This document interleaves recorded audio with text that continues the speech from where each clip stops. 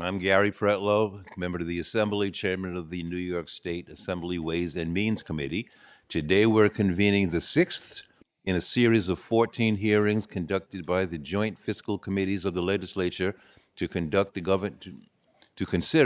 the governor's proposed budget for fiscal year 26-27. These hearings are conducted pursuant to the New York State Constitution and legislative law. Today, the Assembly Ways and Means Committee, together with the Senate Finance Committee, led by the great Senator Liz Krueger, Thank you. will hear testimony regarding the governor's budget proposals as it pertains to human services.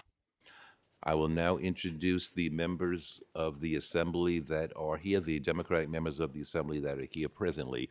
We have Assemblyman Stern, Assemblywoman Seawright, Assemblyman Hevesy, Assemblywoman Davila, Assemblywoman Clark, Assemblywoman Lunsford, Assemblywoman Forrest, Assemblywoman Buttonshone, Assemblyman Burdick, Assemblyman Eckes, Assemblyman Cashman, and Assemblywoman Gonzalez de Rojas. I will also now introduce my colleague, Senator Krueger, to introduce our members. Good morning. It's so nice to be here with my great assembly colleagues as well. By the end of next week, we may not be talking to each other, but so far it's going really well. Sorry. So senators that are here today, we have Senator Brisport, Children and Families Chair, Senator Roxanne Persaud, Social Services Chair, thank you, Cordell Clear, Aging Chair. There's a fourth chair, sorry, 1 minute. We also have Senator John Liu, and we have Senator Jamal Bailey. And am I missing any Democrats? I don't think so. All right, okay. All right, and I will turn it over to the Assembly to introduce their. And I'll turn it over to Assemblyman Ra to introduce his members. Good morning. We're joined by Assemblyman Molitor, our ranking member on social services, as well as Assembly members Jensen and Gallahan. And now to Tom O'Mara, the ranker on finance. Thank you, and good morning. We're joined on our side by Senator Rob Rollison, our ranking member on Children and Family Services, Senator Dean Murray, ranker on Social Services, and Senator Alexis Wyke. All right, now for the rules of this hearing. For all government witnesses, they will be allotted 10 minutes for their testimony, and non-governmental witnesses will be allotted 3 minutes. The chairs of each relevant committee for each governmental witness will be allocated 10 minutes for the first round of questioning, with a second possible round of 3 minutes if they request it. Ranking members of these committees will be allocated 5 minutes each. All other members of the relevant committees will be allotted 3 minutes each. To all witnesses, written testimony has been submitted already to the legislature in advance. Accordingly, witnesses are asked not to read their prepared remarks, but instead provide a summary. To all legislators, please be advised, or I should say, please advise myself or Senator Krueger if you wish to question a witness or a panel of witnesses. Following the conclusion of the opening remarks, each witness panel or of the speakers list will be closed. To all participants, both witnesses and legislators, clocks are located within eyesight of everyone. Does everyone see there are clocks in the... Please be considerate and respect the clock so that all participants are afforded the opportunity to be heard. Please note that the allotted time includes both questions and responses. Members are therefore respectfully requested not to begin a new question without sufficient time to permit a witness to respond. Given the length of our hearings, these time limits will be strictly enforced. I would also like to note that any witnesses scheduled to testify later today who have not yet checked in are asked to do so at the top of the stairs. At this time, I'd like to call our first witnesses, Dr. Demia Harris Madden, Commissioner of the New York State Office of Children and Family Services.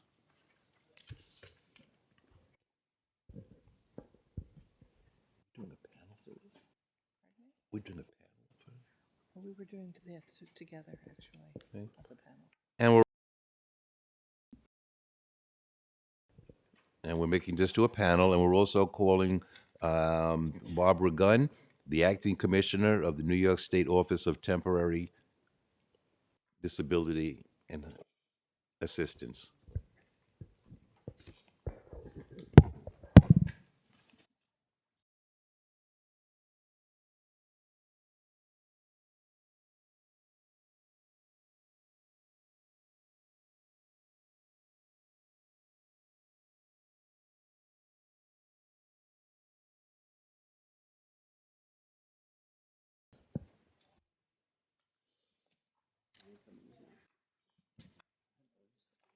Good morning. How are you today? You may begin anytime you wish, Dr. Harris. Good morning, distinguished chairs Kruger and Pretlow, Children and Families Committee distinguished chairs Hevesy and Brisport, and the honorable members of the Senate and Assembly. I am Dr. Damia Harris Madden, the Commissioner of the Office of Children and Family Services, and I am grateful to be in your presence today to present the Governor's 26-27 executive budget. OCFS, its programs and people we serve from twinkle to wrinkle, the youngest to the most elderly of our communities and the state's neediest families, have been subjected to constant threats of our programs. They appreciate by, unfortunately, the federal government over the last year. We continue to manage these ongoing threats, and thankfully, Governor Hochul, who remains committed in her commitment to make New York State safer, stronger, and more affordable, has worked alongside government leaders such as yourselves to protect our vital programs. OCFS has a new vision to create meaningful impact by fostering a human-centered continuum of support where every individual, child, and family is valued, safe, and flourishing. The governor's executive budget recommends more than $7.2 billion to OCFS to realize this vision. With our 35,000 plus hardworking staff and our local government and nonprofit partners, OCFS will continue to provide access to quality services and supports that are wide-ranging, from child care, child welfare, adult services, Native American affairs, juvenile justice, programs for the blind New Yorkers, and hundreds of volunteers within the AmeriCorps program. Governor Hochul's aim to make New York more affordable has been record-setting. I am excited that this year's executive budget takes a bold leap, not step forward, towards achieving universal child care. If enacted, this budget will be the nation's largest commitment to the provision of child care assistance. Governor Hochul has directed more than $8 billion in funding for child care since taking office. In total, the budget provides $4.5 billion for child care and pre-K programs. Within the OCFS budget, we see a 40% increase in funds for the Child Care Assistance Program, which includes $2.4 billion for the base CCAP allocations for the upcoming federal fiscal year, an increase of $600 million year to year. To help meet the needs of these counties, the budget also provides an additional $155 million to fully reimburse counties outside of New York City for child care claims. The budget also makes $475 million available in CCAP funding to New York City, subject to a 50% local match, to help address the current needs in the city. I am immensely proud of the accomplishments thus far. The average number of children receiving a subsidy more than doubled in the 4 years.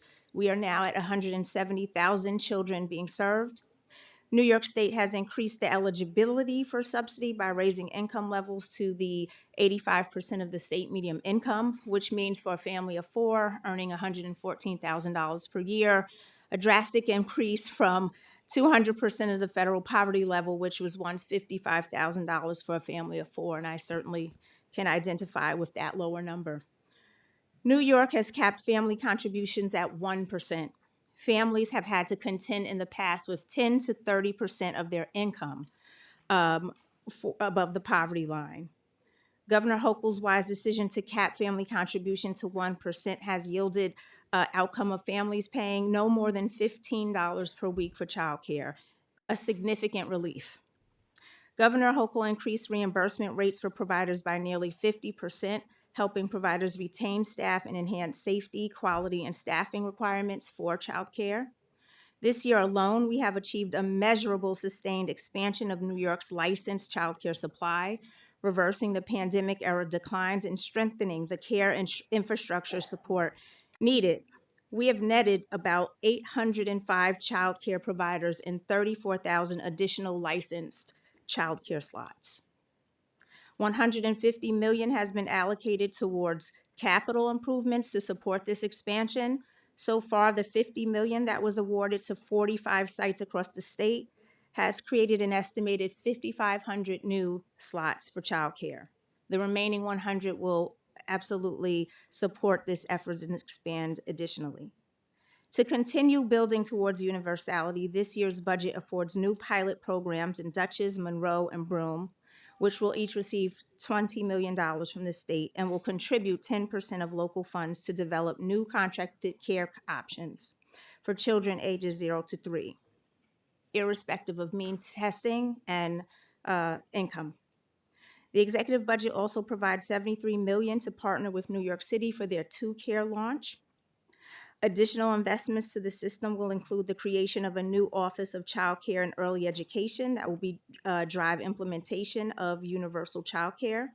The office will also promote even as across the state grows, serving as a centralized body for the implementation of universal child care.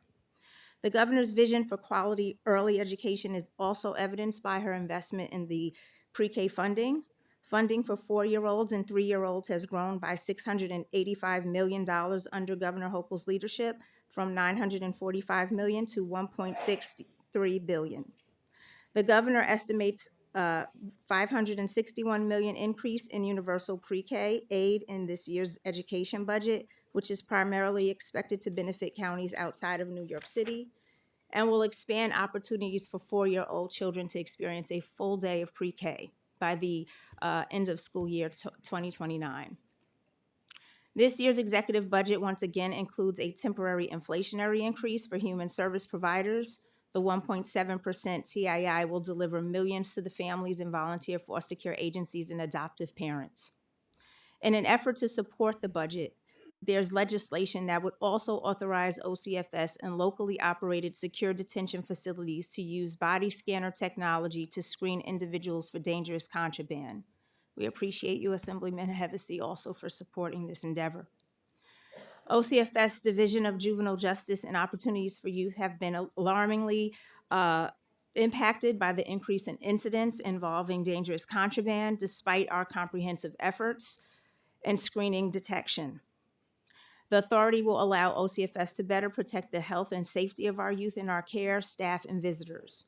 This budget also allows OCFS to continue to support our adult protective services, domestic violence services, along with interventions for trafficked, missing, runaway, and homeless youth. This budget also supports our aim to narrow the front door by providing investments in the Family Opportunity Centers, Family Resource Centers, Healthy Families New York, Parent Navigator programs, which have served thousands. I'm very proud that we have expanded our HERES line to accommodate families this year, which will be maintained within this budget, but also to provide the Care Portal, a technology infrastructure to support families.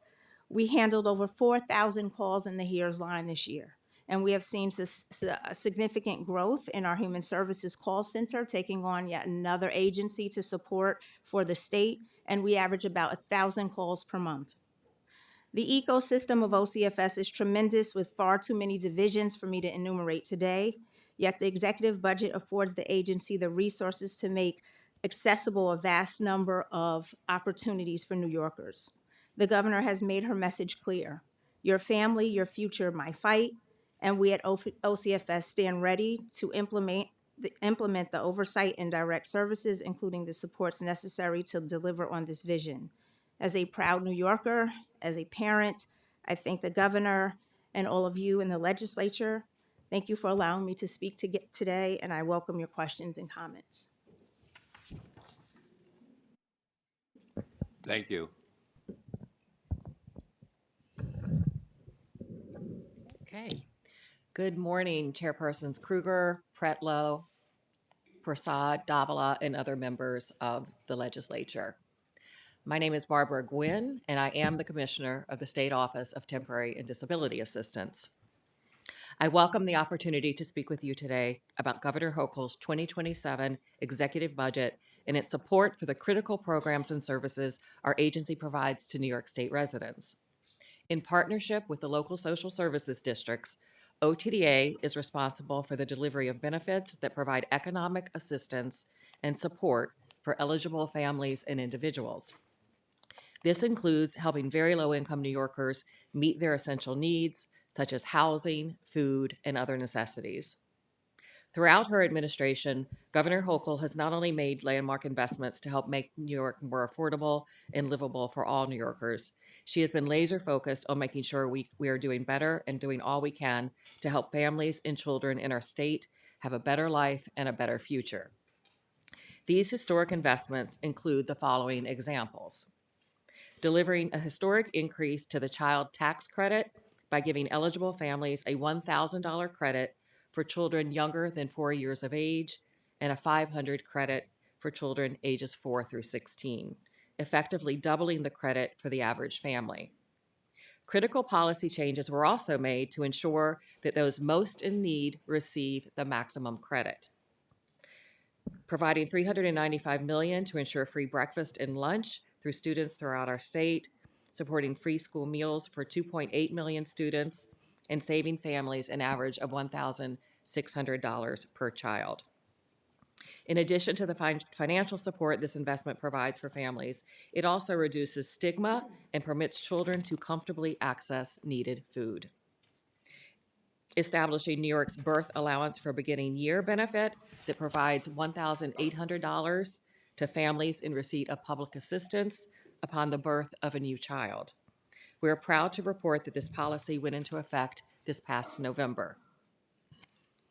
And implementing important policy changes to the public assistance program that enabled recipients to earn more and save more while maintaining eligibility.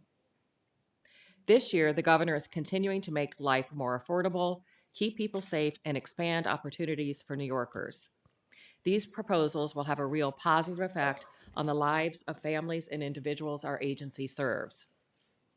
The executive budget maintains essential funding for our core programs, which serve the critical needs of millions of New Yorkers each day. Public assistance provides economic support to nearly 400,000 households that are temporarily unable to work or whose income is not sufficient to meet their household needs, as well as one-time grants needed to help families address unexpected emergencies. The Supplemental Nutrition Assistance Program provides vital food assistance to nearly 3 million New Yorkers each month. The Home Energy Assistance Program, which issued more than 1.6 million benefits last winter to help households heat their homes, and this year is continuing to support New Yorkers in need during record-breaking cold. And Child Support Services, which collected more than $1.6 billion on behalf of nearly 580,000 families and children last year.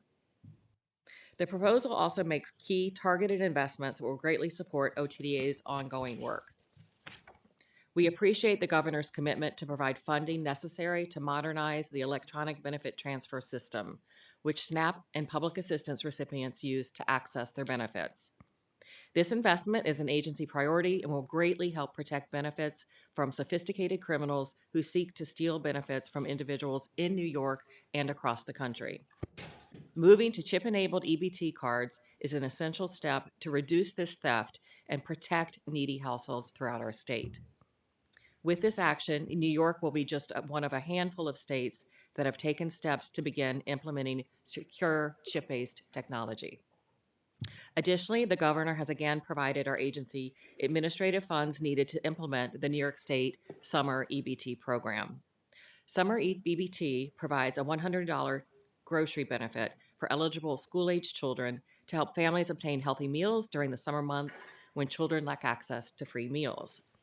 Summer EBT provides more than $235 million in food assistance to about 2 million children. Keeping children well fed during the summer months helps them stay healthy and return ready to learn in the fall. The executive budget continues the governor's commitment to addressing the housing shortage and increasing housing affordability.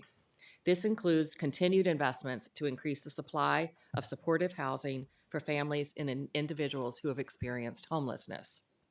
This year, the governor proposes $153 million to support our homeless housing and assistance program to meet the ongoing demand for supportive housing. This funding includes a second-year $25 million set-aside targeted for the preservation of HHAP units. This is housing that New Yorkers in need rely on to remain stably housed and avoid homelessness. Additionally, the executive budget continues to support the Empire State Supportive Housing Initiative and increased funding for OTDA's Consolidated Homeless Services Programs, which includes the New York State Supportive Housing Program.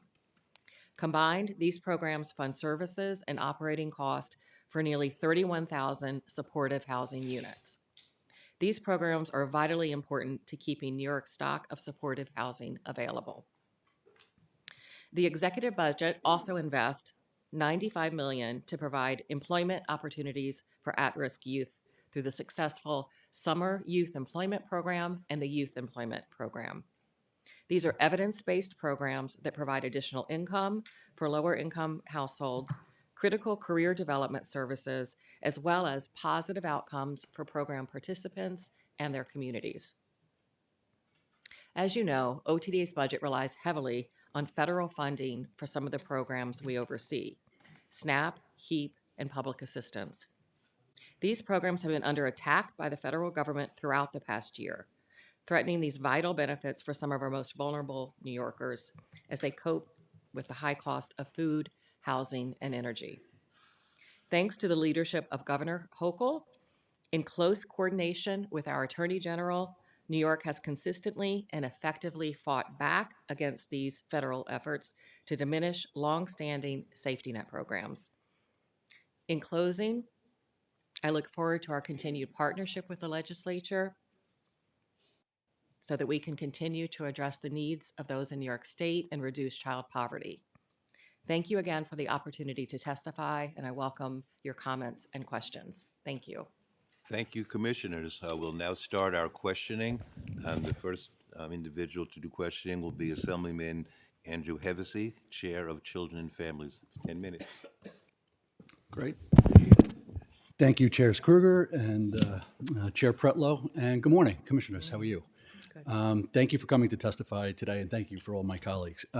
So, Commissioner, I want to start by saying this is an outstanding budget. There's no way to argue that it's not. There's a lot of money, there's a lot of investment put into this budget, so I'm going to talk about that in a little bit. And I also just want to say thank you on the record for all of the work that you've been doing personally, and my ability to call you at any time and get answers is truly appreciated, and thank you for your staff. Also, hi to all the Assembly staff that you guys stole. I get to do that every year. But Commissioner, I want to start with a little bit of a more difficult topic, if I can.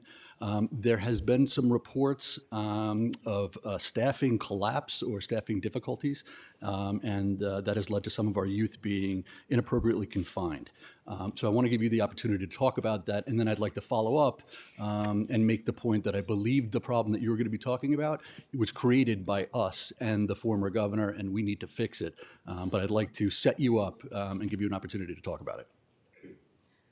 Thank you, Mr. Chairman. I appreciate the opportunity to speak about this because I too have been very disturbed by what's been circulated in the media, and I'll start by saying that we can't always believe what we read. For many of you who have worked with me and those who do not, I want to say that our and my North Star is always going to be the well-being of children and youth. And so that does not change irrespective of their circumstances within our facilities. And to speak to the staffing, I will be very clear that yes, challenge is absolutely there.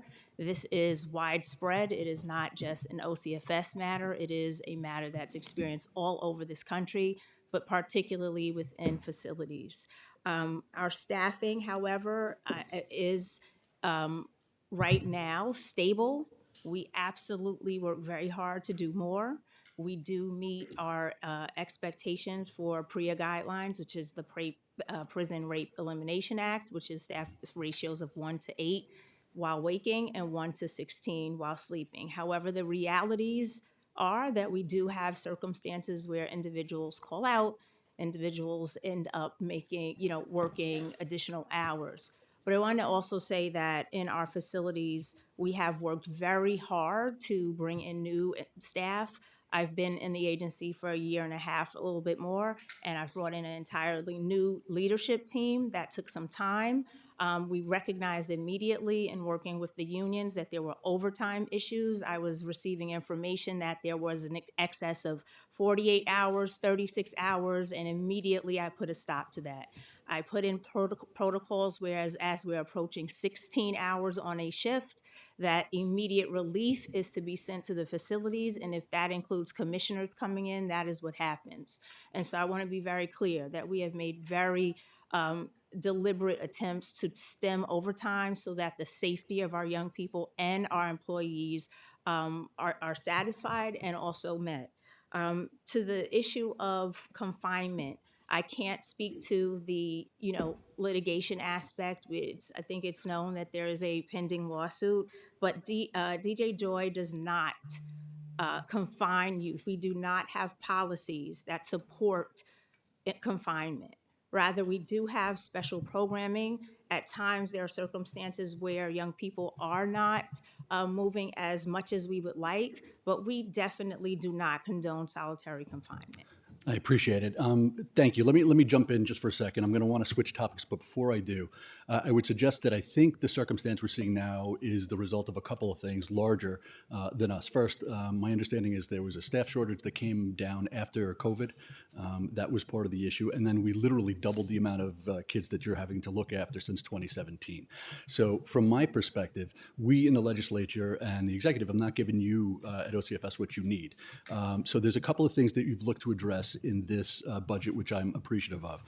So first, thank you for the $5 million for detention capital. I'm assuming that's going to be going towards this particular problem. I have a question about the authorization for body scanners. It's just an authorization. Is there any money that backs that for the facilities? Not specifically in Okay. this budget. However, we plan to implement, as long as this legislation passes, we will find the resources within our budget. Okay. We will use non-personnel services, capital funding, whatever it takes to make sure that our facilities are safe and that we have the body scanners if allowed. And I want to assist you with that because I think we do need it. I've been to the facility with you, and thank you for touring with me. I do think that's something we do need to do. There is another thing that I believe that the Assembly will be pushing for. I'm hopeful once we talk about it with my colleagues, which is the staffing shortage. To go after it directly, our union friends have put forward that it would cost somewhere about $20.6 million for us to hire 200 staffers. That includes compensation and incentives. In the larger scope of us putting money forward to deal with the issues raised by Raise the Age and some other things that have happened, I would hope that the executive would be amenable to that because we do have a staffing shortage, and I think we should address it before we have more serious circumstances. If you want to comment on that, you can. Well, I will say that in this past year, we have hired over 400 individuals to work within our system. Unfortunately, the attrition rates are high, and this is seen in any facility. If you talk to our sister agencies, they'll say the same. However, it's specialized for detention because, as you've noted, with Raise the Age and the population that we serve, it is now a big shift in difference from what we saw previously. And so we have individuals that need specialized care. And I'll just point out, for example, we have about 78% of our young people that have mental health challenges, sexualized behaviors, gang involvement. I'm going to have to cut you, if that's okay. Sure. I'm seeing my clock winding down, but I Okay. appreciate it. And just for the record, again, I think we need to provide you the resources to help you take care of those kids in a better fashion. So that's on us. I want to shift to childcare. I don't have tons of time. I want to say thank you for the huge investment. I will, and Governor Hochul is clearly a champion for childcare, and Commissioner Gwynn, also thank you. The child tax credits, great stuff. Governor Hochul, I mean, the comparison between the former governor, I'm not going to go there, but I'd like to. But she's been terrific. So, but with the child care program, it looks like there's $3.6 billion in new money. $3 billion of it goes directly to subsidies. I am of the opinion, and I think I speak for many of my conference, that we think you have to, as the number one priority, we have to pay the child care workforce, because otherwise our existing programs are not going to be successful. It is the 97th% lowest paid workforce in the state. It's based off a history of, I say this frequently, I hope this is okay, of racism and sexism that has led to that low pay, and I think that's our number one. After that, I'd like to ask you a question about the wait list that we've been experiencing in some of our counties. I know there's a significant investment in this budget to deal with that. My concern with the wait lists is that last year we set the time by which the money had to get out the door too late. So the $50 million that we put in to deal with the wait list last year, a lot of it hasn't gone out the door, and I'm afraid that we're repeating the same problem in this budget. Can you touch on that with the wait list and how we addressed many counties, I think it's 33 who have wait lists now? Sure. So I'll move backwards and say, in terms of the wait lists, you're correct in that they exist throughout the state. There has been supplemental funding put into the budget, and OCFS works very hard to get those allocations out to the counties. The challenge, of course, is that the counties must spend the funding before they can access the supplemental dollars. So they have to spend the original allocation before they can access that. And once they have exhausted that, then they can move on. This year's budget includes another $155 million for rest of state, $475 for New York City. And so the hope is that, the counties now will see with this enacted budget that they can go ahead and spend and clear up some of the wait lists. We know that last year's allocations, people were a little hesitant and confused, particularly once we set the bar for New York City with a 50% tax levy provision. The rest of the state has not seen an increase. It's been flat for decades. And so we hope that with this budget, in combination with our conversations about why they should go ahead and exhaust those wait lists and get folks enrolled, that they will move a little bit faster. I appreciate it. Okay, I'm going to ask you a question. You can answer quickly. And I'll hopefully come back. After school, just talk about after school. My impression of the pilot program for childcare that you have proposed seems like a ripe avenue for after school investment at the same time. I will tell you that some of my colleagues have already expressed that we want to talk about the geographic nature of our pilots. We may want to adjust those, but I would just throw it on our plate that after school is something we're going to be looking to push this year, as well as the great investment in childcare that you have delivered here today. And I thank you for your time. Thank you, sir. Thank you. And our first questioner will be Chair Brisport. Thank you, Madam Chair, and thank you, Commissioner, for all the work you're doing. My comments are about the executive's proposed budget, but I appreciate all the work you were doing in your position. The governor put into the budget, in last year's budget, a New York Coalition for Childcare that was tasked with the goal to identify a responsible and sustainable path towards funding universal childcare in New York. However, several months later, New York Focus wrote about the coalition, and they weren't able to shed any light on who was actually inside the group, whether they had met, or whether even any of the money allocated for it had been spent. There really should be more transparency. Could you clarify who was in this coalition? I cannot speak to who exactly was in the coalition by name, but what I understand is that the coalition, which is operated through the governor's office, has met several times and has actually come to this point, helping in terms of creating the ideas for universal childcare and potential fund development and funding opportunities.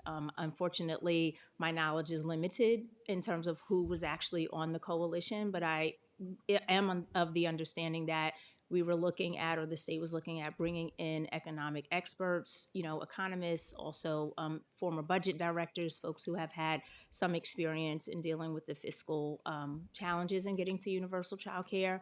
But unfortunately, I cannot speak to who was comprised of the coalition. That's okay. Is there a record of when they met or what they talked about? We do not maintain those records in OCFS. Okay. Just keeping on the question of funding, I assume you would agree if we're making large commitments for universal childcare, we need stable and sustained revenue to support that commitment. I know in the past New York has relied on one-time bailout payments from the federal government to make uneven contributions to childcare. We saw it after the 2008 financial crisis, and we saw it even more recently when New York used COVID-era money to make temporary investments in the childcare workforce that quickly disappeared. I most recently watched the governor say that part of her expansion this year was made possible by Wall Street having a good year last year. That is not sustainable. And I support taxing the rich, but since the governor is relying on Wall Street having good years, what is the plan for childcare when Wall Street has bad years? Again, I'm unable to speak to the governor's plan for out years, but what she has made clear is that currently there is funding available for us to implement these new childcare initiatives and expand the existing ones. Moving on to the executive budget mentions 1.5 million to create a new office of childcare and early education. Can you just explain what this office will be tasked with? Sure. Mr. Chair, as you know, there are many systems that are operating to support early childhood. You have the New York State Education Department for pre-K. You have CCF, Council for Children and Families, that has Head Start, and then you have OCFS that has the Child Care Assistance Programs. And so with these three systems working, it becomes very nuanced. And so I imagine that this new office will help in terms of streamlining and ensuring that there's communication that's happening to promote universality. Also, they will be charged with actually realizing the ultimate goal of universal childcare. So OCFS will be a part of that. However, this will be housed in the governor's office. And again, I see it as a conduit to bringing all of these agencies together so that there's a streamlined process so that we can get there faster. Thank you. For the three proposed pilot programs, there are a few details that seem to be missing, and I'd really like to see the legislature step in to provide a bit of clarification here. Am I misreading the budget, or is there a pretty open-ended allocation of funding? Is there any specific guidance in the budget that explains how exactly the childcare programs in these pilots would be run? Sure. So for the three communities that were selected, there had been already work done in this space in an attempt to try to get their communities to universal childcare. So the governor is going to be building upon that, looking at Broome, Monroe counties. And, what we hope is that this is an experiment. We hope that with the $20 million, there will be a opportunity for everyone to access, families to access these pilots through contracted care. It will be crafted by the localities, and they will work together with OCFS and the state to ensure that, there's high quality, there's standards in place, but ultimately this is to test how we can roll out universal childcare. And the same in New York City. New York City is $73 million, but, the hope for year one is that they will add, at least 1,000 seats, and that they will also be looking to see what else is needed. I think with any pilot, you have the opportunity to assess as you go and make adjustments so that when you are able in the following years to actually expand, you've learned some lessons from that. In these pilot programs, do we have commitments that they will be full day and that the workers will be paid livable wages? My understanding is that it will be full day care. We expect that there be livable wages. Again, the guidelines outlined for OCFS and CCAP have more than doubled over the last, 2 iterations of our market survey rates, which you're familiar with. And so, that is necessary. I mean, there is a minimum wage standard.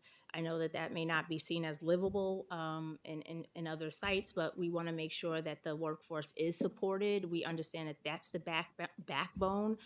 Frankly, we know this apart from our families coming into the childcare spaces, that's like the second most important space that they can have. So we want a well-equipped workforce there. There's also additional supports that can support all of the ecosystem, including the pilots, which would include the investments in SUNY and CUNY. Also, they will still have access to OCFS supports like the New York Quality Cares, our incentive programs that afford scholarships and such. Thank you. Shifting away from childcare to the body scanners. Yes. Docs has been using body scanners for a while now, and we've been hearing some problems about how they've been implemented. For instance, New York Focus published an article titled, "State Prisons Are Turning Away Visitors After Scanners Pick Up Their Tampons." In addition to false positives, we've seen examples of prison officials turning away people arbitrarily and not providing an option for non-contact visits after someone traveled a great distance. If OCFS employees are allowed to use body scanners, do you have any specific plans to avoid the kinds of problems we're seeing at docks? Thank you, sir. I'm not familiar with when Docs was able to purchase their equipment, but I imagine that technology has improved. We certainly will do our due diligence to identify high quality body scanners. I have to say that, we have had such an increase in contraband coming into our facilities, ceramic blades being the most salient objects that we find that are extremely dangerous.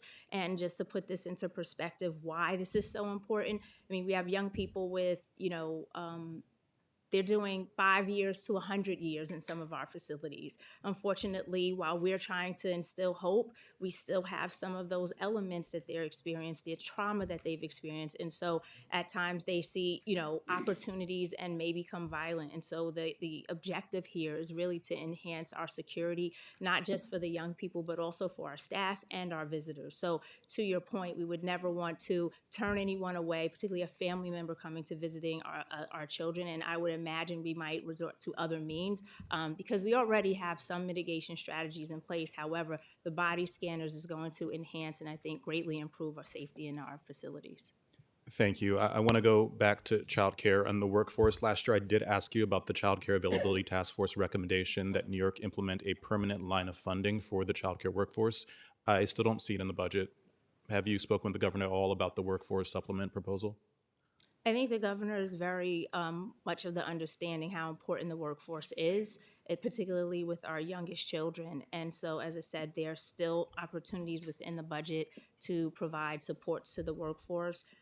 We have doubled the rate of the amount that providers can actually pay their staff since Governor Hochul has taken office. So with 2 market rate surveys, which is surveying all of the childcare providers to assess what the standards are, what they typically pay, we have tried to meet that. And so, I would say to you, while it's not delineated in the budget, specifically, we're also looking at the TII that's also applied and looking, to support the workforce as best as we can through other opportunities like the scholarships, like the trainings, like the resources that we provide through OCFS.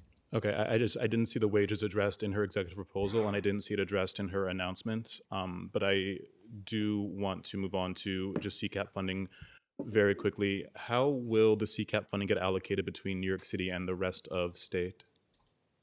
Sure.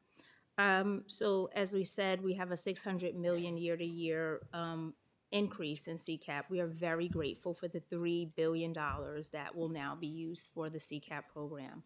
New York City. Thank you. Thank you. Thank you. Assemblyman Novikov.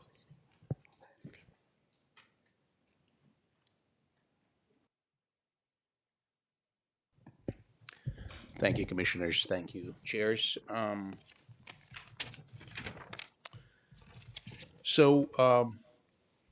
The governor is proposing to increase state funding to child care assistance program to $2.2 billion. How many child care slots will be opened by this increase in state spending? We anticipate, thank you for your question, sir.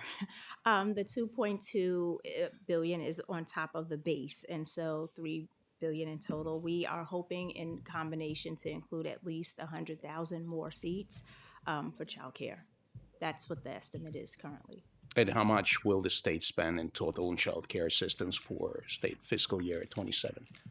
In totality, we're looking at a $4.5 billion proposal, and that includes funding for the state education department to support pre-K4 and pre-K3, also the new pilots that we've just discussed in the 3 counties and New York City, and then, of course, the CCAP program.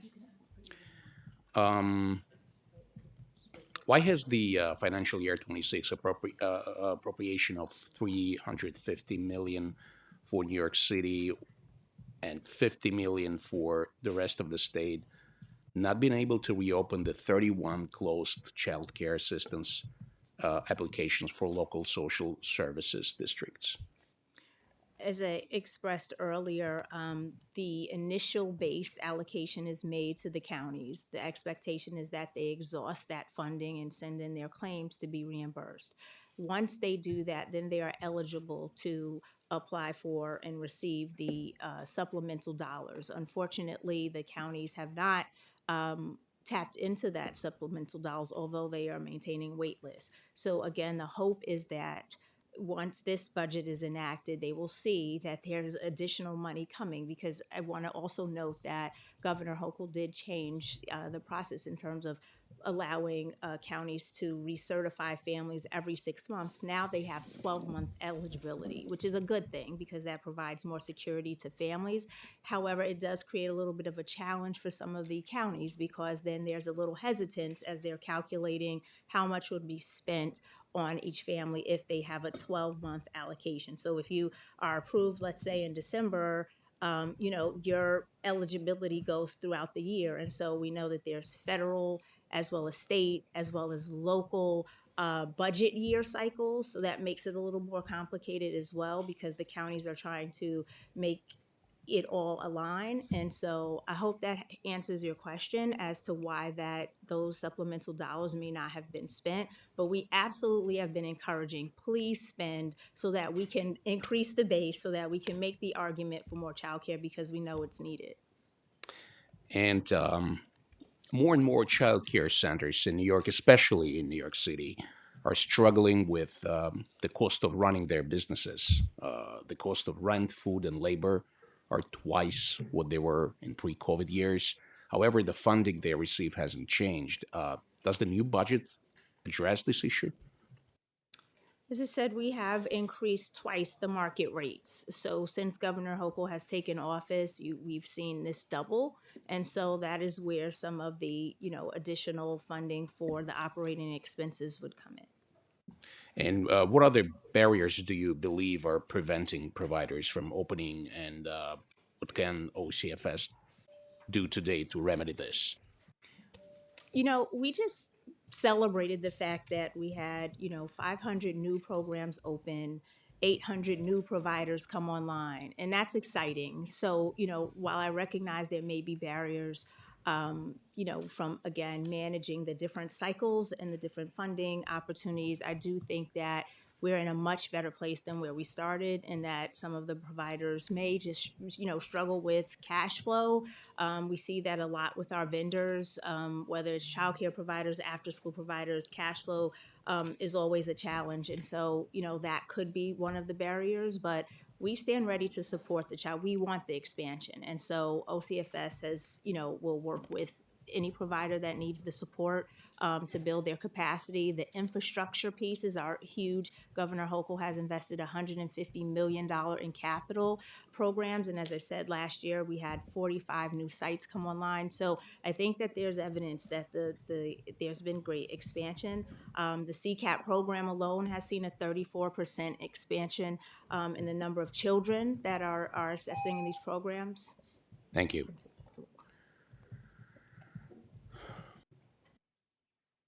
Okay, thank you. Oh, wait, are they saying they're talking? No, okay, sorry. Yes, sorry. So next for the Senate, we have Senator Murray. Thank you, Chairwoman. Thank you both for being here. Commissioner Gwynn, you closed your statement out talking about how the state is fighting back against these, quote, callous federal efforts to diminish longstanding safety net programs and assistance for millions of vulnerable New Yorkers. I've talked to our federal officials and our federal representatives, and the effort is not to diminish them, it's to clean it up. What I think is callous is when, since 2022, we've had an estimated 60 million plus of SNAP benefits stolen from hungry, needy New Yorkers. We've known the problem. We know the solution.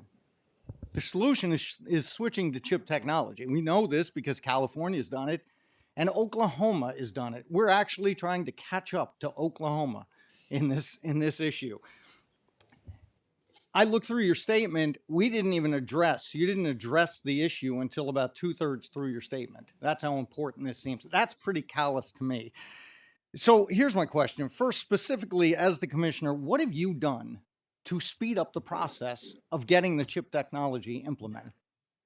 So, as I said, this was an absolute high priority for our agency, and we are thankful that we now have the funding that will enable us to implement chip card. We did not have the ability to do so, and still don't until this is enacted. This budget is enacted.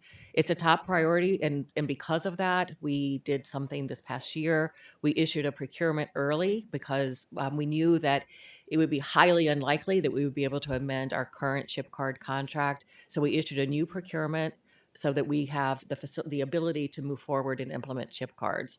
We have evaluated the proposals that came in, and we are about within probably the next week, we will be announcing an award to a provider so that we can begin this work. So we've done a lot to prepare. We were proactive in that sense. In addition to that, in terms of just keeping people's benefits safe, we've been trying very hard to get the message out about the ability to lock your card. That one hasn't worked very well. So It if has you don't not. mind, we're under the gun time-wise. So I want to get to the vendor issue about you're proposing that. I'm assuming it's Go EBT or one of those. But the vendor themselves, we had Conduent as our vendor. Conduent is the vendor who helped California and Oklahoma move forward. We then switched to FIS, who wasn't there yet with this. Why would we switch from the vendor that had the technology when they had the technology? Why did we switch? When we changed vendors, it was before benefit theft was a big issue, and there were no states in the nation Actually, moving. no, I'm sorry. I have to stop you there. That's not true because in it is. 2022 is when they started really seeing the stolen benefits. We changed the vendors after that. And of course, our process in selecting the vendors happened well before that. And then there's about a year transition time between vendors. FIS is our current vendor, and FIS has supported California in their work. And so we're thankful that they've done that work in California and that they will be in a position to help us here with respect to the EBT portion of it. In terms of the card vendor was not Conduent. That is a different contract. So are we going to have to switch vendors or will FIS be able to get us there?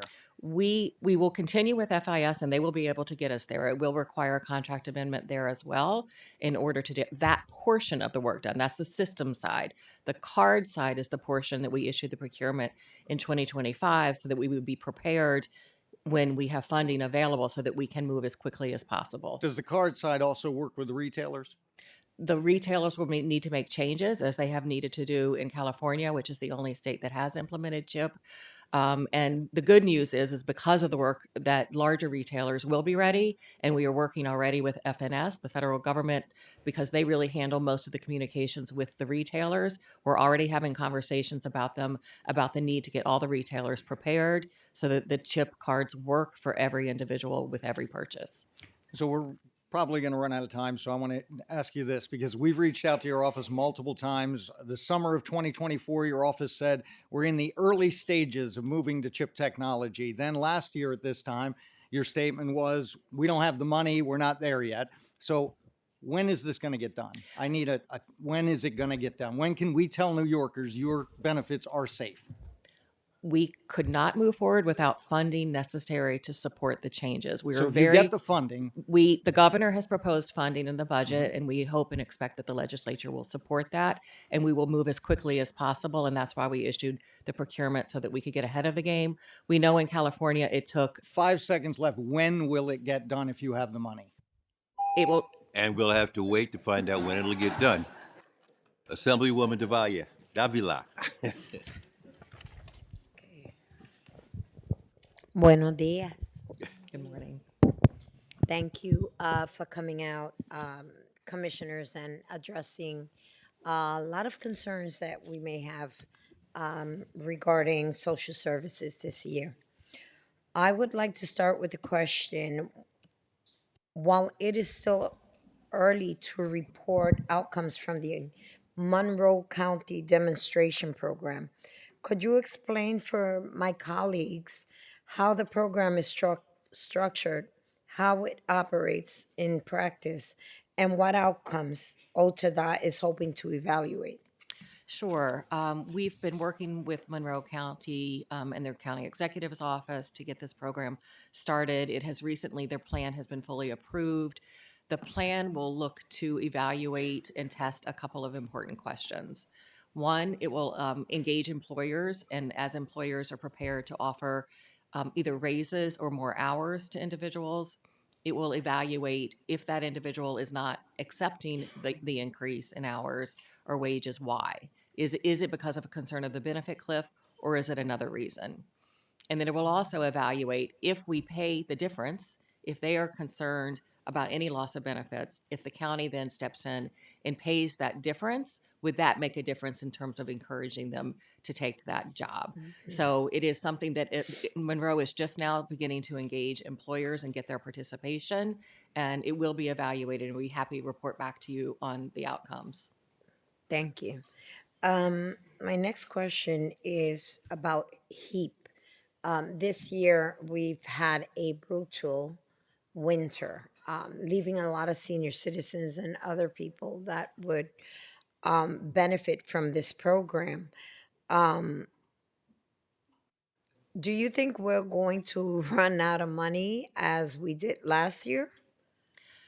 I do not. At the beginning of the program, we structured it a little bit differently this year to make sure that we were protecting the core purposes of the program, including the ability to provide both the regular benefit as well as emergency benefits. So households in need can obtain HEAP. We know how important it is and how much people rely on the HEAP program. We do expect to be able to keep the program open throughout the winter. Is there a set amount of money that is given per participant? It varies depending on their energy source. So if you're, I think it varies. I think oil and kerosene may be the highest at close to $1,000 for the regular benefit, but it does vary based on the heating source. Okay, thank you. So my next question is, considering the recently proposed rule, how does OTDOT plan to ensure local departments of social services provide the same level of services and access to individuals experiencing homelessness who are placed in hotels as they do for those residing in traditional shelter settings? And the reason why I'm asking is because I have read the governor's proposal, and we are going to be losing operational support for AIDS housing. That's going to be increased. I'm sorry, not losing 2.8 million. But the executive proposal will include $1 million. There is a gap between how much money we are going to have to be able to place individuals, especially with the increase that you are estimating for public assistance, which means a lot more of those people will be applying for supportive housing or other types of programs that will help them pay rent moving forwards. So for the first part of your question with respect to the regulatory proposal that we have out right now for comment, we are seeking to increase the requirements for social services districts who rely on hotels or motels to place individuals who are homeless and do not have access to more purpose-built shelters.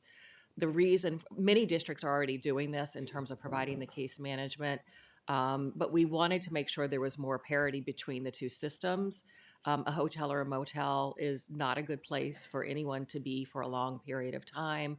We want to increase the extent to which people are getting services to make sure that they're moving them out of that situation as quickly as possible. With respect to supportive housing, we continue, our agency as well as other state agencies that administer a range of supportive housing programs. We certainly understand the need and the value of supportive housing. It is one of the key solutions to homelessness for our state, and we're proud that our state has a really strong history with building and supporting supportive housing.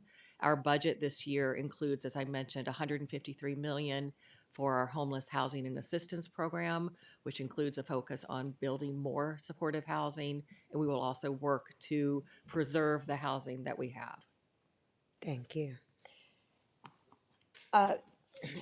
My colleague was trying to finish this question, and so I'm going to ask it, so we can get some clear answers on both sides. So the timeline for the rollout of chip cards, specifically when will merchants be required to transition to new point of sale equipment, and when should the first recipients expect to receive their cards? And it is extremely important that if we are fighting to get this type of funding, that we get clear answers, because people are desperate. They're losing their SNAP allocations, and it is our responsibility to ensure that we can get this allocation out as soon as possible and the project implemented on a very speedy manner. Yeah, So can you explain, please? Yes, I completely agree with you. If I could give you a specific date today, I would. We have not even issued the award yet, which we will do within the next week with respect to the new procurement that we have completed. And I would be very happy to report back to you and any other member of the legislature, maybe on a quarterly basis, in terms of how things are going with that. We know in California, I think it took almost 2 years. We do not want to wait that long because we do understand the urgency here. While the amount of money is a drop in the bucket of the overall SNAP issuances, we understand that for each household who goes to the grocery store and they find that their cards have been stolen, it's absolutely devastating. So we absolutely understand the urgency, and it is a priority for our agency. Thank you. My last question. We have seen that there has not been an increase in public assistance for probably decades. And I, I don't understand how people can live on this amount. I would like to know, do you guys include any cost of living adjustment for the biweekly basic needs allowance? When were these benefits levels last updated? And if the legislature were to identify additional funding to increase basic needs allowances, would that be an effective tool to better support recipients? You are absolutely right that the public assistance benefit levels have not been increased. And there are different components, and some have not been increased in decades. There is no COLA built in for public assistance benefits, and we can only administer or increase those benefits if additional funding is added to the state budget to enable us to do that. In the event that the legislature is able to come up with an agreement and have an enacted budget that includes an increase, we would be able to implement that quickly and would appreciate that effort. Thank you. That is all.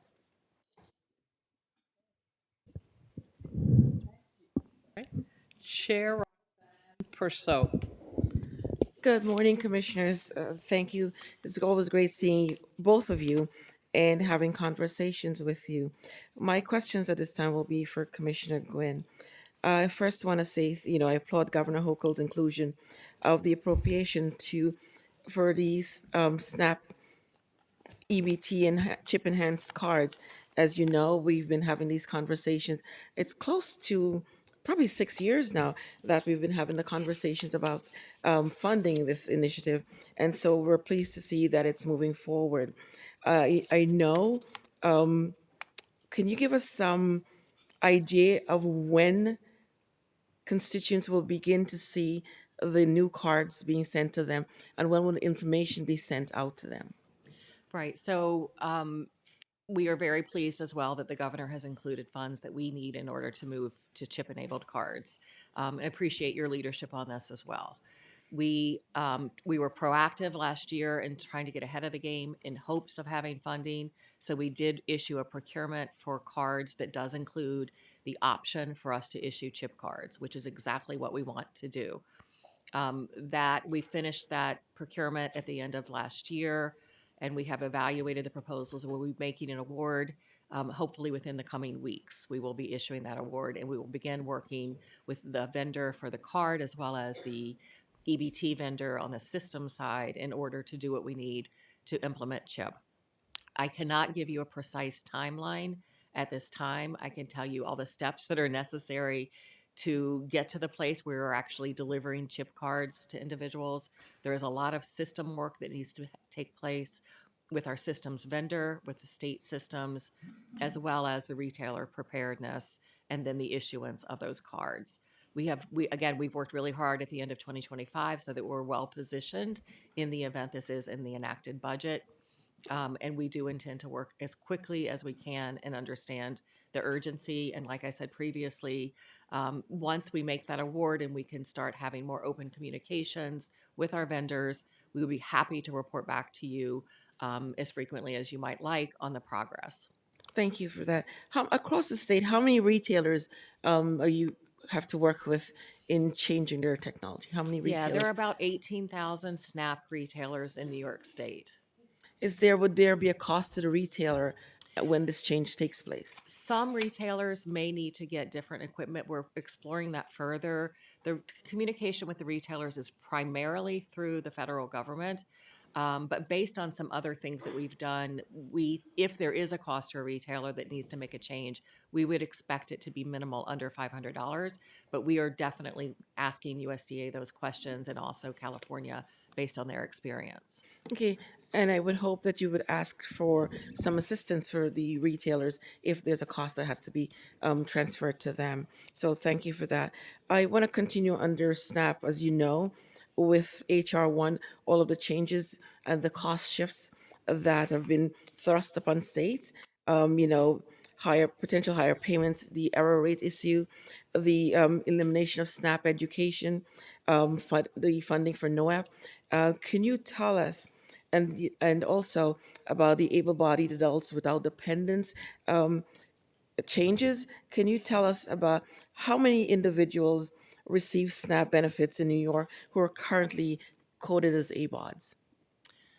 So based under the new HR 1 provisions, there are about 500,000 individuals identified as an able-bodied adult that would be subject to the work requirements. Okay. What steps are you taking to inform the individuals of these changes, and have you started informing these individuals? Yes, the requirements will be in place statewide effective March 1st, when our waiver that covers almost all of the state expires. We began providing information to social services districts last August after HR 1 was passed. We have provided training to social services agencies. We've held webinars. We've also done outreach to community-based organizations to make sure they are prepared and they can help also inform people. Our two biggest points that we're really focused on is making sure that people understand what the rules are and what the options they have for compliance, because there are a number of options, including volunteer work at an agency, which is why we in many social services districts are engaging nonprofits to provide that volunteer opportunity. So we want to make sure people understand what the rules are.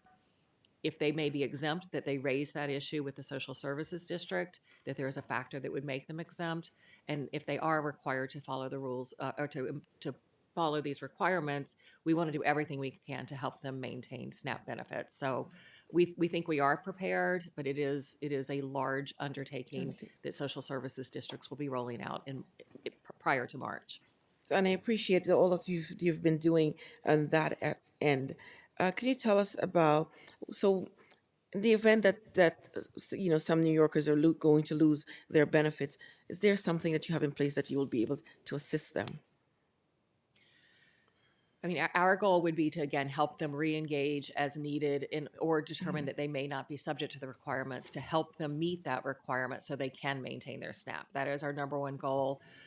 In the event they lose access to SNAP, then there are other options. If they are not able to secure employment, would be really the emergency food network. But again, our goal is to make sure we can do everything we can to help people maintain SNAP benefits. Thank you. Can you talk about the error rates and the payment if, our error rate is 15%? And what are you trying to do to decrease the potential penalty that we'll have to pay to the federal government? I know the governor has proposed $70 million. We can use that $70 million otherwise to feed people across the state of New York instead of paying it back to the federal government. What are you doing to ensure that we will not have to pay such a high penalty to the federal government? Yeah, so we'll know this coming June whether or not we are in penalty status. We have been working, obviously, for the past 2 years or more to continue to reduce our error rates. Error rates in New York State, as well as across the country, really went up significantly after COVID. The reason for that was the workforce challenges. There weren't enough people to do the work, as well as increased need, as well as a number of new federal requirements and changes to the program, which made it more complicated, and just districts simply were not able to keep up.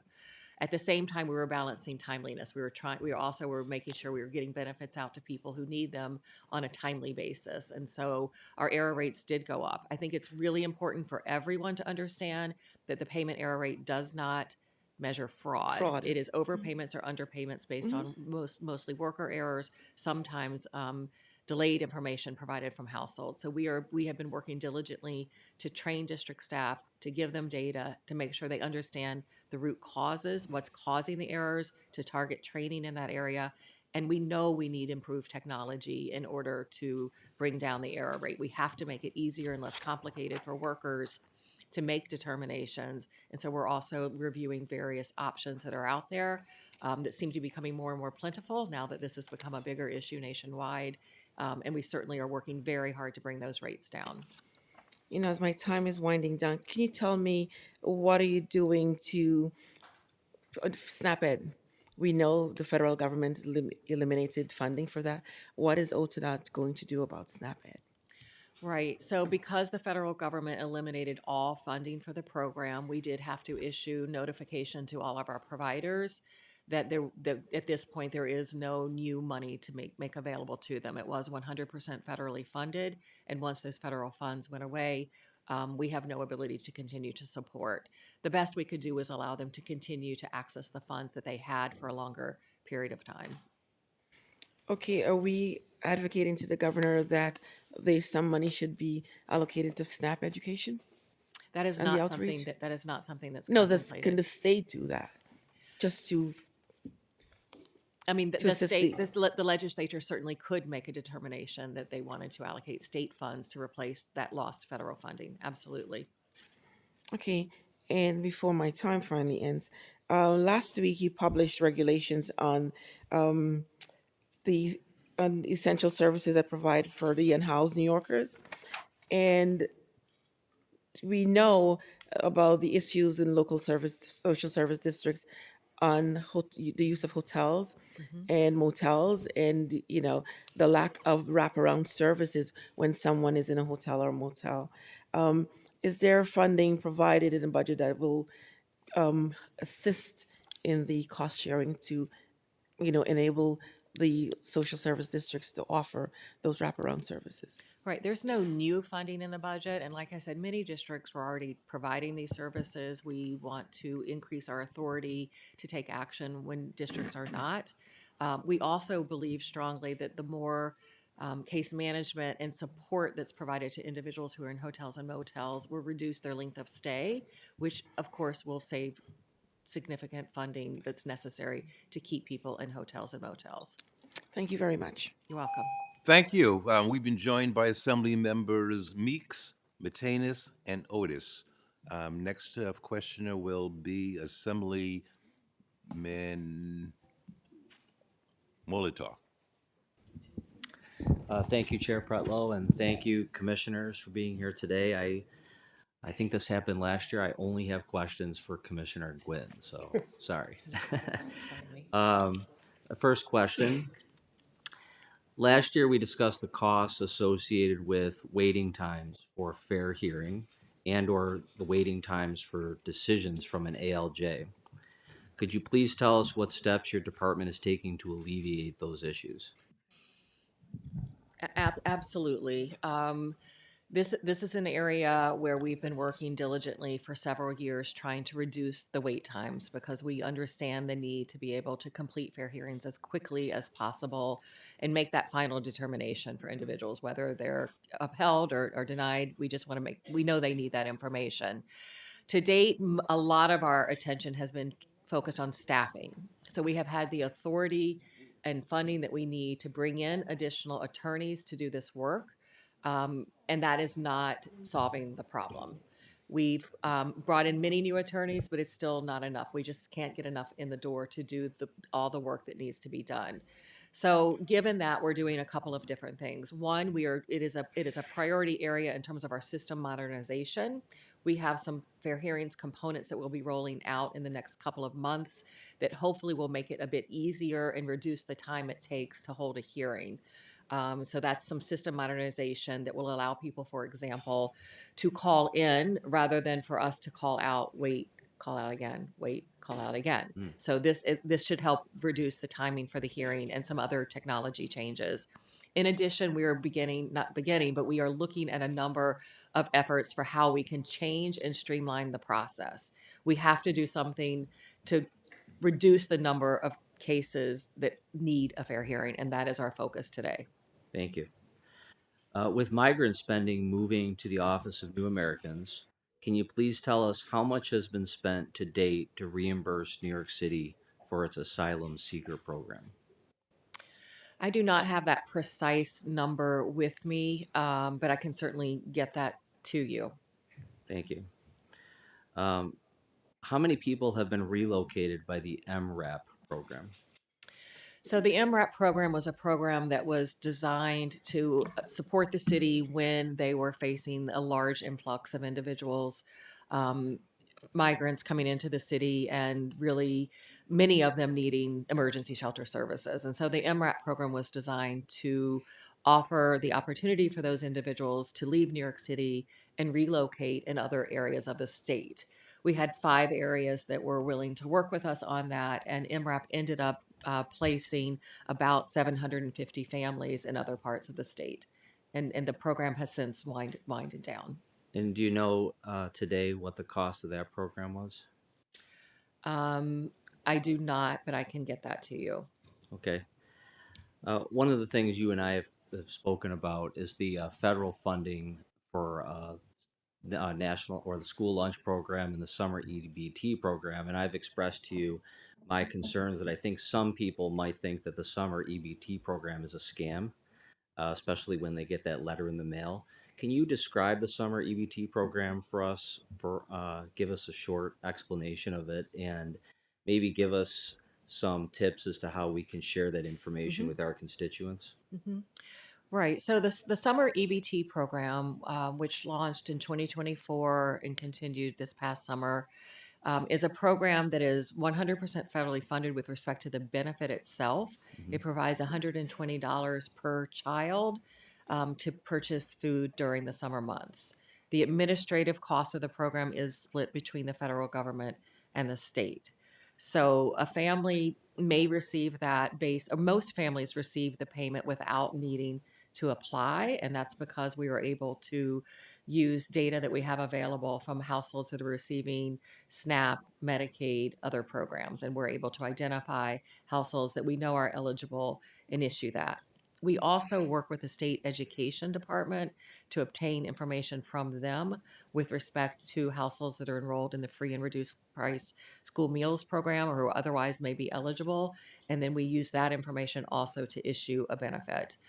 We do a lot of messaging around it, including those that we have their contact information, texting them to let them know these benefits are available and encouraging them to redeem them. Thank you very much. You're welcome. Bailey.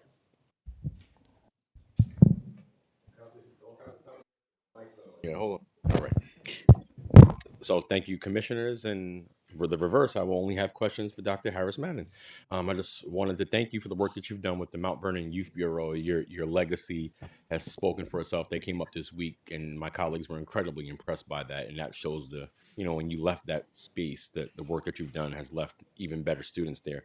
A couple of questions that I have for you are, childcare has been covered, after school's been covered. I would just note for the record my appreciation for the governor in the childcare, area, and that the necessity as a working parent who relies on after school, that we must do more for after school, because if you have daycare and if you don't have after school, then we're missing the moment. I want to talk about fatherhood initiatives. We've spoken about that, and that's my number one job. I like being a senator, but dad is the job I will always have. And the fatherhood sensors are critically important to me. And, I have a legislative bill, but we've spoken about fatherhood sensors. Can you tell me about the agency's commitment to, enhancing and supporting fatherhood? Thank you for that question, Senator, and I appreciate your kind remarks. Yes, fatherhood is very important. It is something that when I joined the state a year and a half ago, I recognized there was a gap, and I'm very proud to say that we have onboarded a new staff person who is actually handling our fatherhood initiatives. It is in its infancy stages, but so far we have done work in this space in terms of trying to establish relationships with other organizations.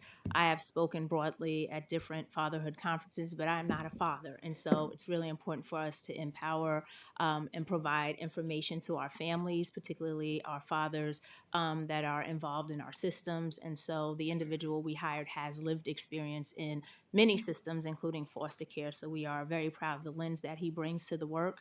We have created podcasts that cover topics to include court involvement, child support, how to, strengthen family bonds. We have also created opportunities that we're looking to partner with our sports and education funding to bring in fathers to support some of the after-school activities. We have been Perfect thing. I don't want to cut you off because I'm not a ranker. I only got 40 seconds left. So that Okay. dovetails nicely Thank you. into my youth sports initiative. I just want to Okay. make sure that I know that's funded through you. Could you tell me a little bit how the OCFS, how you're handling the money for youth sports development? Thank you. We know sports is a critical piece to positive youth development, and we were very grateful that the governor introduced last year a $15 million increase to the Sports and Education Fund. We are also very grateful for the legislature for providing the sports team as initiatives. And so the intent behind both programs is really to promote the teamwork and collective activity, but also the physical, social, emotional health under sports. It is going well. There was Thank you very much. Thank you, Madam Chair. Thank you. Go Mount Vernon. Assemblywoman Seawright? He's good. Assemblyman Brooke Cransey? He's good. Assemblyman Steve Stern? Assemblywoman Clark? You can give me that. Oh man, I almost got that 5 minutes. Thank you, Chairman, and thank you. I'm going to ask a little bit about childcare, so that is going to be my focus here today. And first, I do want to commend the governor. This is a huge leap forward in her proposed budget as we really look to get to universal childcare. And I appreciate all that you have done, all that she has done, all that the Mom Squad has done to make childcare such a big piece of such a huge priority over these last few years. My first question, in last year's budget, we did put in that extra 50, we have different challenges outside of New York City as we look to do universal childcare and really get to this point. That $50 million that we put in last year's budget, do we know how much of it was actually allocated to help some of those counties that had created wait lists that weren't able to serve eligible families in the CCAP program? Thank you for that question, and thank you for your championing of universal child care and all things children. The $50 million that was released for the child care supplemental, as I explained before, is really reliant upon the counties to spend their initial allocation. And so while there has been some spending of the $50 million, it is not exhausted. And so the hope is, again, with the additional $155 million that the governor has placed in the budget this year, that counties will be inclined to spend. I recognize their hesitance and why they don't want to spend over budget, because the reality is, in a county, and having worked in a county, you don't want to exceed your tax levy. You also want to be very careful not to over enroll and not be able to sustain that enrollment. And so with the additional $155 million this year, and the 50 million, which by the way needs to be spent in order to access the 155, we are encouraging our counties, particularly rest of state, to submit claims as soon as they can so that they can start to clear up some of the wait lists. Yeah, I mean, I think as we look to universal childcare, there shouldn't be a system where if you live in one county and you're eligible, you get childcare, but if you live in a different county and you're eligible, but you don't get it. I just think as we start to really move forward upstate and outside of New York City, Long Island included, that we start to understand that the funding really needs to meet the eligible family, not necessarily where you geographically live in the state. But I quickly also want to touch on what I did in the a little bit in the education budget hearing, is as we do look at 4Ks being an answer, and we look at community partners, and we're looking at schools, is again, the OCFS and state ed rules differ, and it really puts places in a jam when they all of a sudden have to change ratios at the end of a school day to meet OCFS. So I would just hope you would work together, and that's all I will say. Thank you. John Liu. Thank you, Madam Chair, and thanks to the commissioners for joining us once again. Yes, I have very quick questions for both of you, Commissioner Quinn. If you haven't gotten it already, those EBT cards, chip enabled, are super important. And so I will add my voice to all my colleagues, actually. I do agree that what the federal government has been doing is certainly cruel to our children and families. But beyond that, we also have a little bit of culpability in the state that too many families have lost their benefits over these last few years. And you still haven't answered the question of what the timing is. You said you're already one step ahead of the game, because assuming we approve this budget, which I think we will, you've already gotten the procurement done.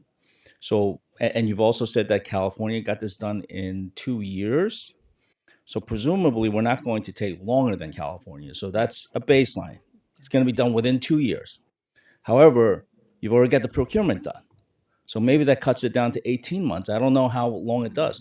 But you can't simply say at this point, assuming we have the budget in place, that you have no idea what the time frame is. And maybe you don't have an exact idea of what the timeline is going to be, but there should be an aspirational timeline. So can you share that with us? I mean, can we get this done within a year? Because families continue to lose their money and food. Yes. Between 12 and 18 months, with our goal to be as on the shorter end of that as possible. We understand the urgency, but again, a lot of the work is systems related work that needs to take place, and we will move as quickly as we can. And while we did get ahead of the game with the procurement, I believe California was in a different position. I'm not sure what their finance rules are, but they didn't have to issue a procurement. So I would say 12 to 18 months, with our goal to be on the shortest end of that as possible. I have said that to my staff. It is definitely a priority. So 12 to 18 months. Understand the urgency. Let's do our best. And I will also point out that this is not like really modern leading edge technology Agree. here. Okay, this is pretty well established technology. It's not Agree. rocket science here. Thank you very much. And Commissioner, with regard to what OCFS has been doing with the LEAPS program, I think there's still a little bit of lack of transparency as to which schools, which school districts are getting the funds. My area, we've gotten all of our after-school programs eliminated. And, not all of my constituents attend schools that don't deserve any of this funding. So I would appreciate more responsiveness from your agency as to this LEAPS program. Thank you. Thank you. Assemblyman Burdick.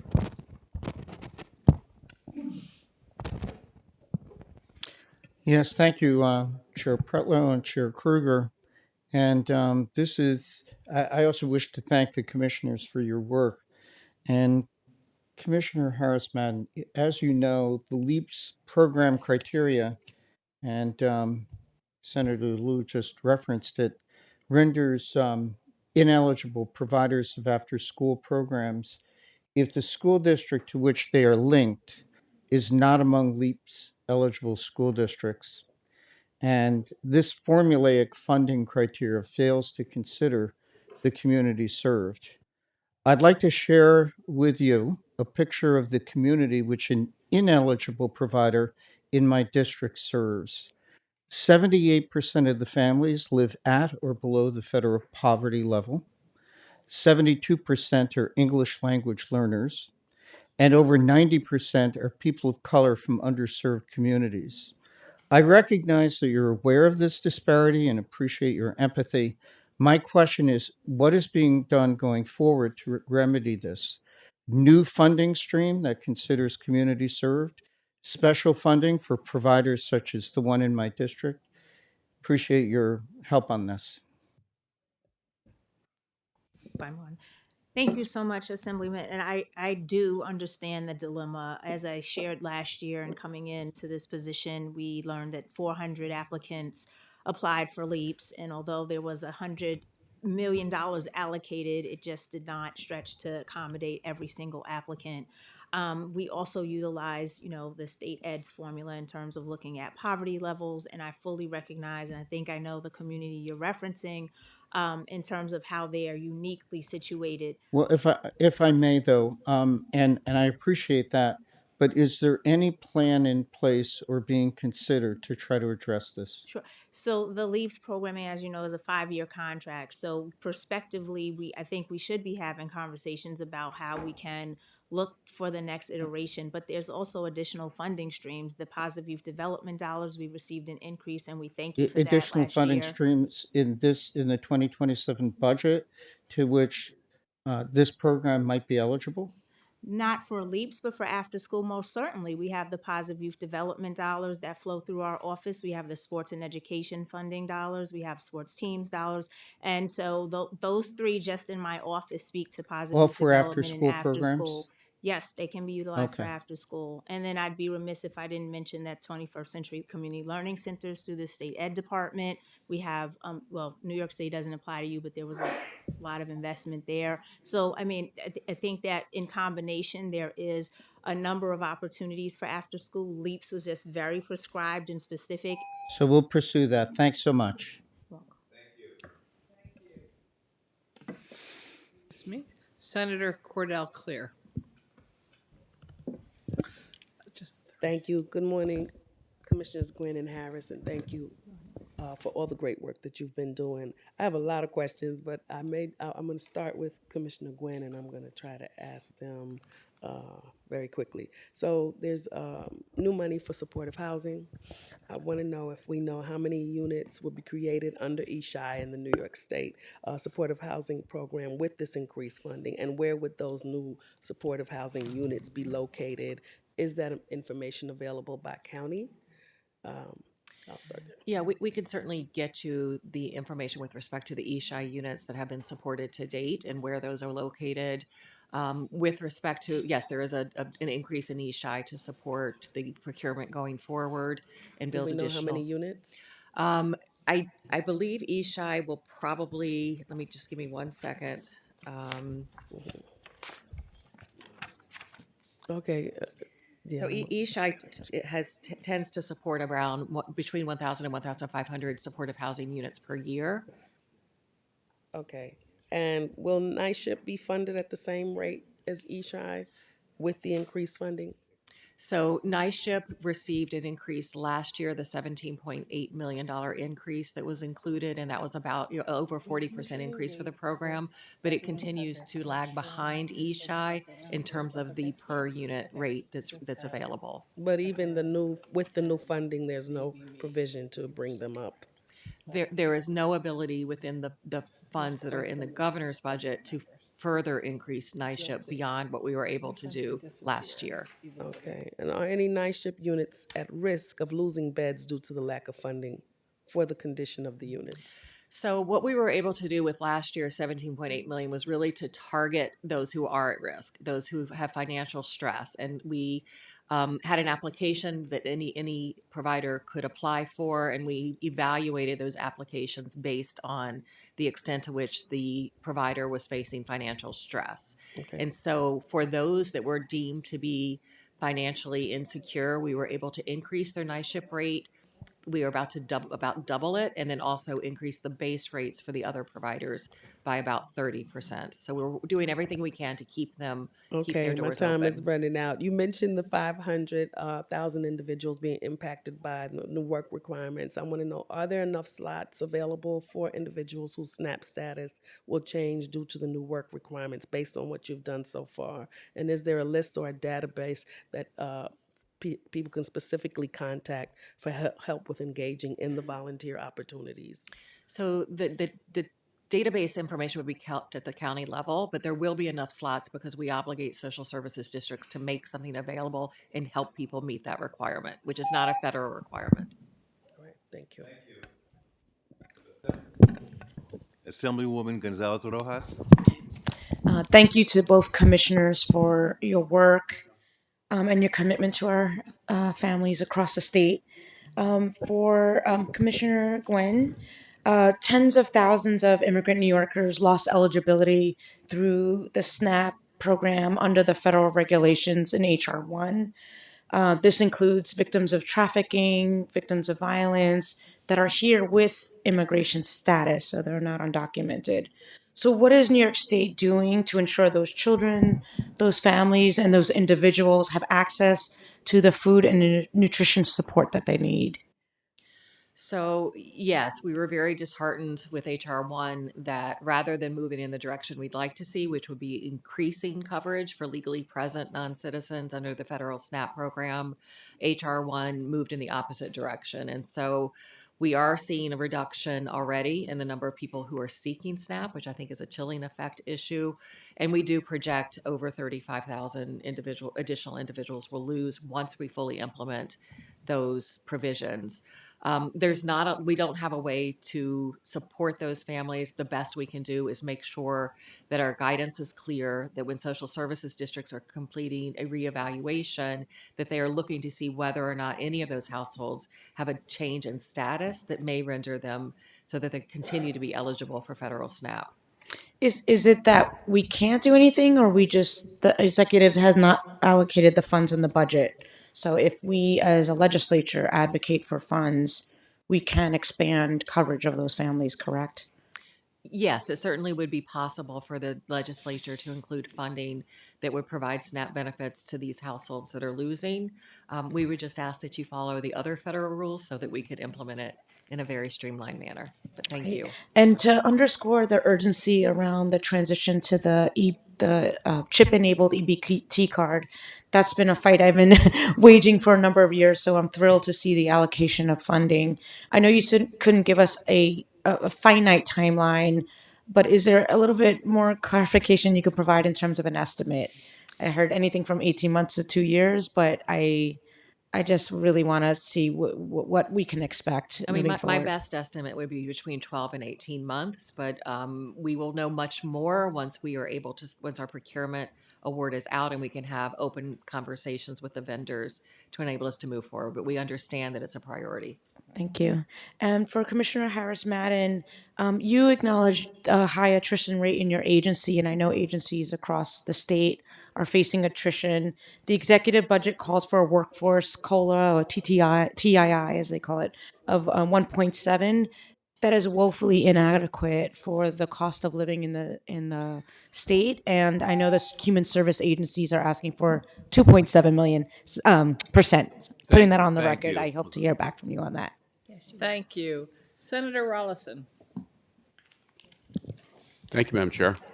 Good to see you both here this morning. Commissioner Madden, I want to go back to what my colleague, Assemblyman Hevesy, was talking about when it came to the issues related, especially where we were all met at Goshen Secure back on October 8th. And it was a very good, engaging conversation. I appreciate you and the team and Deputy Commissioner Hall was there as well, members of PEF, CSEA, staff members. Has the situation with staffing there improved since then? Thank you for that question, sir, and I appreciate you coming out to visit with us. The situation has not, I would say it has not improved, although there have been significant strides. This year, we onboarded 400 individuals to work within our facilities. Unfortunately, it is a challenging terrain globally, not just within OCFS, within our state-run facilities.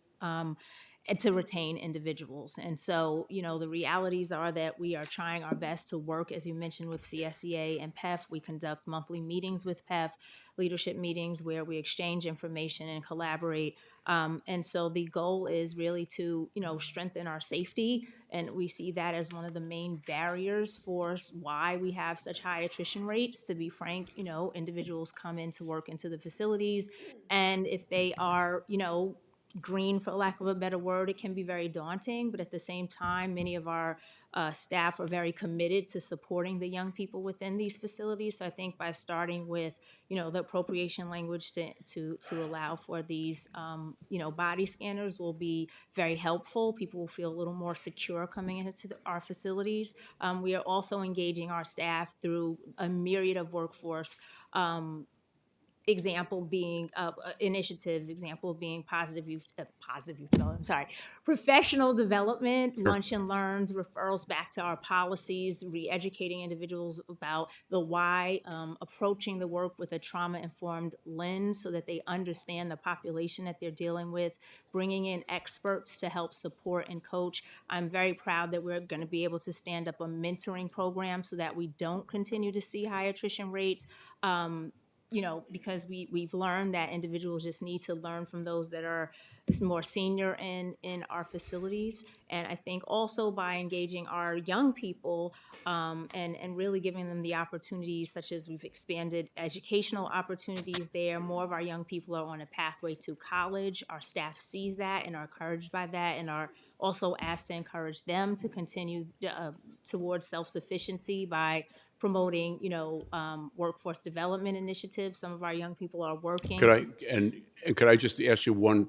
I got like 2 minutes left, but there were, Yes. and thank you for that. And I heard it that day, and I'm glad that you're saying it again so others can hear the work that is being done. When we talk about Raise the Age, and you had said just earlier this morning about the individuals that are in your care and custody, you know, are doing, 5 to say 100 years, right? These are serious crimes that have been committed, been held responsible for that. They're in DFY, where at one point in time they would be with docs.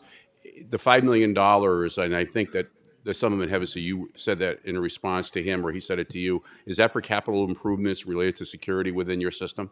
That $5 million? We do have a capital budget for all of our facilities, which Right. are aged. All 9 facilities do have capital projects scheduled or are in either planning or implementation construction phases. So is it safe to say that many of the conditions that are inside your facilities at DFY, they were not constructed originally for these types of individuals that you have in your care and custody now, who require, you know, special housing, et cetera, when things happen? Is that accurate?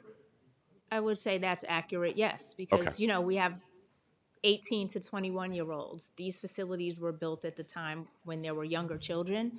So sure, there's also technology needs that we are addressing, such as Wi-Fi. You know, these are aged facilities, and so that's why the capital is so important, so that we're able to get technology into our facilities. Would you say that you need more money in capital to make your facilities more secure, that will help the rehabilitation of the individuals that are there, and plus the safety of your staff members? We do have capital funding available currently, and so we are looking to, exhaust our resources there. Okay, and in the 14 seconds that I have left, I just wanted to say that Dutchess County will be an excellent pilot county for the $20 million, and you will be getting a great report from Dutchess County because the system is already in place. I wanted to give a shout out to Dutchess County. Thank you. Thank you, Senator. Assemblywoman Matenis?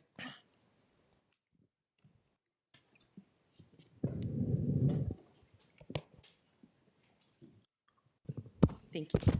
Thank you. I don't have too much time, so I'm going to go really quickly, and this is about OTDA. Do you have any data on the households impacted and the money stolen and which communities were hit hardest? Yes or no? Yes. Can you share that with us? Yes. Okay. Given the end of the federal reimbursement and the known limits of the CHIP technology, does OTDA agree that the state has a responsibility to make SNAP and cash assistance recipients whole when their benefits are stolen through no fault of their own? We have the authority in place to replace public assistance. That has been in place, but we have lost the authority from the federal government to replace SNAP benefits. That ended at the end of 2024.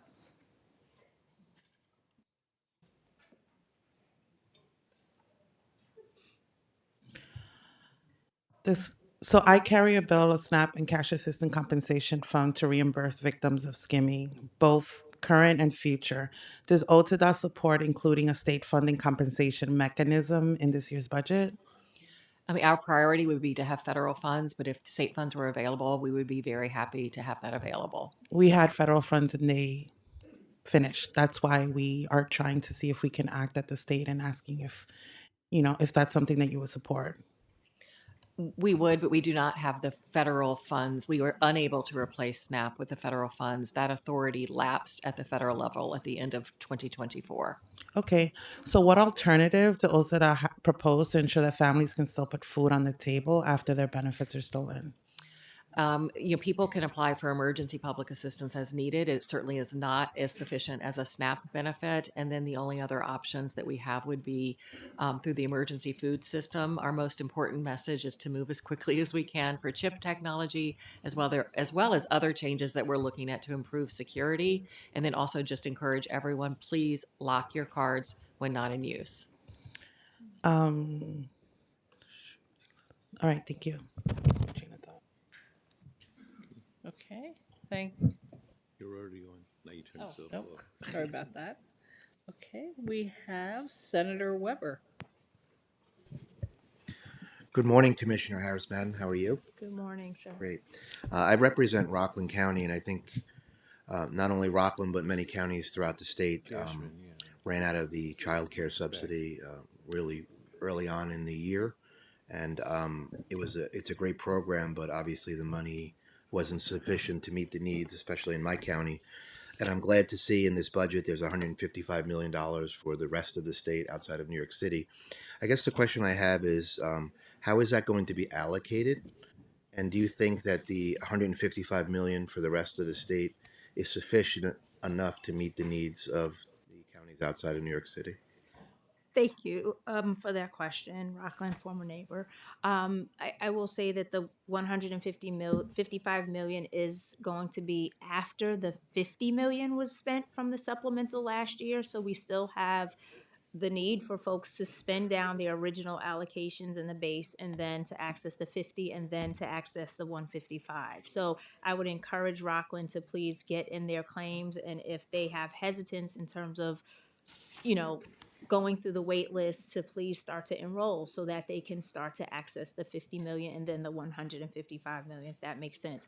Overall, the additional funding to the base, which is about 40% increase from last year, is also going to aid as that extension runs out for fiscal year 26, the new money will be available as well for fiscal year 26 and 27.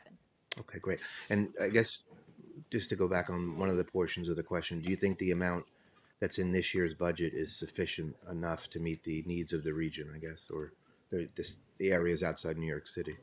We do, and that's why the supplemental, we worked very hard to convey the fact that rest of state is very critical and of need. And right. So, while New York City has many more people, rest of the state also has challenges. And so we are very cognizant of that. Okay, thank you. And I have just one final question. That's for Commissioner Gwynn. On the chip-enabled EBT cards, and not to beat a dead horse, and I appreciate your answer to Senator Lieu regarding 12 to 18 months. Will that be from, say, the passing of our budget? Will the contracts all be let by that time, by April 1st? Or kind of what do you envision the 12 to 18 months starting from? I would say it's starting from today. Oh, okay. Very good. All right. Thank you. That's all I have. Thank you. Assemblyman Cashman? Good after. I was going to say good morning. Good afternoon, folks. It's still morning.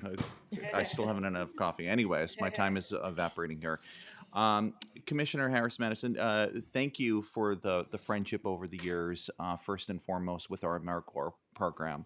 I don't think enough people know that that falls under your jurisdiction, and I want to thank you for all of the support, given the federal cuts and the landscape that we have lived through over the number of months. What I want to talk about for a moment is the broader landscape within the North Country. When we're looking through an affordability lens for childcare, we also have to look through the prism of housing and transportation. Can you talk a little bit about where you see childcare continuing to move forward to meet goals and objectives for universal childcare through a North Country prism? Because we often look at things as upstate and downstate, but upstate is very large and the North Country is very unique within itself. So I want to offer a partnership to move forward this, but I want to know what your thoughts are to bring this forward for the North Country. Thank you for that, and I appreciate your work previously with AmeriCorps. We still hold that very, very dear to us, and the fight that you gave, we appreciate. You're absolutely right. I mean, it's such a dichotomy if you look across the state in terms of where you are and situated, and even I'm still learning. But to your point, yes, we recognize that there have been childcare deserts, after-school deserts, and so the governor has been very deliberate over the years in putting in funding and passed by the legislature to address those needs. We fully recognize also that, that childcare needs to, there needs to be choice and there needs to be options. And so we expect with the expansion of universal pre-K, which I'm not sure how that looks in North Country, but from what I hear, has not been as successful, let's say, in New York City. So the hope is that by 27, 28, we will have full implementation of universal pre-K, and that in combination with the CCAP program to expand, utilizing capital funding, utilizing the additional funds for CCAP slots and contracted care models so that there's additional opportunity. I'm going to jump in there only to say that we really need to be looking at a North Country pilot for these programs. Rural America, rural North Country, it's absolutely critical because we're a tourism economy, we're an agriculture economy, and we simply cannot wait that long for universal child care to come to the North Country through that prism. So I appreciate the partnership. I look forward to future conversations. Thank you. Absolutely. Thank you. Thank you. I think I'm the last senator except for the follow-up round. A lot of things have already been asked of both of you, so I don't think I'll need my 10 minutes. But starting with OTDA, we know that the federal government has reduced the federal administrative share of their obligation for SNAP. And am I correct that in the governor's budget, she just assumes that gets translated to the localities, not get picked up by the state in some way? That is correct. The structure in New York State is that it is 50% federal, 50% local, or if it's a state cost, 50% state. And that has not changed. So it does result in an increased need for local dollars. So yes, the feds are reducing what they're giving us. Yes. But the way it translates out in the governor's budget, I think then we actually make the localities pay a greater share and we don't pay any more than we have. So I don't actually think it's continuing our historical, we pay half of what the counties have to pay. No, maybe I misstated. What I intended to say is that the structure in New York State is that it is 50% federal and 50%, if it's a local cost, 50% local. And so if the federal share is now only 25%, the balance is a local cost. And the same at the state level. If we were previously receiving 50% federal reimbursement, we will now only receive 25% reimbursement. My concern is that since we require the counties to actually provide the service for SNAP, and other benefits, that if we are reducing the amount of money that they have to run the SNAP program, the cost is going to be probably borne by the people who may not get the services they need, because if the counties have fewer people to get the work done or fewer dollars to pay the people to get the work done, when they don't get the work done, the people who pay the price are actually the people who need the benefits. So is there any possibility of discussing how we either come up with models that cost the counties less under this new failure of the federal government to deliver on their obligations, or to rethink this strategy? So certainly we'd be open to, we acknowledge that the current executive budget does not provide state dollars to make up for the loss of federal funds, but we certainly would be very happy to work with you and other members of the legislature to see if that's something that could be accommodated in the final budget. Thank you.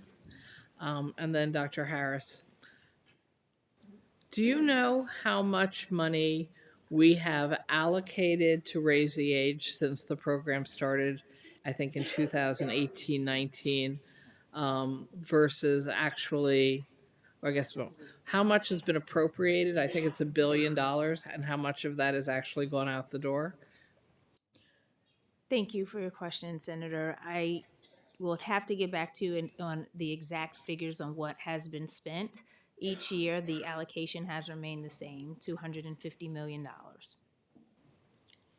But you would agree there's quite a bit of money from previous years that has not gone out the door. I would agree that, yes, there has been, the full allocation has not been spent.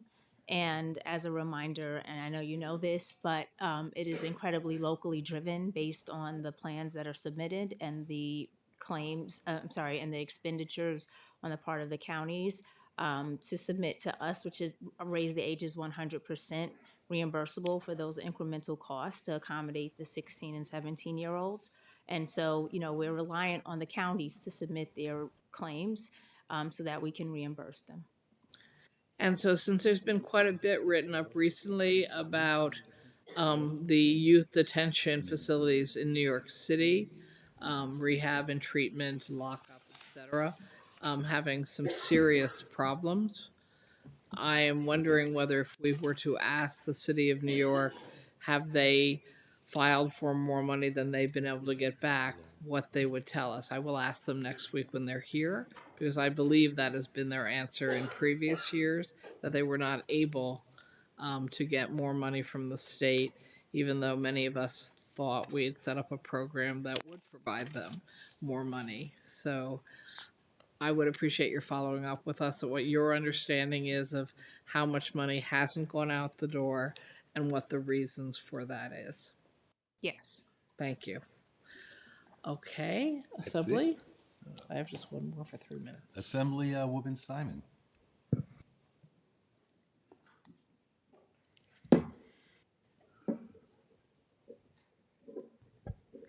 Thank you very much for your testimony, both of you.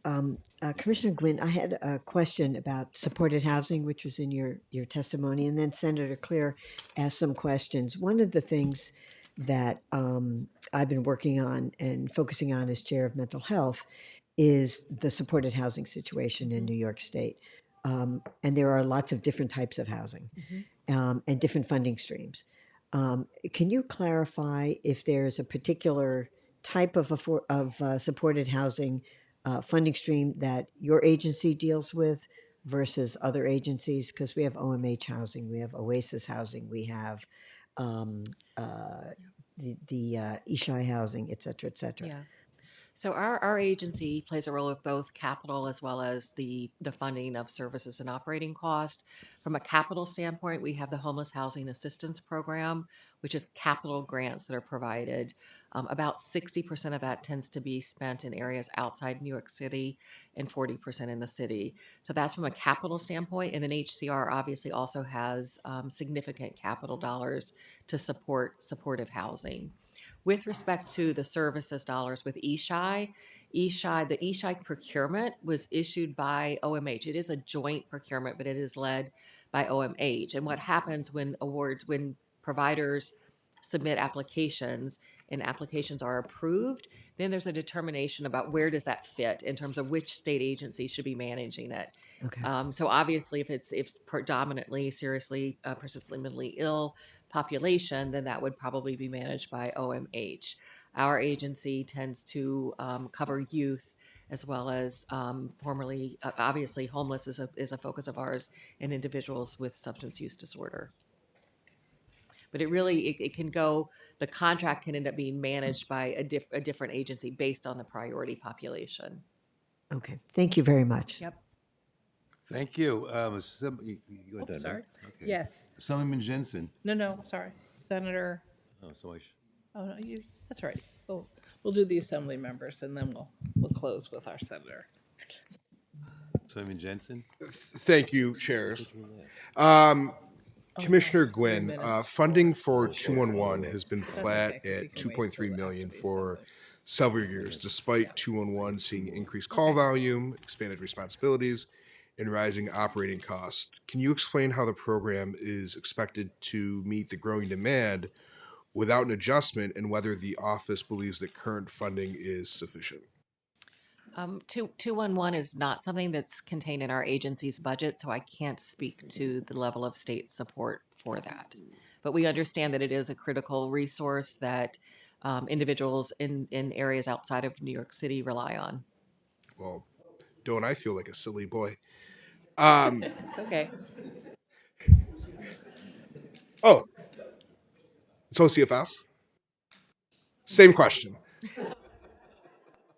Okay, and that's regarding 211, I'm sorry. 211. Did But you- I'll try again. Okay. With inflation and demand both rising, 211 funding has remained flat at 2.3 million for years. At what point does flat funding begin to undermine the ability of New Yorkers to rely on 211 as an access point for services? So this is interesting because I didn't think 211 was in our bandwidth. I might be thought another neither did I. agency.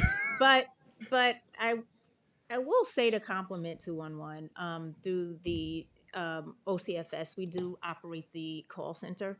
And so that's where I referenced the 1,000 calls per month that we take and support 12 agencies thus far, which we are able to address some of the needs that New Yorkers have. In addition to that, as it relates to child welfare, we have our HERES line, which we've seen a tremendous increase in terms of the numbers of calls and our ability to direct families and to the public to resources that are available to them throughout the state. And I appreciate that, and certainly both, Commissioner Gwynn, your comments, even though it doesn't fall under your purview, but I think that's indicative of some of the problem with the way the state looks at 211 is that we don't really know where it lives, how it resides, and in a budget proposal of $260 billion, $2.3 million is a very meager amount when the Monroe County Finger Lakes-based operator has an operating cost of $2.3 million on its own. So certainly I think both of your offices and departments certainly should look at how we can interconnect services for important community resources like 211. So I thank you both for taking a swing at my question that I brought up. Thank you both. Thank you. Assemblywoman Forrest.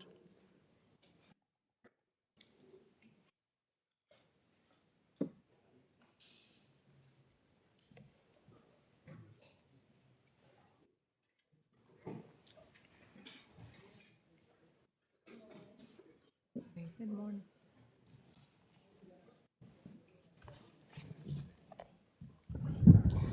Good morning. My first question is for Commissioner Damia. Damia Harris Marion, sorry. I'm very excited. Well, actually, let me ask this one. It's regarding foster care. Last year, I experienced a case of reported discrimination against gay foster parents in my district. How does OCFS ensure that concerns around discrimination, whether related to race, gender, religion, or sexual orientation, are taken seriously during a fair hearing? When serious concerns come up about how a hearing is handled by ACS or another agency, what role does OCF play in reviewing these concerns or making changes to prevent these issues in the future?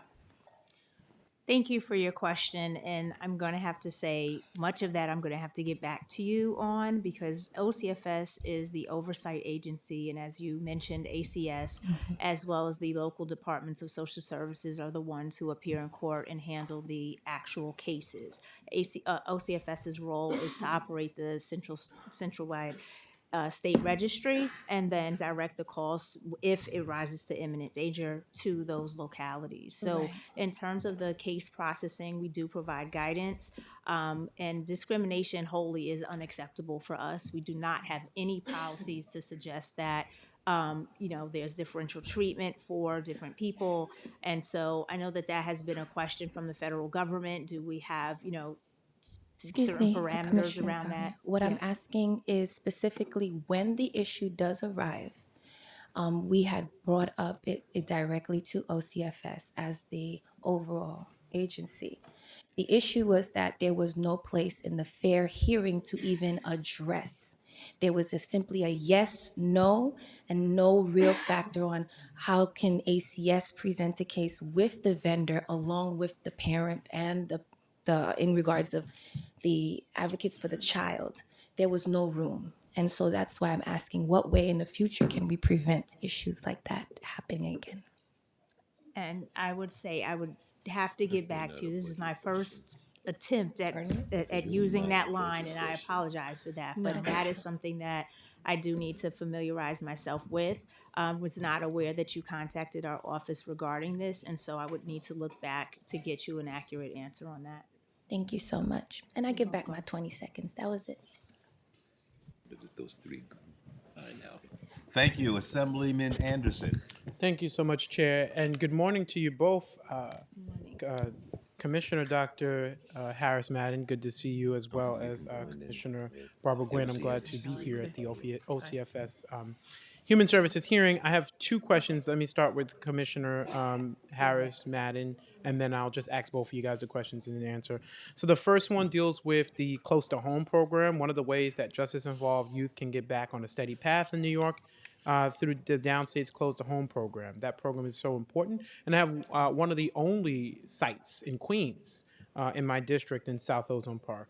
So I'm wondering, in this year's budget, we saw a reduction of $7.2 million to the Close to Home program, and I'm just wondering if those commitments would be open to having more slots, or is there more opportunities for folks, even though we've seen this reduction, to benefit from that program? So that's for Commissioner Harris Madden, and then for Commissioner Gwynn, my gracious colleagues have already asked many of my questions related to SNAP, so you know where I am on that issue.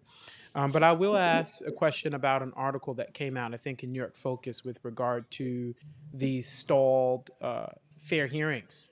For those who are receiving public benefits, whether it's TANF, whether it is SNAP benefits, just wondering what the agency has done from when that article came out to now to improve the processing of fair hearings. Do you want me to answer? I'll answer that one first. We have been working diligently and have had the authority and ability to bring on additional staff to staff up our hearing offices. We require attorneys to conduct the hearings. We have had limited success in sustaining increased employment of the attorneys. We've made some strides, but it's not where we need to be. As a result, we are currently looking at different ways we can amend the processes. So both things that we can do to prevent the number of hearings that are coming to us, to address them in a way that is favorable to individuals before we get to the hearing point. But also we're really looking at an overhaul in terms of some of the processes to see what we can do to reduce the number of hearings that require a full hearing rather than the ability to address it quickly earlier. Thank you so much. Commissioner? Thank you for your question. Close to Home is operated by ACS, and so there's funding that is that supports through our STJSP funding we use to support the community-based programs. And so ACS, has more insight in terms of home, close to home initiatives. We do rely on volunteer agencies so that our young people have alternatives to detention, and we think it is a good thing.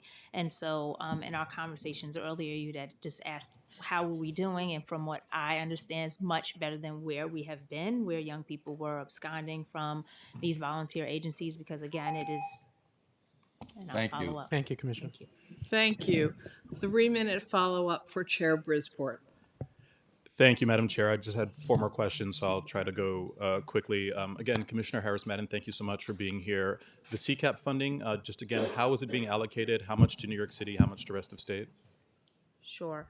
So overall, CCAP again has received overall the whole child care infrastructure is going to be 4.5 million, but CCAP particularly for OCFS is going to be $3 million. Of that, that's a 40% includes the base, which has been increased by 40%. And so we are looking at 2.4 billion to be allocated to the counties, and then also the supplemental dollars that we've talked about today. Were there more details in terms of the CCAP? Yeah, you can get back to me later. I would just love to know how much New York City is expecting, because they had a pretty large number, and I want to make sure it's covered. Okay. For Raise the Age funding, can you confirm that the executive budget eliminates $581.6 million in reappropriation authority from the state's fiscal years 2018 through 2024?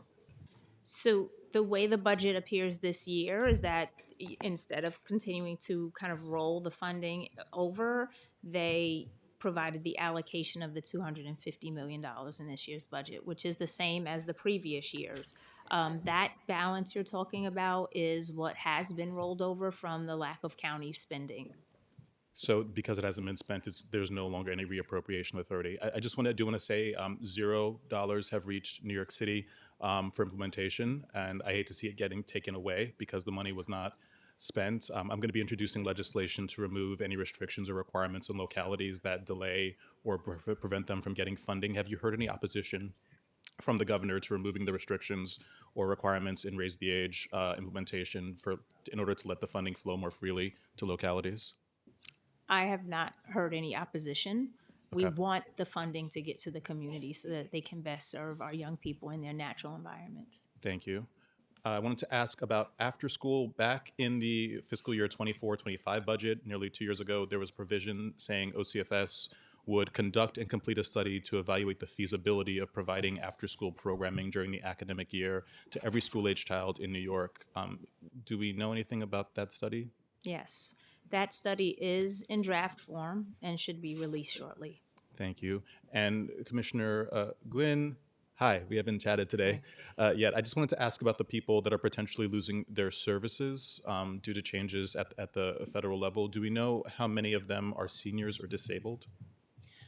Well, the only certain legally present non-citizens are going to lose SNAP as a result of changes. With respect to the work requirements, which you may be referencing, if an individual is over 64 years of age or disabled, they would not be subject to the requirement. Thank you. Assemblyman Hevesy for his 3-minute follow-up. Positives, not 5. There we go. Thank you, Mr. Chairman. So commissioners, thank you for all your work. I'm going to bring up about 8 topics. I can't expect you to respond, so I'm just going to get them. But I want to say thank you now to you for all of your work and to your incredible staff who are doing work under really difficult circumstances with the federal government who's walked away from their responsibilities. So I thank you for all of the work that you're doing. The issues I want to raise are touchstones that I think the legislature will be bringing up. First, I want to agree on 211. I think that should be on the executive budget. It's a small amount of money. I don't think that should be a legislative ad. And Ms. Gwynn, I want to just follow up about the ESHI modernization with Senator Clear. I think she's exactly right. That's hugely important. Just a thought occurred to me. Now that we have a governor and a mayor who, don't want to kill each other, is there any thought to going back to the New York agreements that every governor and mayor used to do to create supportive housing, going back to the Dinkins administration? Just a thought. Can't answer that one. Okay, a couple of other topics. LEAP funding from 2 years ago. We still don't have after school for our high school kids. We were told 155 million would allow the 48,000 young people who lost in the LEAP's transition to get back on. That's something we will be pushing. For domestic violence, I will raise that we understand why the governor vetoed the single differential bill.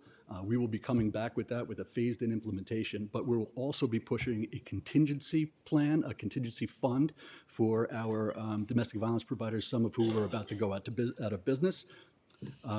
Commissioner Harris-Madden, the legislature passed a bill that will allow child care ratios to be expanded upstate. I would ask you to change the regulations to allow our providers to add more students without hiring more staff. Almost done. Our COLA, our cost of living adjustment. We all agree that we need to do this. We're going to be fighting for 2.7, but I will be advocating that regardless of what the percentage we can get to these workforces, that we include all of them. Put them all on budget. There are too many of our workforces that are left behind out of the COLA conversations. It's something that we're going to be looking to do. Two more and I'm done. Foster care insurance is starting to become very scary. So we're going to have to talk about that. And then finally, around Raise the Age, to follow up on all my colleagues. The Raise the Age money first. My understanding is the money that's gone out the door goes to facilities and other types of parts of Raise the Age. We have not gotten the money to our community groups. That is the primary mission of Raise the Age. We have a bill from Assemblymember Romero, in the Assembly for the Innovation Fund. That's going to be a #1 priority for us to get money into those communities who need it, and agreeing with Senator Brisport, while I finish, to allow New York City finally to draw down on those funds. And I thank you again for all of your time. Thank you, Assemblyman. I assumed there was a question somewhere in there. Senator. Thank you. And we have 3-minute follow-up for Chair Roxanne Persaud. Thank you. Commissioner Gwynn, I'm back again. 3 things I need to ask about. So I represent a number of constituents who reside in SSI-funded adult care facilities.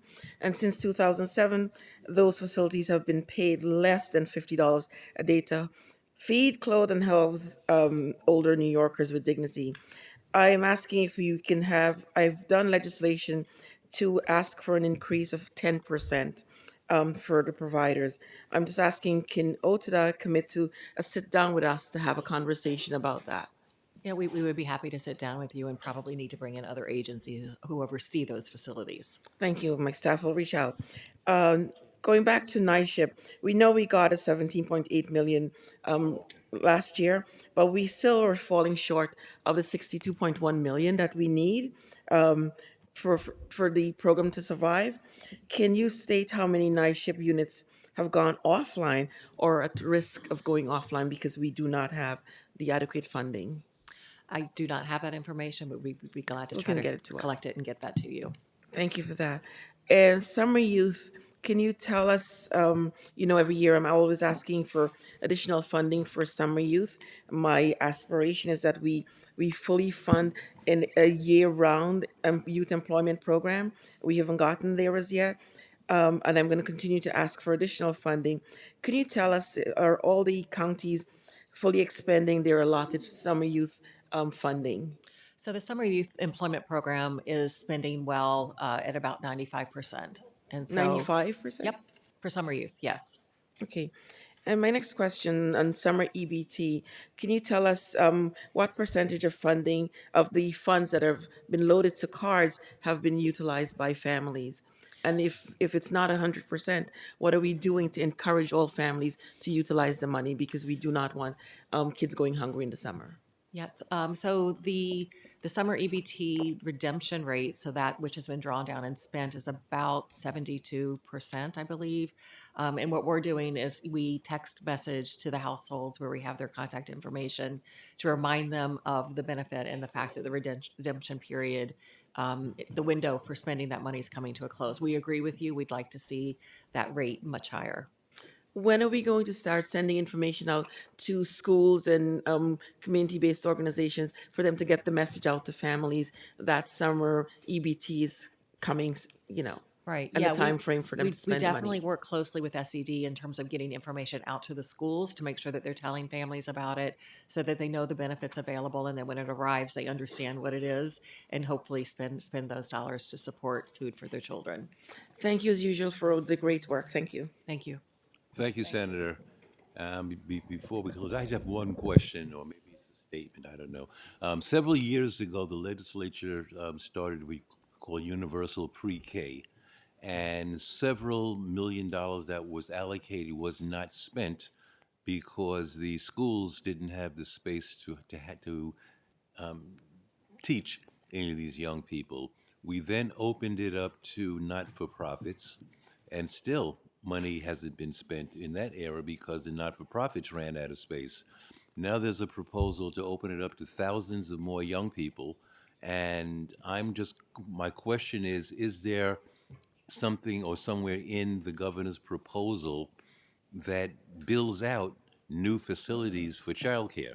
I know of a couple that could be expanded, but for the thousands of young people that we're talking to, we're going to need a massive amount of square footage, new square footage for these young people. Yes, sir. Thank you for your statement and concern. There is $150 million added into the budget for capital this year. We also had 50 million allocated previously. So of the 50 million, 45 sites have been awarded across the state.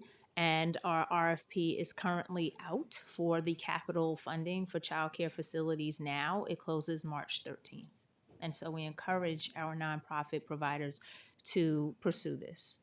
I thank you, Commissioner, and I do have a not-for-profit that you may know about that will be applying for this because they need a roof, and they could definitely house more young people.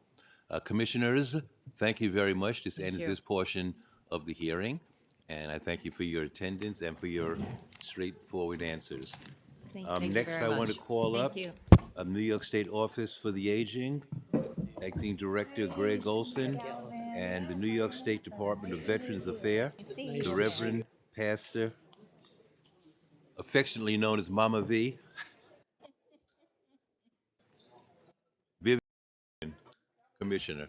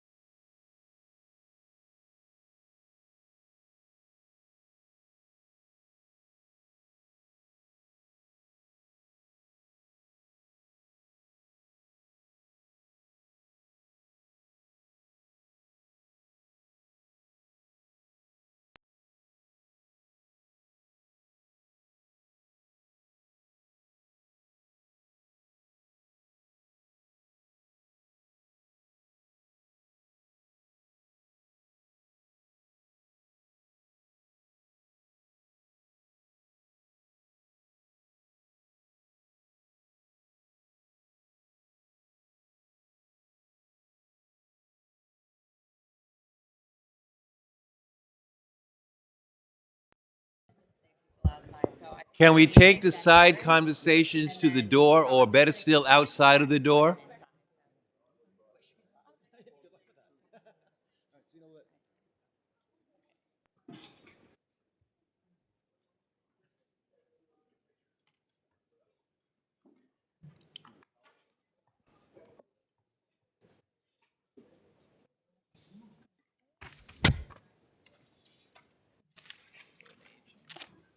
Good morning, Mr. Director and Reverend Commissioner.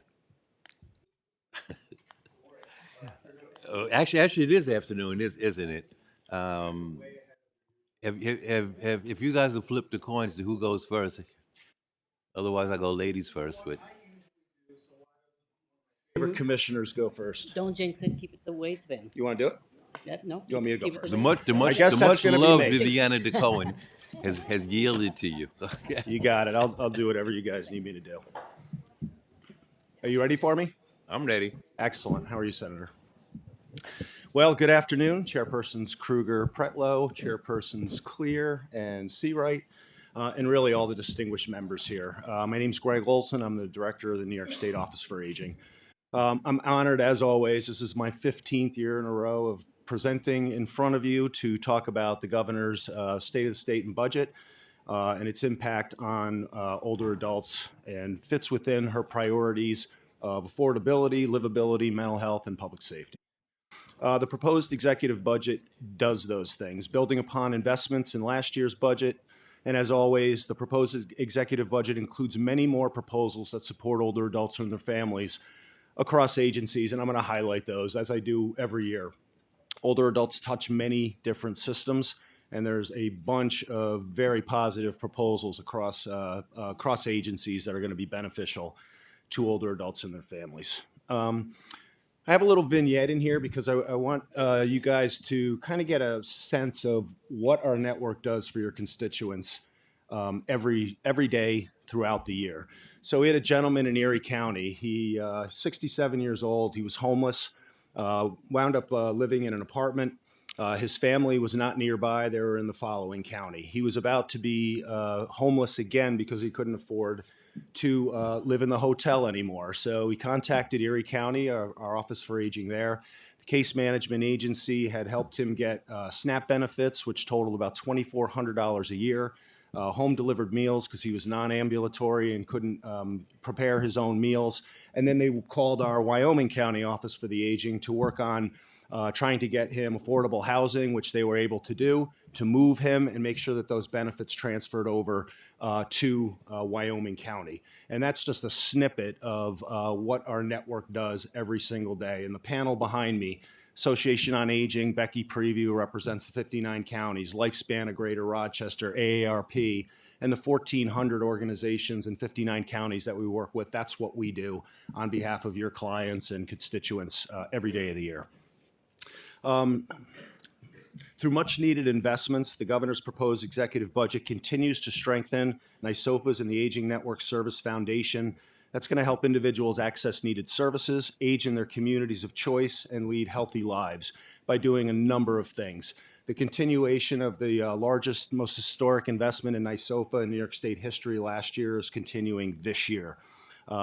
With this year, if the budget passes as is, that would be $268 million in new money since 2019 and an annual value of $68 million. And we started with 15 back in 2019. So it's grown exponentially.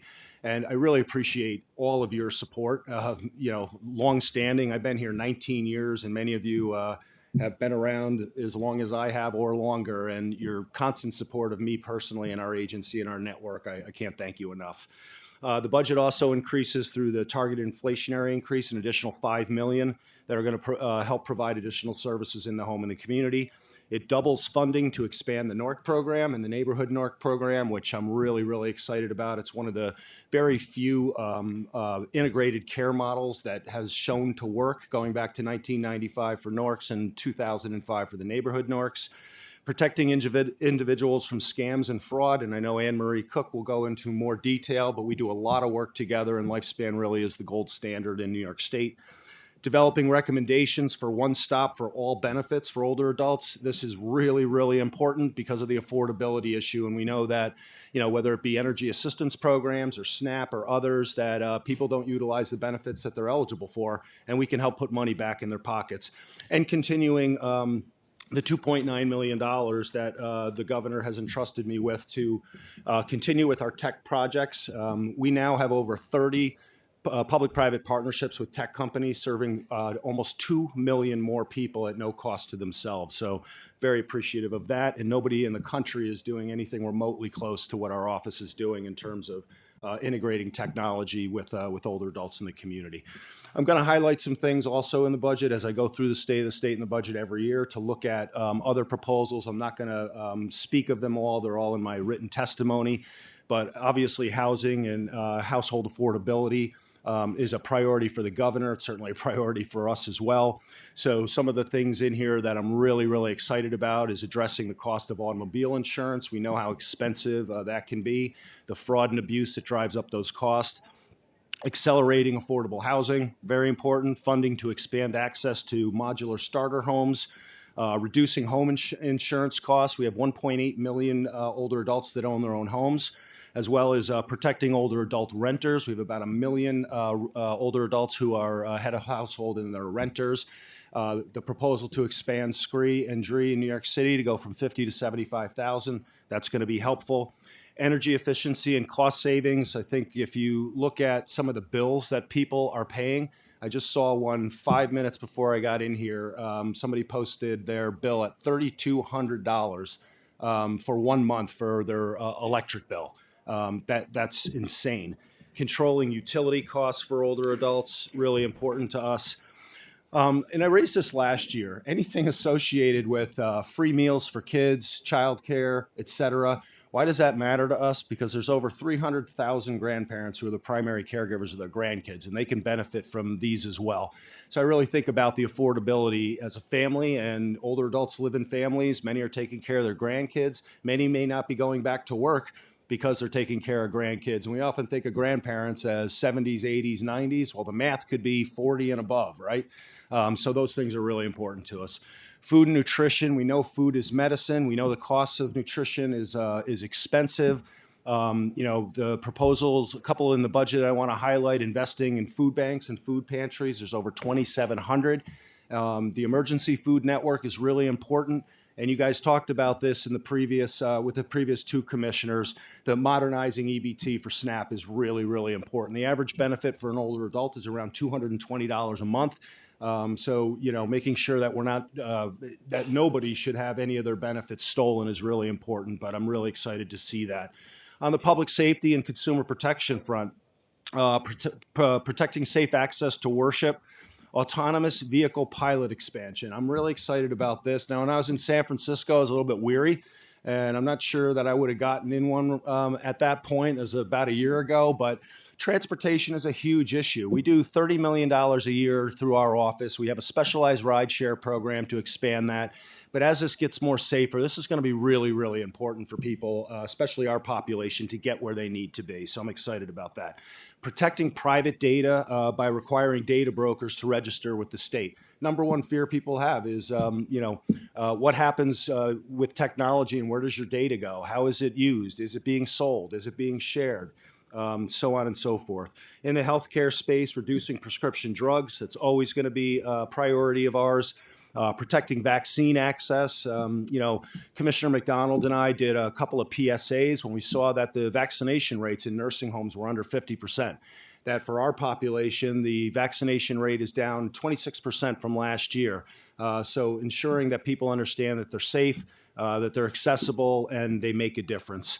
Also, the last thing is the increase in the number of intergenerational community centers. Again, the more that we can connect people in community centers cross generation, there's a benefit on both sides. So I got 1:40 left. I want to highlight a couple partnerships. This is one of my favorite commissioners right here, Department of Veteran Services. I've often talked in the past that 70% of the state's veterans are over the age of 60. And one of the projects that we're working on, and Senator Ashby, I couldn't wait to be here today because I think you're gonna be into this, is through our GoGo Grandparent specialized rideshare program, I think the legislature added $300,000 last year to DVS's budget because we know that veterans that can't get to their medical appointments have a higher rate of suicide. And so we are partnering with them to launch for the local DVS service providers our model using those funds so that we can get, if you're in Franklin or St. Lawrence, you can get to either Syracuse or Albany. If you're in Nassau, you can get out to Stony Brook, but to get people to their appointments at the Veterans Hospital. So I'm really excited that'll be launching within the next couple of weeks. Our partnership, as I mentioned, with DOH to coordinate vaccination safety and the master plan for aging, and our partnership with OASIS, which really has become a national model. And I got to thank Pat Zuber-Wilson for taking the lead on this over at OASIS to expand the ESPERT program to the older population. So these are just a couple of examples of the things that we do every day. We have to leverage other agencies, both at the state level and the local level, because older adults touch all of those systems, whether it be SNAP and HEAP through OTDA, Adult Protective Services and OCFS, Division of Veterans Services, and so on and so forth. So we do that at state level, at the local level, because the more partnerships you have, the more assets you can leverage, and the more you can serve people holistically and not at the crisis of the moment. So thank you so much. Thank you, Commissioner DeCohen. Good afternoon to you all. Let me apologize in advance. I now have new aging eyes. I cannot see with or without my eyeglasses. So good afternoon, Chair Kruger, Chair Pretlow, and distinguished members of the Senate and Assembly. I'm Viviana DeCohen, AKA Mama V for Victory, Commissioner of the New York State Department of Veterans Services, and a proud veteran of the United States Marine Corps. Thank you for inviting me to discuss Governor Hochul's fiscal year 2027 executive budget and what it means for our agency. With support from Governor Hochul and the state legislature, the Department of Veterans Services is able to deliver for all who serve their families and the communities that support them. Special thank you to the governor and to all of you. We have gone from just delivering claims to delivering services across the entire state. This year's executive budget reflects a shared understanding that supporting veterans is not episodic work. It is a sustained responsibility and a sacred duty that must be resilient, responsive, and ready in moments of strain. This past year underscored that reality. During the federal government shutdown last fall, veterans, service members, and family members across New York experienced confusion and uncertainty as federal systems slowed or halted. While federal benefits and service delivery to veterans and military families remained largely uninterrupted during the shutdown, many military families were still understandably worried as the shutdown dragged on. In that moment, New York's veterans turned to us, and with your help, we were able to deliver. Our department connected all who served with services areas such as housing, healthcare, clothing and claims, benefits, and basic needs.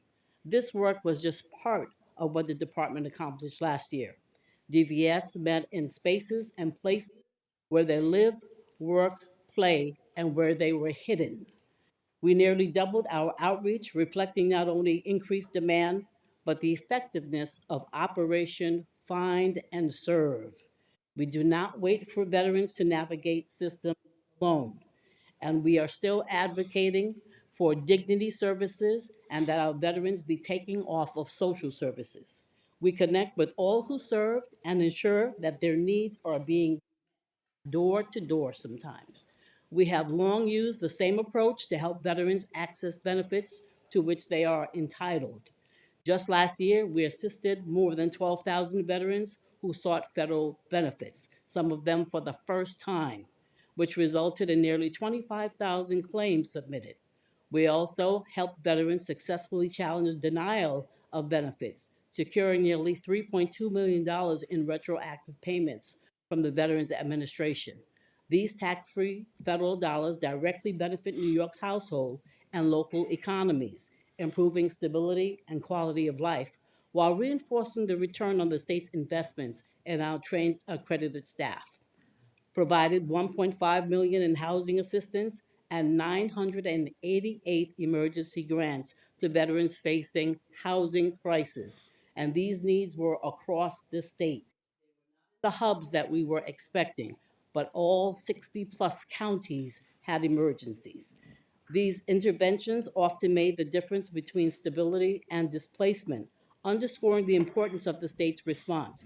Expanded its Veterans Welcome Center digital kiosks with now a total of 19 locations across the state, including welcome centers, cultural institutions, and a high-traffic public spaces. We won the Abraham Lincoln Award for that. Deployed our 3 mobile outreach units, again, thanks to you, to improve access to services in rural and underserved areas. All told, these units traveled more than 30,600 miles last year. And again, the VA Federal gave us the Abraham Lincoln Award of Excellence for that, and other states are now following us. We address food insecurity by distributing 300,000 Fresh Connect coupons worth $600,000 to help veterans and their families access healthy, local source food, and provided 2 million meals through the Meals with Meaning.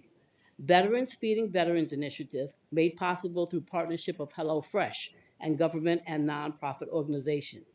We strengthened the peer-based mental health services, medical provider competency, and suicide prevention efforts for families and communities so veterans can access judgment-free, potentially life-saving support, and launched a storytelling program as a vehicle for healing, camaraderie, and wellness. Developed the Healing Haven. We did not forget our military spouse program, a first of its kind, peer-to-peer. We heard you, Senator. So we put that in for our military spouses to have specialized needs met for them. Partnered with Purdue University's Military Family Research Center to use its Community Risk Index to determine suicide prevention in each of New York's 62 counties. Available this spring, the results will detail the positive and negative suicide prevention indicators in each county, providing us a roadmap for improving access to service and support that reduces suicide.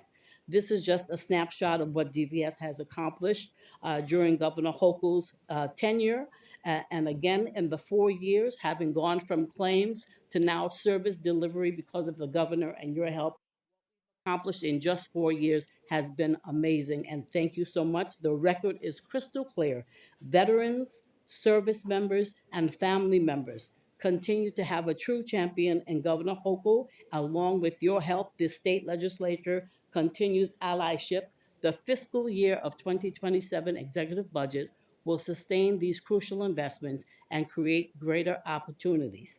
First and foremost, DVS will partner now with the SUNY and CUNY to directly support our student veterans on campus, recognizing the unique challenges that they face. I was that student veteran.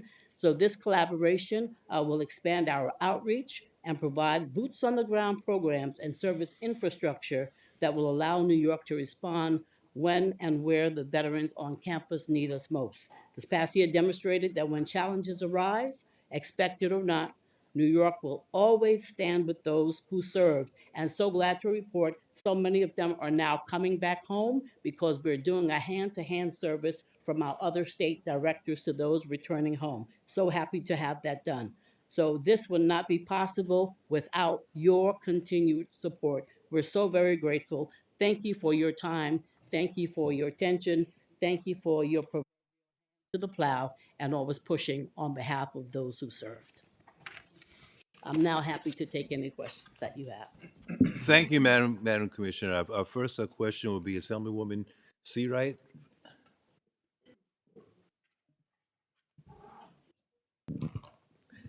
Thank you, Chairs Pretlow and Kruger.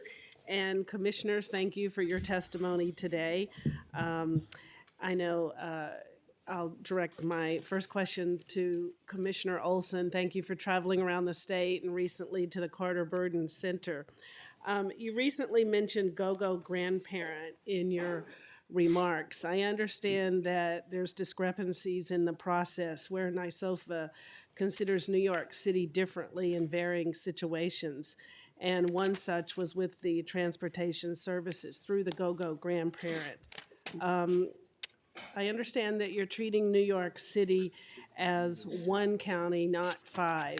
And so if you could just elaborate a little on that and explain. Absolutely, and thanks for the question, Assemblywoman. Yeah, I've heard that complaint, whether it be GoGo or anything else. The city is always included in any of the special projects that we do. They have made on some of those projects decisions not to participate, and then when we launch them, come back later and say we were not included, which they were. This is the same regard. We have a fixed amount of money in our budget for GoGo Grandparents, $500,000. That has to go statewide. And so New York City had an opportunity to participate. They chose not to. And so we have about 30 plus counties that are participating. One of the things I would argue on the transportation front, and not to overly generalize, is we have a lot bigger issues in upstate New York. 95% of the counties don't have any public transportation. Public transportation assumes you can physically use it, you can afford it, and you know how to use it. So that doesn't mean it's not wouldn't be valuable in the boroughs, but they opted not to participate. And so I think what has been described to you is inaccurate. Well, I beg to disagree with you. I think that there's other examples where NYSOFA considers New York City as one county when in fact it's 5, and I can give you other examples. I would love to hear those at another time. Absolutely. Or we can do it right now. Sure. Let's do it. Moving on to the Ombudsman program, you recently listed that the data showed that 25% weren't getting weekly visits to the facilities. Is that an issue of staffing or funding or both, or can you elaborate? Yeah, absolutely.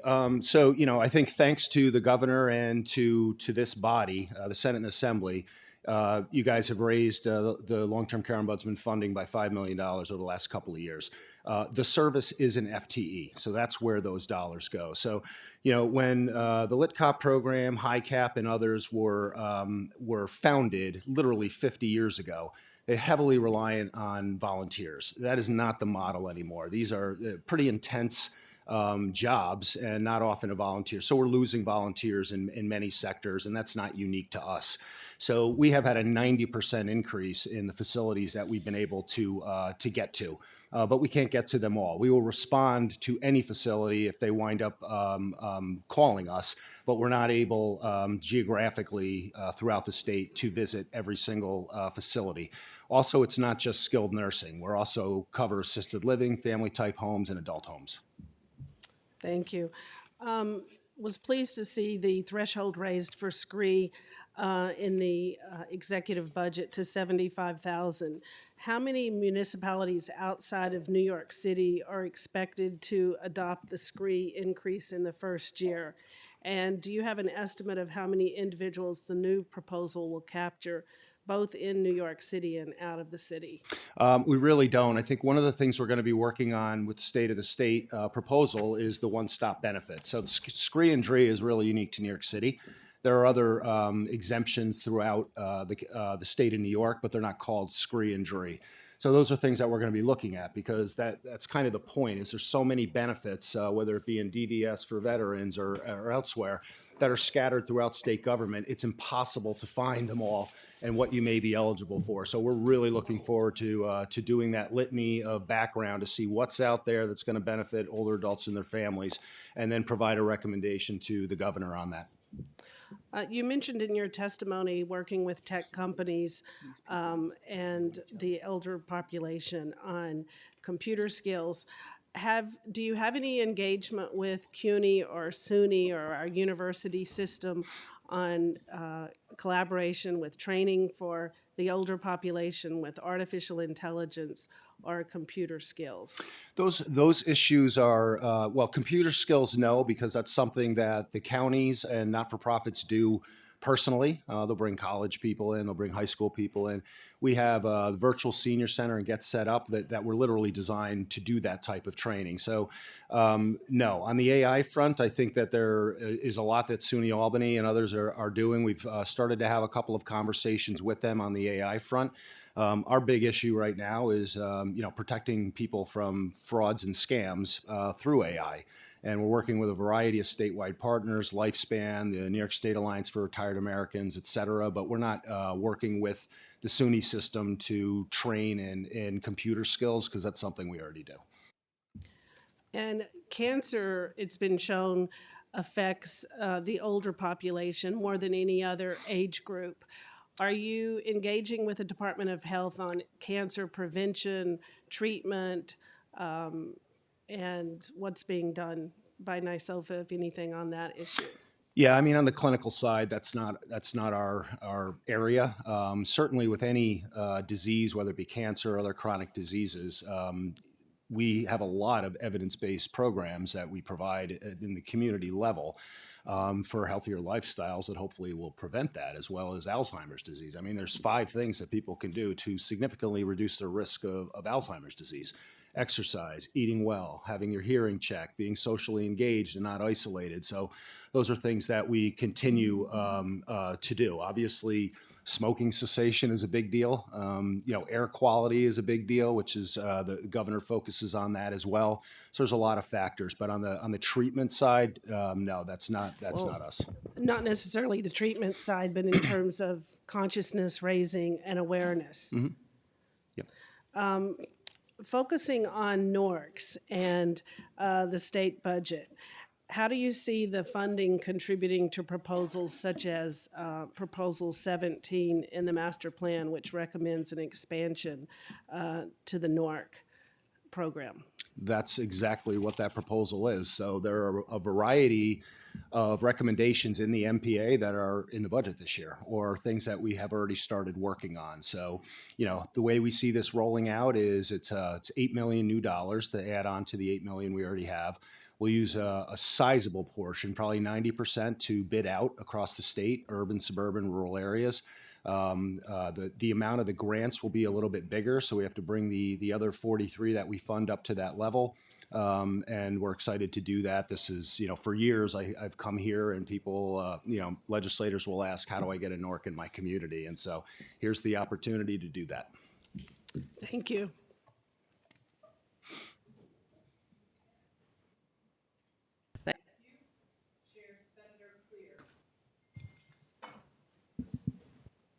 My time. Okay, now it starts. Good afternoon, and thank you to both of you for your testimony here today. I'm going to jump right into it. There was a $4 million increase to support 1.7% targeted inflationary increase as proposed in HMH Part P. And I wanted to know, can we get a list of providers and a breakdown on how the money was awarded from last year's TII and how much was allocated to increase pay for employees and how much was allocated for non-personnel services course? Yeah, absolutely. So it's a little bit more than that. So it's almost $5 million. It goes out by funding formula. So there's 3 programs in statute that's attached to, ISIP, CSE, and WIN. It is, Senator, for us and for other agencies, the majority of those dollars do not go to salaries because our counties are union employees and their salaries are collectively bargained. If they wound up being passed on to home care agencies, case managers, et cetera, you're talking about upwards of over 1,000 organizations. So really what those dollars do is help address the increase in costs so we're not reducing services. How do we get money to workers? How do we get money to salaries? Because that's the intent. Yeah, it's... we are not paying our care providers enough money. We are not. I don't disagree. I'm a social worker by trade. There's a whole bunch of folks in the caring economy that, frankly, are undervalued. That's really unfortunate. We can talk some more about that. I wanted to ask a question related to the MPA, and I just wonder, do we have a number? How much money will we spend implementing the MPA this year? No. So as you know, just by way of timing, the master plan was released by the governor, I think in June of 2025. And so this is the first budget cycle after the release. And so there are, like I mentioned, a list of things that are in there that are actually in this budget. So we've got the NORC program that Assemblywoman Seawright listed. There is the financial fraud and scams that I mentioned. There is the one-stop shop. I think going through the budget cycle, that's where you guys all fit in. I think there's a lot of interest in the MPA. There's some things that don't have a fiscal, some things that do have a fiscal. There's some things that can be done administratively, and there's some things that have been recommended that are just not doable. Can we expect any NYSOFA departmental bills coming from the MPA? No. Okay. SOFA spends a great deal of time investing in a community model of care, which is largely preventative, yet the medical model of care still seems to get the disproportionate share of investment. Can you quantify how much money the preventative community model of care saves the state each year? If you're talking a specific program like our home care program, we can serve a nursing home eligible person on paper, which we do every day. The average person's an 83-year-old low-income female, lives alone, 4 to 10 chronic conditions, 3 ADL limitations, 6 IADL limitations, for under $10,000 a year, along with other types of services. So, it's very cost effective to invest in community services. And do you have, and you spoke about this a little bit in your remarks, but it is frustrating also for us that are trying to see how much we're actually spending on older New Yorkers. Do you have a cumulative number of the amount of total state dollars invested in older New Yorkers over all budgetary areas? Oh, absolutely. Numbers are my thing. I can get you whatever you need. So, I would love but to we have can't just, I can carve out state money, but you have to look at the entire package, right? So we have federal dollars. Our state dollars wrap around those, county match for federal funds and state funds. And then you'd be surprised at the contributions, $2 and $3 contributions that older adults make to the nutrition program and transportation. It's $20 million additional dollars. So there's really 4 pots that make up the whole. It's about $670 million. Happy to break that down for you. I would love to see it Sure. because the transparency is necessary to see if we are spending enough money on the fastest growing population in the state. Yeah, absolutely. There's a question that always comes to me every year, and I cannot get clarity on it, and I can only take it from our folks at DFTA, who are very concerned about the fact that New York City's population is about 44% of the overall state population, and New York City aging only receives about 34% of that total unrestricted state grant dollars. So as a proportion of total state grant, NYSOFA funding, New York City aging received 1.2% less in FY25 than FY24. Can you? I absolutely can. This is the 4th year in a row this has come up. Senator Krueger raised it 4 years ago, and I'll address it every year. It's factually incorrect. New York City is about 34% of the state's 60-plus population. They receive 49% of federal funds and 38% of state funds. Okay, and they added New York City aging requires $112 million to meet current needs and account for future growth, and a commitment from NYSOFA to fund the city at 44% of state grant dollars to match our proportion of the population. I would like to broker a meeting between the city of New York and NYSOFA to really resolve this once and for all.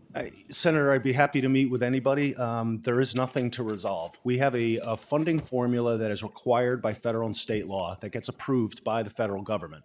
They receive 49, half of all federal funds go to New York City, but they're not half the population.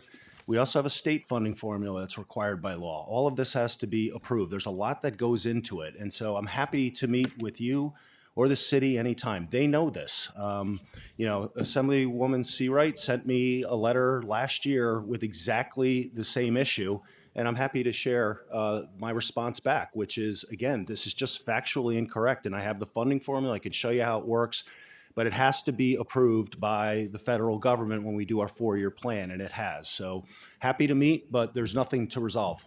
All right, well, it says you, but New York City says different. So I'd like to see where the discrepancy lies. $7 million. There was a $7 million increase for NORCS. We're happy about that. Yep, it's $8 million, so it's even a little bit more. Well, the natural NORCS. I was going to break it down, and I guess a total of 16 for between the apartment building or housing complexes as well as the neighborhood NORCs put Correct. together, right? Yep. What services are being delivered to NORCs and NORCs? Yeah, so again, I think the brilliance of the NORC is it's a community model, right? So you leverage community resources, but within, if it's a city, it's usually a census block with a couple of buildings. We have one here in Albany, it's a neighborhood. We even have one in a rural area and on the Pennsylvania border. But it's the usual services that we provide. It's nutrition, it's socialization, but the case management, those types of services. In addition to healthcare monitoring, that's really where the key is of an integrated care model. Is it brings the nursing monitoring together with the social services to serve people holistically. Okay, if you can send me, you don't have to tell me now, where Absolutely. the programs are and how many providers and how many people are being served. Sure. Yeah, we have 43, and I can absolutely provide you with the locations and numbers. Okay. Are there any additional needs for this program? Are there any additional needs for this program? Just to grow it, and that's what we're proposing to do, thanks to the governor. Okay, and is it going to go to new awardees, new counties, or is it just going to be increased funding for the existing? So for the existing, we will boost them up because when we RFP out the new $8 million, those amounts will go up. The reason why is some of the services, particularly on the healthcare side, used to be provided pro bono, and they're not anymore. And you guys have been gracious over the last couple of years to provide additional resources to cover what used to be a pro bono service. So we'll be raising up the original 43 that we fund to match the level of the new RFP. So they will be spread out, urban, suburban, rural. And are there any recommendations from the Master Plan on Aging report that are not included in this year's executive budget that you believe should have been included? I think that's a hard question because there's a lot of recommendations in the MPA that have nothing to do with the New York State Office for Aging, so I'm not making a judgment. But I do have 2 pages of slides of things were already being implemented or have been implemented. I'm happy to share with you. Okay, but nothing NYSOFA does that you think should be included that wasn't? No, I'm not going to make that judgment. Okay, all right. I'm 13 seconds short. I got change. Okay. Thank you. Assemblyman Stern. Thank you. Thank you, Mr. Chairman. Thank you to Alexander Hartwich of Ways and Means. Thank you to Joanne Martin of the Committee on Veterans Affairs for your assistance. And thank you to my favorite commissioner, my favorite director, a very strong combo with us today. It's always good to see you both. Thank you. Director, you had briefly mentioned among a list of challenges that so many of our older neighbors throughout the whole state face is transportation. We know that transportation is the key to maintaining dignity and independence and, most importantly, control over our own lives and in our communities that we help to build, that we love, that we want to remain in.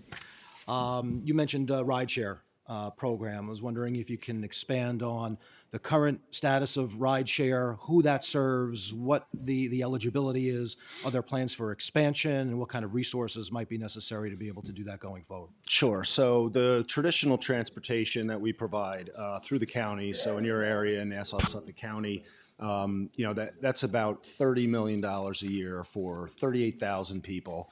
About 2 million one-way rides. It's clearly still not enough. So, during the pandemic, one of the projects that we launched was with GoGo Grandparent, and you can sign up through them to be a driver. They use Uber and Lyft, and they train their drivers in the unique needs of older adults. So, as we traditionally do, when we launch something like that, we reach out to the counties to see who would like to participate. Nassau and Suffolk both did. So, the way Nassau is using it is exclusively to get veterans. 100% to get veterans from Nassau County out to the Stony Brook. Are there plans to try to expand it? Absolutely. We know that it works. I think it takes time to get these things up and running, but now the demand is, it's increasing. So, we're trying to look for some creative ways to do that. And I'm part of a national effort to create a national volunteer transportation network. So I think that there's a lot of cars that are sitting in driveways during the day that certainly could be utilized to help the not-for-profit sector. And really, to your point, if you can't drive anymore and don't have access to transportation, the isolation, the loneliness, the depression, the mortality rates, we know what that is. So it's a huge need. Look forward to continuing that conversation and see how we can be helpful. Absolutely, Assemblyman. Thank you. Commissioner, welcome. Thank It's you, good to sir. see you, Thank and you. It's thank always you great to for see all you, of you, Senator. all you do for our veterans, and thank you to your outstanding Thank you. staff as well. The most recent annual report in 2024 says that there are 207 Gold Star parents. As you know, we expanded the annuity program in terms of eligibility. So I was wondering if you can share with us how expansion has gone, what kind of increase might there be in eligibility numbers that you might be seeing for those who have now become eligible to take advantage of that program Yes, that they have deserved. Yes. Thank you for that question, Assemblymember Stern. First of all, we want to say thank you. We know that this was a long time coming for our Star family members. This has increased not just for the spouses, but to the family members. So it has been a great benefit.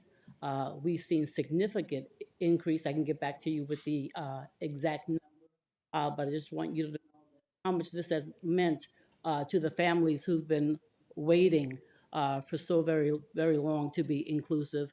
And you have done exactly what we have wanted to do, which was include not only our veterans, family members as well in and I will get back to you with that number.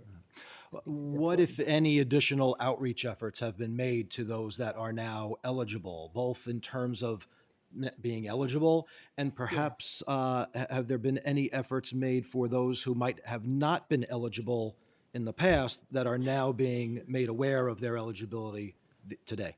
Absolutely. I think that you have seen that we have been doing a great many more seminars, lunch and learns. Our social media platform has grown. In fact, we've gone from 6,000 to close to 10,000 followers. We have been sure that all of this information has been sent to all of our county partners, as well as our outside organizations, many of whom with which we're working now. And then because we have our amazing state veterans liaisons across the state, they have been getting that information out as well. And then thank you to all of you, because I have seen it in your newsletters along with other pertinent information. So the word has not only gotten out, but those in many of our areas have given me a personal call or email to say thank you that they heard about it and that they've gotten it. Very good. So thank you so much. We had years ago included several $1 million for capital improvements for organizations and their facilities that serve so many of our veterans and their families throughout the state. Today, there's money that is going to be reappropriated in the budget and with additional funds going forward. Any idea these days how many applications are pending for these types of grants? So let me say again, thank you. The importance of these capital management grants meant so much for so many, especially the American Legion halls that I've been to with the leaking ceilings and as well as the VFWs. We know how much this has meant. For 2024, there's just one application that is pending. With the first round, the second round, we met it at 100%. The third round at 100%. We have some monies that are left over, not a lot, and Dasney and I are deciding how we're going to make that happen. But the difference to be able to go into a hall that had a leaky ceiling and roof, to see the expansion now and what it means for them in terms of extended membership has been amazing. And so again, you're doing a great work across the entire state on behalf of those who served our nation and our state. Thank you so much. The legislature and the agency have made it a priority to expand services to women veterans. and talk about current status of that program and again, the kind of resources that are necessary and that we should all be aware of to further support that effort. Thank you so much for that question, Assemblyman. I think we know that women have been hidden. The VA Federal had their Hidden Heroes program for the women. One of the things that we learned 4 years ago that we've been saying, and now we're so happy to share that Federal VA has now picked up on that acronym, is for those who've served. So many veterans, especially women, do not answer the call to veteran. I tell people my off-board was in the 80s, and the off-board was, if you're not re-enlisting and if you're not bleeding, there's the door. I was never told outside of Jacksonville, North Kakalaki, that I was a veteran or to go seek any type of services. For years, I did not know. 30 plus years later, since we have been utilizing the for those who served, our women have been stepping up. We did the pilot program calling all women veterans. We had a program, 5 women registered. Same flyer, same poster, in the same place in town, calling all women who served air, land, and sea. We had close to 400 women who did not deem themselves to be veterans. We now have a dedicated women's coordinator. Our dedicated women's coordinator works with all those women who have served. We just had our first Women Veterans Retreat. We're having another one this year. We are no longer just acknowledging women during the month of March for Women's History Month or for Veterans Recognition, but every month we are having seminars for our women. We just had one for them as caregivers, as single women. We now have resources for them from Partners for Women Only services, gift cards and grants for women who served across the state. And again, now our corporations who thought they knew how many women veterans they had at their place of employment. I'm talking about places like some of our major banks have now come back to us and say, listen, we heard what you said. We put it in the newsletter calling all women and calling all those who served, and the number that they thought they had was significantly increased. The same with our faith and service across the state within the houses of worship. Now, so many of our pastors who thought they knew who their veterans were, we go back in and say, now, how many of you have served? We're getting an additional 50 to 70 people. And in our larger places, we're getting even more, and the women are counted amongst them. We have always been here, and we're so glad to be able to serve those who look like me. Thank you. Thank you. Thank you very much. Oh, you're back. Oh, perfect timing. Thank you so much. Chair Scarcella Stanton. Thank you, and thank you, Commissioner DeCohen. Welcome back, and Thank you. congratulations on the Abraham Lincoln Award. Thank you. It's great to hear. Thank you so much. Most recently, your office has been instrumental in helping obtain information about veterans who are returning home to New York State. We're getting that out to our colleagues in the respective districts.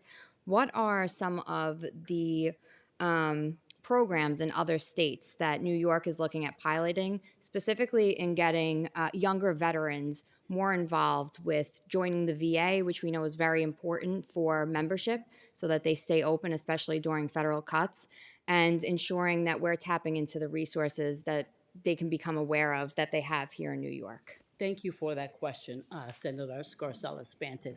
I have to flip what you said and reverse it to let you know that now the other states are tapping into us. We not only have the kiosks that they're looking into, but we also have the welcome home letters. We have been working with our military bases.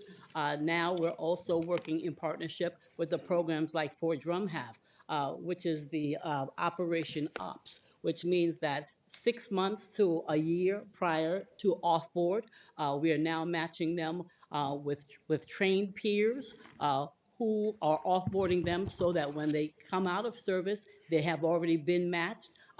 We already have programs where we're now talking to them about employment. We know what it is to have their military transcript. to already be prescribed to something that meets the civilian workforce. We're doing that, but also now we're talking with the corporation and the partners who are ready for the offboard of those who are just coming out of service. So we have several programs. Be happy to talk more about that because I would love to see them in the newsletters. But listen, we are willing, but now we are ready. We are able, and again, the other states are now calling us to do a hand exchange because our veterans are coming back home. And I want to praise the governor that when they had the massive federal layoffs, that she opened up employment and jobs, and then they heard of the many services that you all have supported for those who've served. Operation Baby, we've given out 3 tons of baby diapers. And again, why don't they just go to the diaper bank? That's social services. And until we've gotten every veteran off of social services, we don't want the EBT card. We want a dignity card. But all those programs, ma'am, they're mimicking us now. Good. And sorry, I have Thank you. several Go, questions, go, so I go. want to get through them. Yes, ma'am. Another thing that both myself, Assemblyman Stern, and Assemblyman Landon Days have discussed is the idea of a task force, similar to what we've seen with like the AAPI task force, doing one for veterans and investing $25 million more into issues affecting veterans, such as housing, supportive housing, especially jobs. Would your office be supportive of a plan like that? Absolutely, and thank you for that question. Absolutely. I think one of the biggest surprises, again, we've seen across the state are the many places and spaces where we've had to erect just in the past year, as you know, veteran housing, veterans family housing, veteran supportive housing for women and their children, and now supportive housing for our single fathers and their children. You know, we've done so much in 4 years again, but there's so much more to do, and Yeah. absolutely we support you with that. And I see here that you spoke about the program here that says the Healing Haven for Military Spouses program, which it says is a first of its kind peer-to-peer initiative focused on the specialized needs of military spouses. Can you tell me, I guess first, how are you getting the word out about that program? We would love to be helpful with that. And also, how many people, if you know, or how big of a population is tapping into that? Is it virtual? Where are these programs taking place? Thank you so much for that question. We're so excited about this program. And again, had you in mind, certainly, I'm wearing my band this morning, that's veteran gave me, that says we hear you. And we hear you, and we hear the veterans across the state. We just started this program in December, I believe, with the first cohort, because we got it out on social media, we got it out through our county partners, and certainly will ensure that you have every flyer for every program that we have. I believe the first cohort, we had about 25, 27 women, which was great for first time out. The second time, we had about close to that, maybe 48. And we want to continue to get this word out across the state on behalf of our military spouses. Another question I had. And they're male and female, by the way. We were so glad to see that. Yes. Another question I have, we often hear about veteran suicide. It's a very serious issue. We had Fort Drum come up last year, and I had the opportunity to speak with several of the soldiers. And one of the issues is just tapping into more mental health resources. We reached out to the Cohen's Veterans Network as a kind of public-private partnership. What are some other public-private partnerships that DVS is looking at to expand services, especially if we see areas where either mental health services or just even getting to a doctor's appointment, it's not everybody lives nearby a VA, and Fort Drum specifically is the most deployed unit, and it doesn't actually have a VA hospital. We know they work very closely with the hospital up there, but what are some of the ways that you are connecting active duty soldiers and also veterans to services in a more conducive way, and partnering with private industry as well? Thank you so much for that question. We were so happy last year that we were able to launch the outdoor RX program, but also we're working with people like the Metropolitan Jewish Health System, where we just created the pocket card for our providers. We're having more retreats. We just had a retreat from one end of the state all the way to the next. And then one in the middle in the Adirondack. So we've had 4 programs already for the healing through storytelling. But also we're excited because we were able to get on the tribal nations and offer them a first-time program. And we waited years to get on a lot of these tribal nations. And so we're doing that storytelling with them. They allowed us to bring it in. It's doing quite well.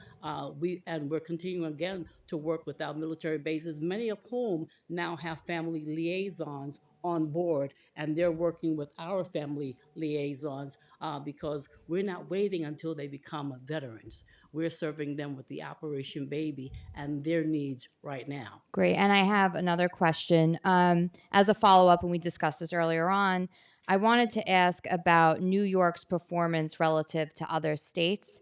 And do we see that we're losing veterans to other states, and what trends have you seen? I do understand, some states, especially southern states, there's different programs.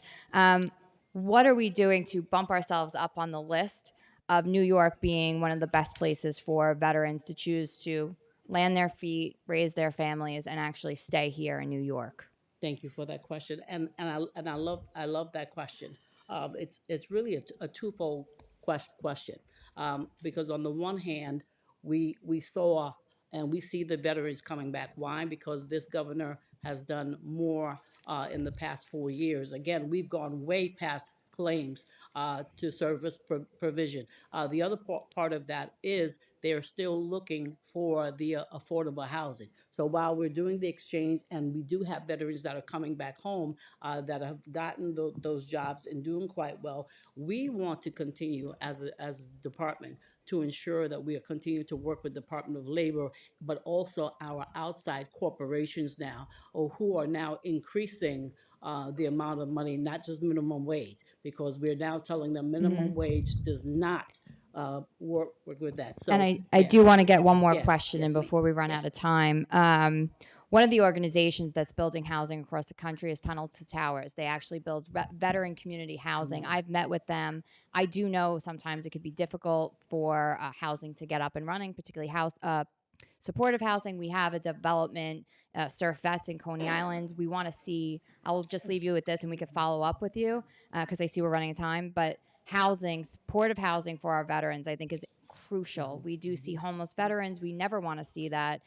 So again, back to my point about public-private partnerships, making sure that we're working together to make it easier for veterans housing to be built, and making sure we're working public-private deals out so that we can have these types of communities in our district. So thank you, Commissioner. I appreciate your time. And thank you. And we supported the Tunnels to Tower. Did not know about the one to Coney Island. Yeah, that one's not Tunnels to Towers, but it's a different one. But we'll connect. Thank you. And thank you both. Assemblyman Brooke Cransey.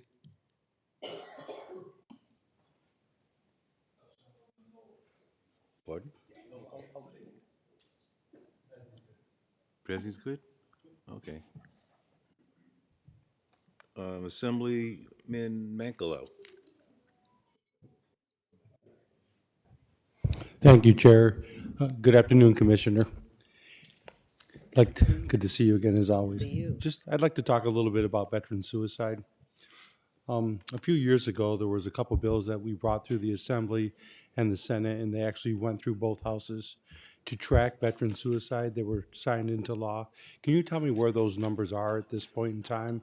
And if so, what are we doing with those numbers to help counteract suicide, veteran suicide? Thank you for that question, Assemblyman. I can get back to you with the exact numbers, but we have commissioned and worked with Purdue University on their suicide risk assessment, and they have a current study across all 62 counties.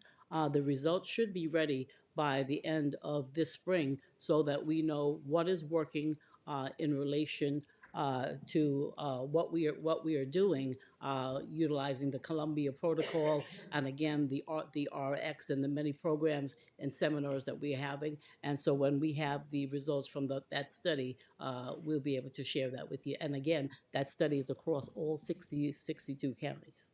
So, Commissioner, because of the new law at the time when it was signed in, so in that study, are those numbers that we brought forward because of the law, are they being used in that study? Yes, they are. And is it possible to see the numbers, not the individuals, but the numbers and where we are with veteran suicide here in New York State Yes, for the last several years? Yes. That'd be great.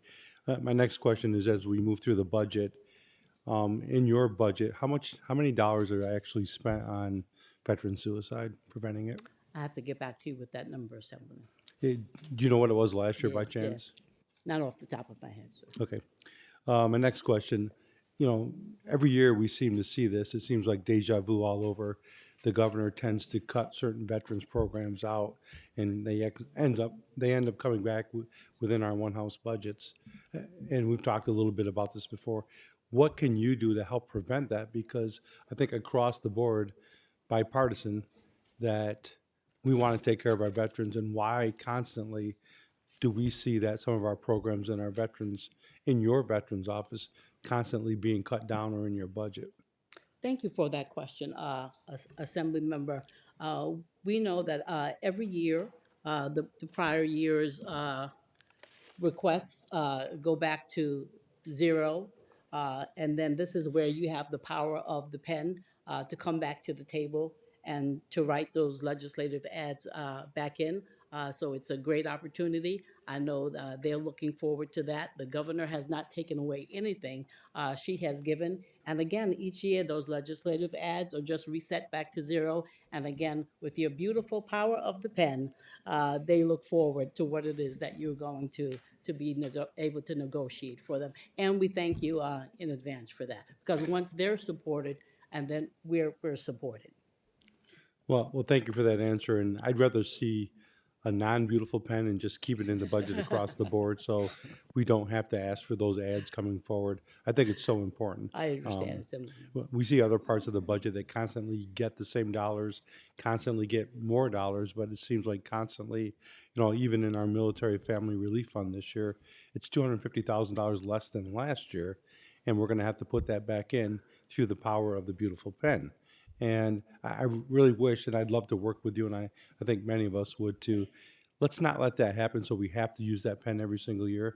Our veterans and their families deserve it. So, Thank you, Assemblyman. I've got about a minute left. Last question I have for you, and maybe I misunderstood this. The Veterans Nonprofit Capital Program, you told us where you were at with that. There's about, I think, $224,000 left in that program. Is that going to be funded next year? Thank you for that question. We would like to see this program continue on. We think it's something that, again, the pilot program is over. It's been proven. It's needed. Went to a great cause, very beneficial to those who received the grant, and we would certainly like to see it continue on. Yes, absolutely. And I'm glad you said that, because our VFWs, our American Legions, and other non-for-profits, that plays a huge part in peer-to-peer relationships with our veterans. And what level would you like to see that funded at again? This same level was adequate, but I think there's more out there who are still could utilize Absolutely. that, certainly, because we're talking across the state. So there's much more to be done. Thanks, Commissioner. Thank you. Assemblyman. Thank you. Next up is Senator Ashby, who is the ranker on both aging and veterans.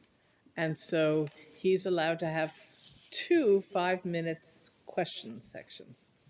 Okay? Or 10 minutes. Yes. Thank you. Commissioner DeCohen, great to see you. Great to see you, Senator. Commissioner Olson, great to see you as well. Our first couple questions are going to be for Commissioner DeCohen. A few years ago, we had gotten an audit from the state comptroller regarding tax checkoffs in veteran services, and it seemed as though the money was not being spent.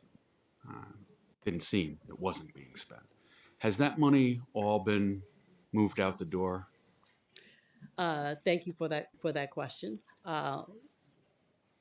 First of all, let me go back and say that no one in our department was sitting on that money. As the money comes in, the money is spent. We take very seriously the money from our veterans and our supporters that are put into that program. Money doesn't come directly to us. We give the information out to those who write the check. And so again, as we are told monies are available, we put everybody out the pipeline as soon as it comes in. We get it out. We get it out the door. We're not sitting on any money, nor will we ever on behalf of our veterans who served. Well, the money wasn't moving. I mean, the audit was from 2017 to 2023, and zero of it had moved. Yeah, we don't have the money. So yes, I'm not going to no, argue we're not that gonna- point. That's a fact. But now, since last year, and we've been made aware of this, to your knowledge, have the remainder of those funds have they moved? Yes. The funds have been moving, and as our veterans are in need, we're ensuring that they are met immediately and they are out the door. Great. What new federal partnerships and initiatives have been proposed within the department now that you're a department? Thank you for asking that question, Senator Ashby.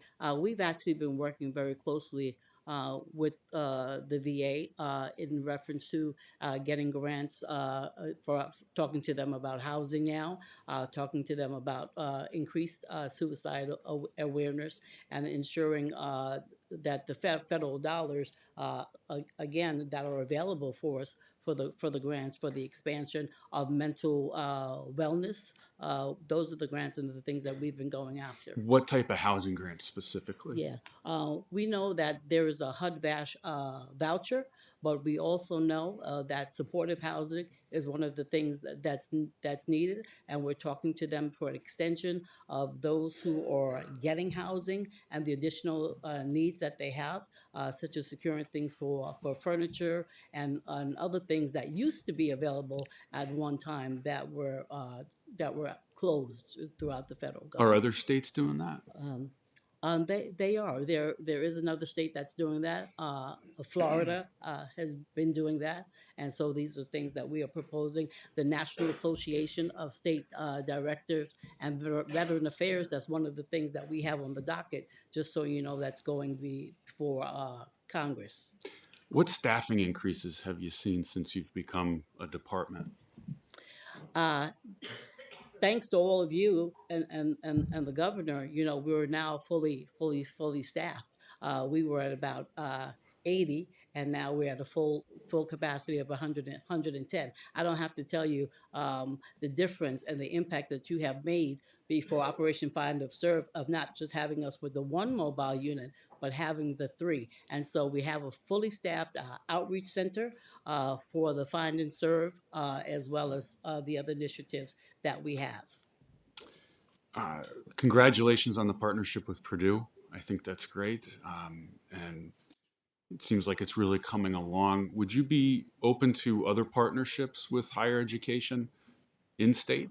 Oh, absolutely. Listen, this again, with your leadership and this governor's leadership, this is what we're doing. We're working now with banks now, and the veterans liaisons and coordinators are now going into our private sectors because, again, they understand that everywhere that we are is someone who served. And again, they're thought that they knew their veteran population. And again, by asking, have you served? It's made a huge difference. So now people like HSBCS Bank has veteran liaisons across this state going into other states. And again, the VA has now stepped up to say, listen, we heard what you're saying, and we're now saying at the VA federal level, all those who served instead of just veteran.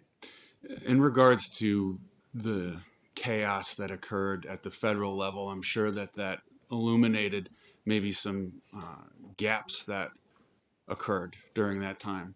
Are we trying to capitalize on that and improve those areas?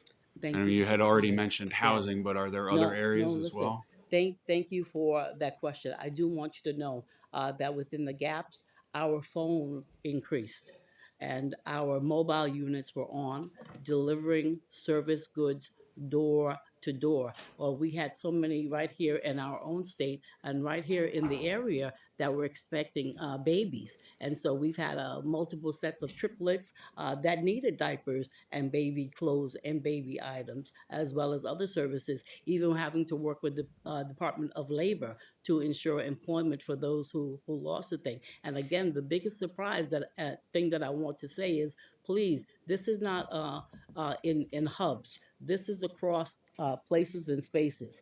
This is in Southamptons, in Scarsdale. When we looked at the list of the Emergency Housing Fund and the people that called us, you'd be very surprised of those who had the money.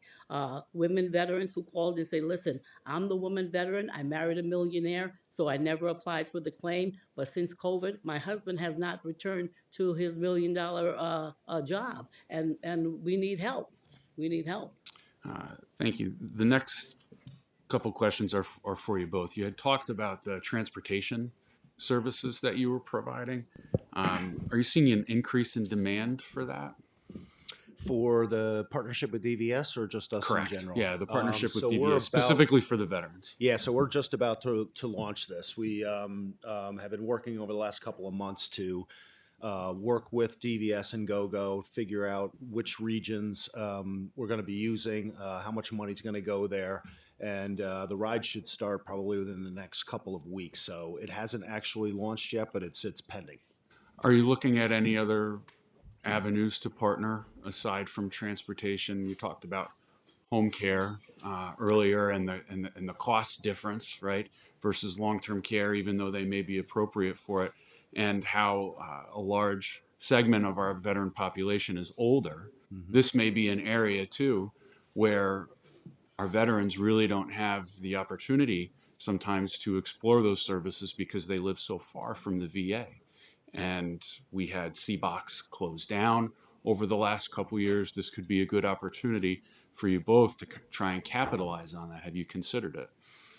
So in terms of the partnership, the transportation one is just one. We've partnered with DVS for years. I think one of the things that I had learned early on was there's about 110 federal, state, and local veterans benefits available to them. So years ago, I added to our comprehensive assessment tool a veteran status so that we could make a soft handoff to either DVS state or the local Veteran Services Agency. Senator, we have 32,000 veterans on our caseload. So the cross-training and the local connections are really important. And I think what makes me proud about not only the partnership, it's how it came to be. And I got a shout out to Benjamin Pomerantz, who works at DVS, is that it was the local Veteran Services Agencies who were working with our counties who saw our model and are like, we want that. Like that's really going to work. And I know the senator earlier had talked about, transportation and suicide and getting people from Fort Drum to Syracuse or whatever. That's exactly what this project is designed to do. Well, I want to congratulate you both on that cooperation and really looking outward to the study that's being done at Purdue. And I look forward to seeing the results and being able to capitalize on that. Thank you. Thank you. Nokorova.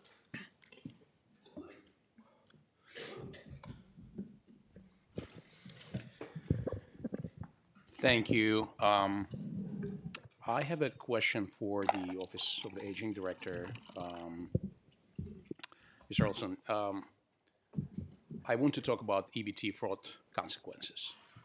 The number one issue older folks in my district are discussing with me.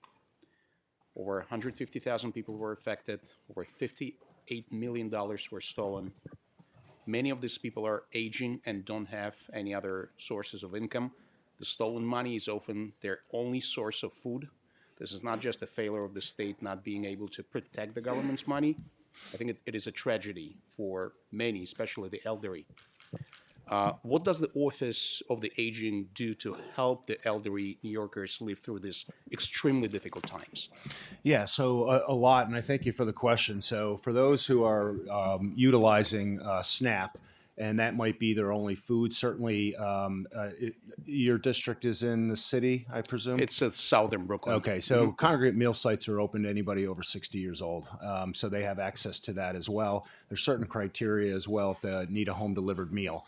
But there's a lot of those types of nutrition services that we provide at no cost for the end user.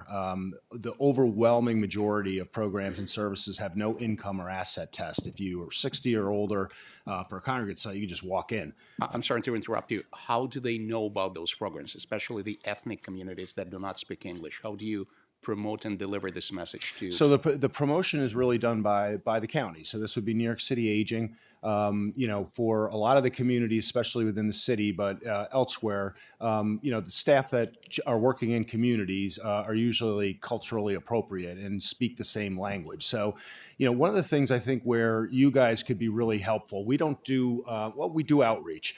But it's really the way that we were designed is really localized. So there are 59 county offices for the aging that receive funding from us and then work with other community partners.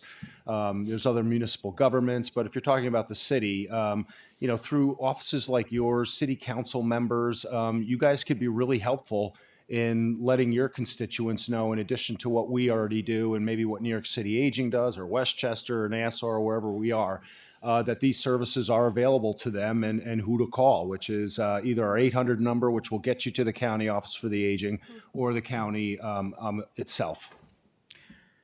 Do you agree that your office maybe should develop a plan to establish a specialized emergency fund to address this problem so we can feed our aging New Yorkers during such a crisis?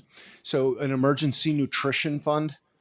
I think the first thing that, in addition to protecting the EBT card, I was really excited to see that in the budget due to what you had just talked about in the theft. There are a lot of older adults that don't tap SNAP for stigma reasons. If I get the benefit, maybe a child is not going to get it. The benefit might be only $20, all of that. So I think we can do a way better job in helping people get the benefits that they need, which is why I'm excited to work on this one-stop shop for benefit. We oversee the largest nutrition program in the country through our congregate sites. We have over 800 in New York State, probably 250 to 300 in New York City. Our home delivered meal program, 2,426 home delivered meal routes, and then the huge investments in the emergency food network, food banks and food pantries. So I think that collectively the resources are there. It's how to connect people with what they're eligible for to actually get there. And it's not just on the nutrition front, it's the energy front, it's SCREE and DREE, right? All of these benefits that could really put money back in people's pockets and address the affordability crisis. So I would love to work with all of your offices to get, information out when people come to your local districts and, you have the brochures on the wall to let them know. I would love to be in touch with you in regards to that. Awesome. Thank you very much. Okay. Thank you so much. Thank you. I appreciate it. Senator Wyke. Thank you, Commissioner and Director. Thank you for being here as always. It's great to see you. Commissioner, New York State Division of Veteran Services was elevated to the Department of Veterans Services in 2022, which was met with great enthusiasm in my district. I represent Suffolk County. We have the highest number of veterans in the entire state. The mission of the department was to connect New York veterans, service members, and their families to the full range of economic, medical, and social benefits and services earned through military service. And reading straight from your mission statement, it says, we provide the highest quality support, assistance, and advocacy to those who served in the U.S. military and, of course, New York State. At this point, 4 years into the formation of the department, most of the veterans' benefits have not been moved from other departments. Their funding and advocacy are still under the purview of other state departments. And this is a concern of a lot of my veterans. What is the timeline for you to finally pull all of these services under one budget items, under one department? Because, of course, as the commissioner, you have the vital role of being the primary advocate for the entire state for these services. Thank you for that question, Senator. I appreciate that question. The fact is we are working quite well with our state offices. Again, we've expanded veterans liaisons within each one of them to ensure that veterans across the state are working collectively with Department of Health, with SAMHSA, with the Office of Aging, and really we pulled all those agencies into what we do, because now we're having seminars for our veterans and those who served on aging, on I don't care, mean to on interrupt you caregiving. because I So only we get 3 don't- minutes. yeah, But I so just, so a lot of my veterans we're are concerned separate, that, but they don't have that to be the peer concerned. We're services separate. and We're other s- things are still under yeah, other we're- departments. We're separate, but And we're the funding equal. is still short. And So the veterans liaisons that- are within each state agency. And They- we, and they we, are, but and they're- we, they're and not- we meet with them All right, so monthly and let train me with just them. get to my next question, I'm which sorry. kind of I it apologize, goes to Sam. that. So what are you doing to ensure that the funding levels to all the programs are sufficient to meet the needs of New York veteran population? Because right now the levels are just not sufficient. And as the primary advocate, we're concerned, and our veterans are concerned, that they're just not getting the funding, and all of the different funding streams are just not being met in a timely fashion. Well, thank you for that question. And again, we are ensuring, and this governor has ensured that we have been given resources that have been taken door to door. Suffolk County, we're working very, very well with our directors and our partners and our agencies out there for expanded services, from mental health to wellness to veterans-only food banks, and is working quite well. Our veterans are not suffering under this governor. They've gotten more than they've had in the past dozen years, and we're very proud of that and proud of the work Thank that you, you're Madam doing. Commissioner. Assemblyman Hevesy? Thank you, Mr. Chair. Thank you, Commissioners. I'm going to be very brief. I just want to, one comment, and then I'll throw you a softball question if I can. Me? Yeah. Oh, excellent. I love those. Good. Okay. So the comment is, I've been here for a while, and I don't remember the executive budget proposals from your particular agencies being so robust. And there's more money being invested in the last couple of years than I've seen in a very long time. I love the expansion to NORCS. I love the peer-to-peer program. You guys really doing a terrific job. So just on behalf of my constituents, thank you for the work you're doing. Okay. Now, softball question. Commissioner Olson, can you tell me a little bit about the Family Essential Program and why that's important in your operations? Yeah, absolutely, Assemblyman, and thank you. And I appreciate that you had joined Assemblywoman Seawright to do that hearing on financial fraud and scams in December. That was a big deal. So I am a huge fan of Marcella. She will be on the next panel, and she had, obviously, I don't want to speak too much about her personal situation, but her husband is in a nursing home, and I think due to staffing reductions in homes that really affect quality of care. She developed an amazing program, training program to train folks like herself within her facility. And we provided some seed funding to expand to a couple of other facilities to increase not only the capability of family members, but to assist in providing some care based on lack of staff. And I just think it's an amazing model. She's an amazing person. And we've contributed, again, we've beefed up some funding for her program this year to expand it even further. And I believe Becky and the association was able to get a grant to increase it even more. So I'm a huge fan of the program, huge fan of Marcella's, and I'm sure she could tell you all about it on the next panel. I appreciate it. I'd like to say me too. And there will be a push in the Assembly to put that program on budget through a legislative ad. I will tell you that could have filled a huge gap for me personally. My father, he has passed, but my father, before he passed, went into a nursing home. And there's no manual to help anybody go through that. It's brutal.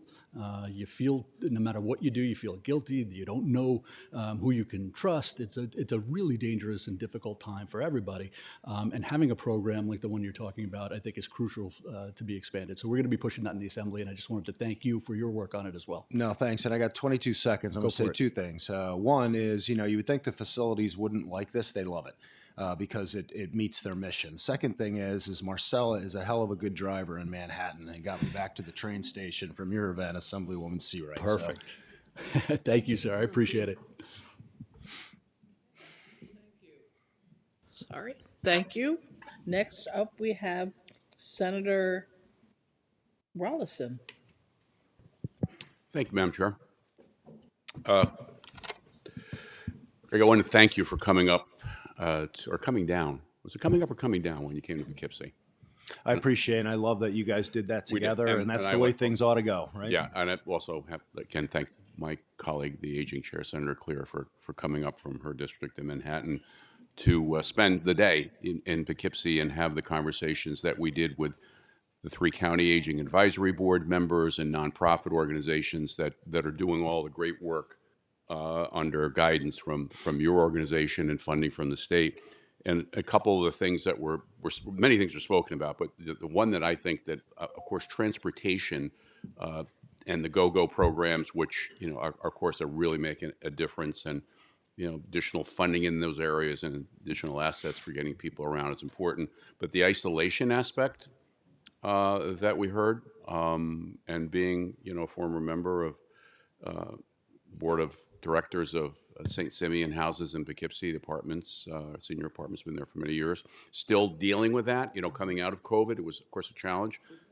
So, of course, you know, I know you had some thoughts on that and how we're going to engage our senior population, getting them outside their apartments, outside their buildings, and into the community, because there's all these organizations that want them, right? And I think those are opportunities. Could you just speak to that just briefly? Because I have one more quick question before I lose my Yeah, I will very briefly. So there's a variety of things that the counties and not-for-profits have been doing forever to combat isolation and loneliness in person.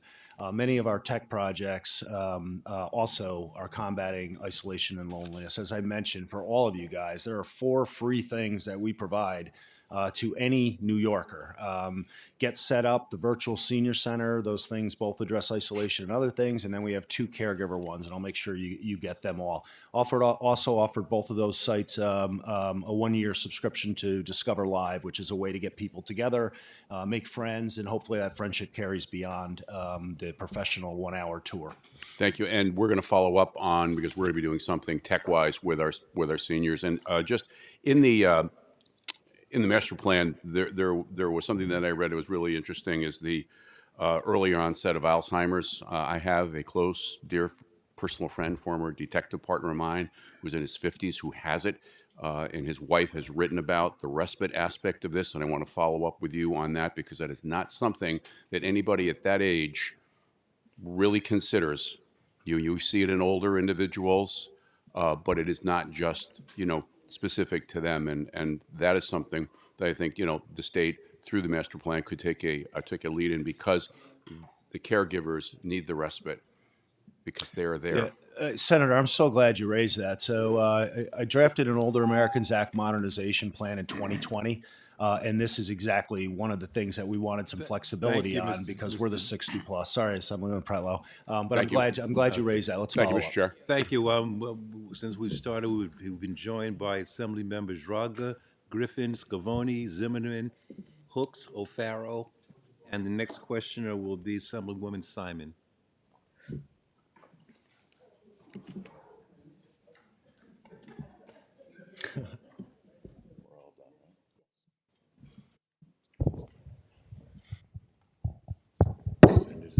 Thank you.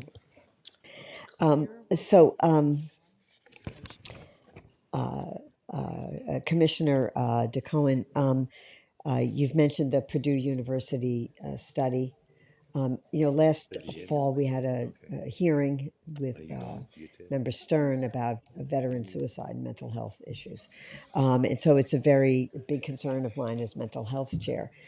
So I wanted to ask one question. Do you know whether this is going to be broken down is it just veterans, or will there be any breakout of those who are also first responders? We have many first responders or veterans, and they have a pretty high rate of mental health concerns as well. I'm curious whether that's being looked at in this study, and if you could make sure that we get a copy of it as soon as it's out.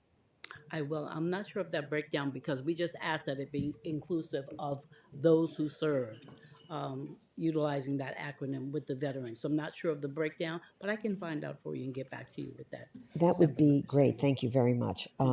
Because we want to ensure that we do as much as we can for our veterans, for their mental health, as well as for our first responders. As you know, there's an awful lot of overlap there.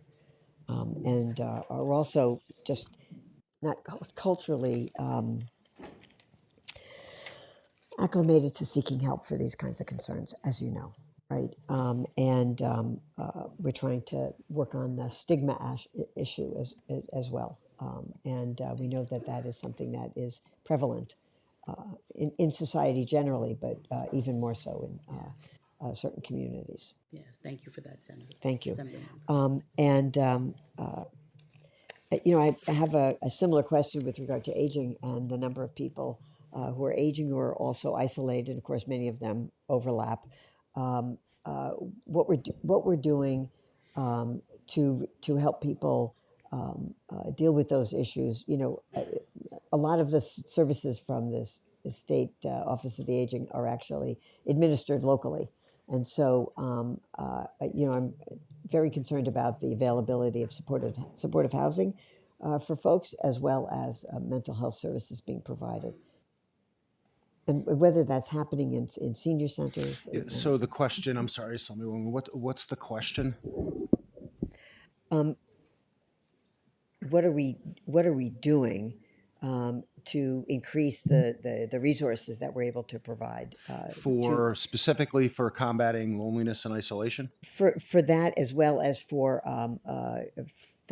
connecting seniors with housing. Right? Yeah. So on the isolation and mental health, I will follow up with you because I don't have enough. There's so many things that we're doing. Yeah. On the housing front, the governor has a $25 billion 5-year plan, but you can't build unless a municipality, as you know, as a home rule state, allow that to be built. But the $50 million she put in her budget last year and the year before to encourage zoning changes locally is starting to really help in terms of building housing that people need that's affordable. So that needs to significantly increase. Thank you, Mr. Yes, sorry. Director. I don't want to be the bad guy. Assemblyman Pretlow, you've been very good to me. And please, members, please remember that we all have 3 minutes, and your answer is part of that 3 minutes. So don't ask a question that ends with 2 minutes, with 2 seconds on the clock, and expect an answer.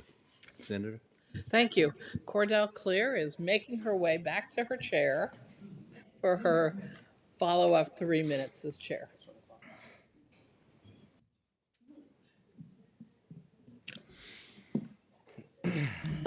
Okay, thank you. I'll start with this one. Because of the Medicaid cuts, the uninsured is expected to go up 88%. What is the plan for us? And can New York State absorb that? And I'm sorry, I'm out of breath. I ran down the steps. Are you asking me that? Yeah. For people that are that's a question. For our seniors, for our older New Yorkers. So you're talking Medicaid and loss of health care. So Yes. that's a question really for Commissioner McDonald on Tuesday and the Medicaid director. Okay. The majority of older adults are on Medicare first. We have a lot of duals, Medicare, Medicaid. But in terms of the state's response to lack of Affordable Care Act subsidies, the HR 1 impact, that really is a question for them. But are we preparing in any way? Is there something the state can be doing to help with that? I'm sure that the state is preparing. We're not a health insurance provider at the Office for Aging, so it's just not a question I can answer. Okay. So have any of the federal cuts, which include a reported dissolution of the Federal Administration for Community Living, directly reduced funding or other support to NYSOFA? No. As long as ACL keeps the money flowing, we'll be fine.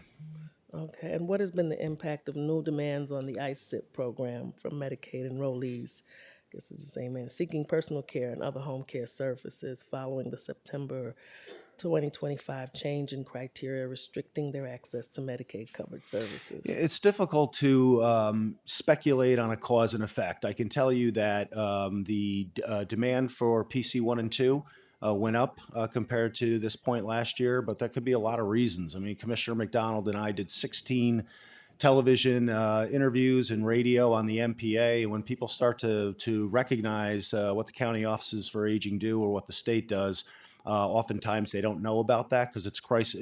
Our work is literally crisis driven.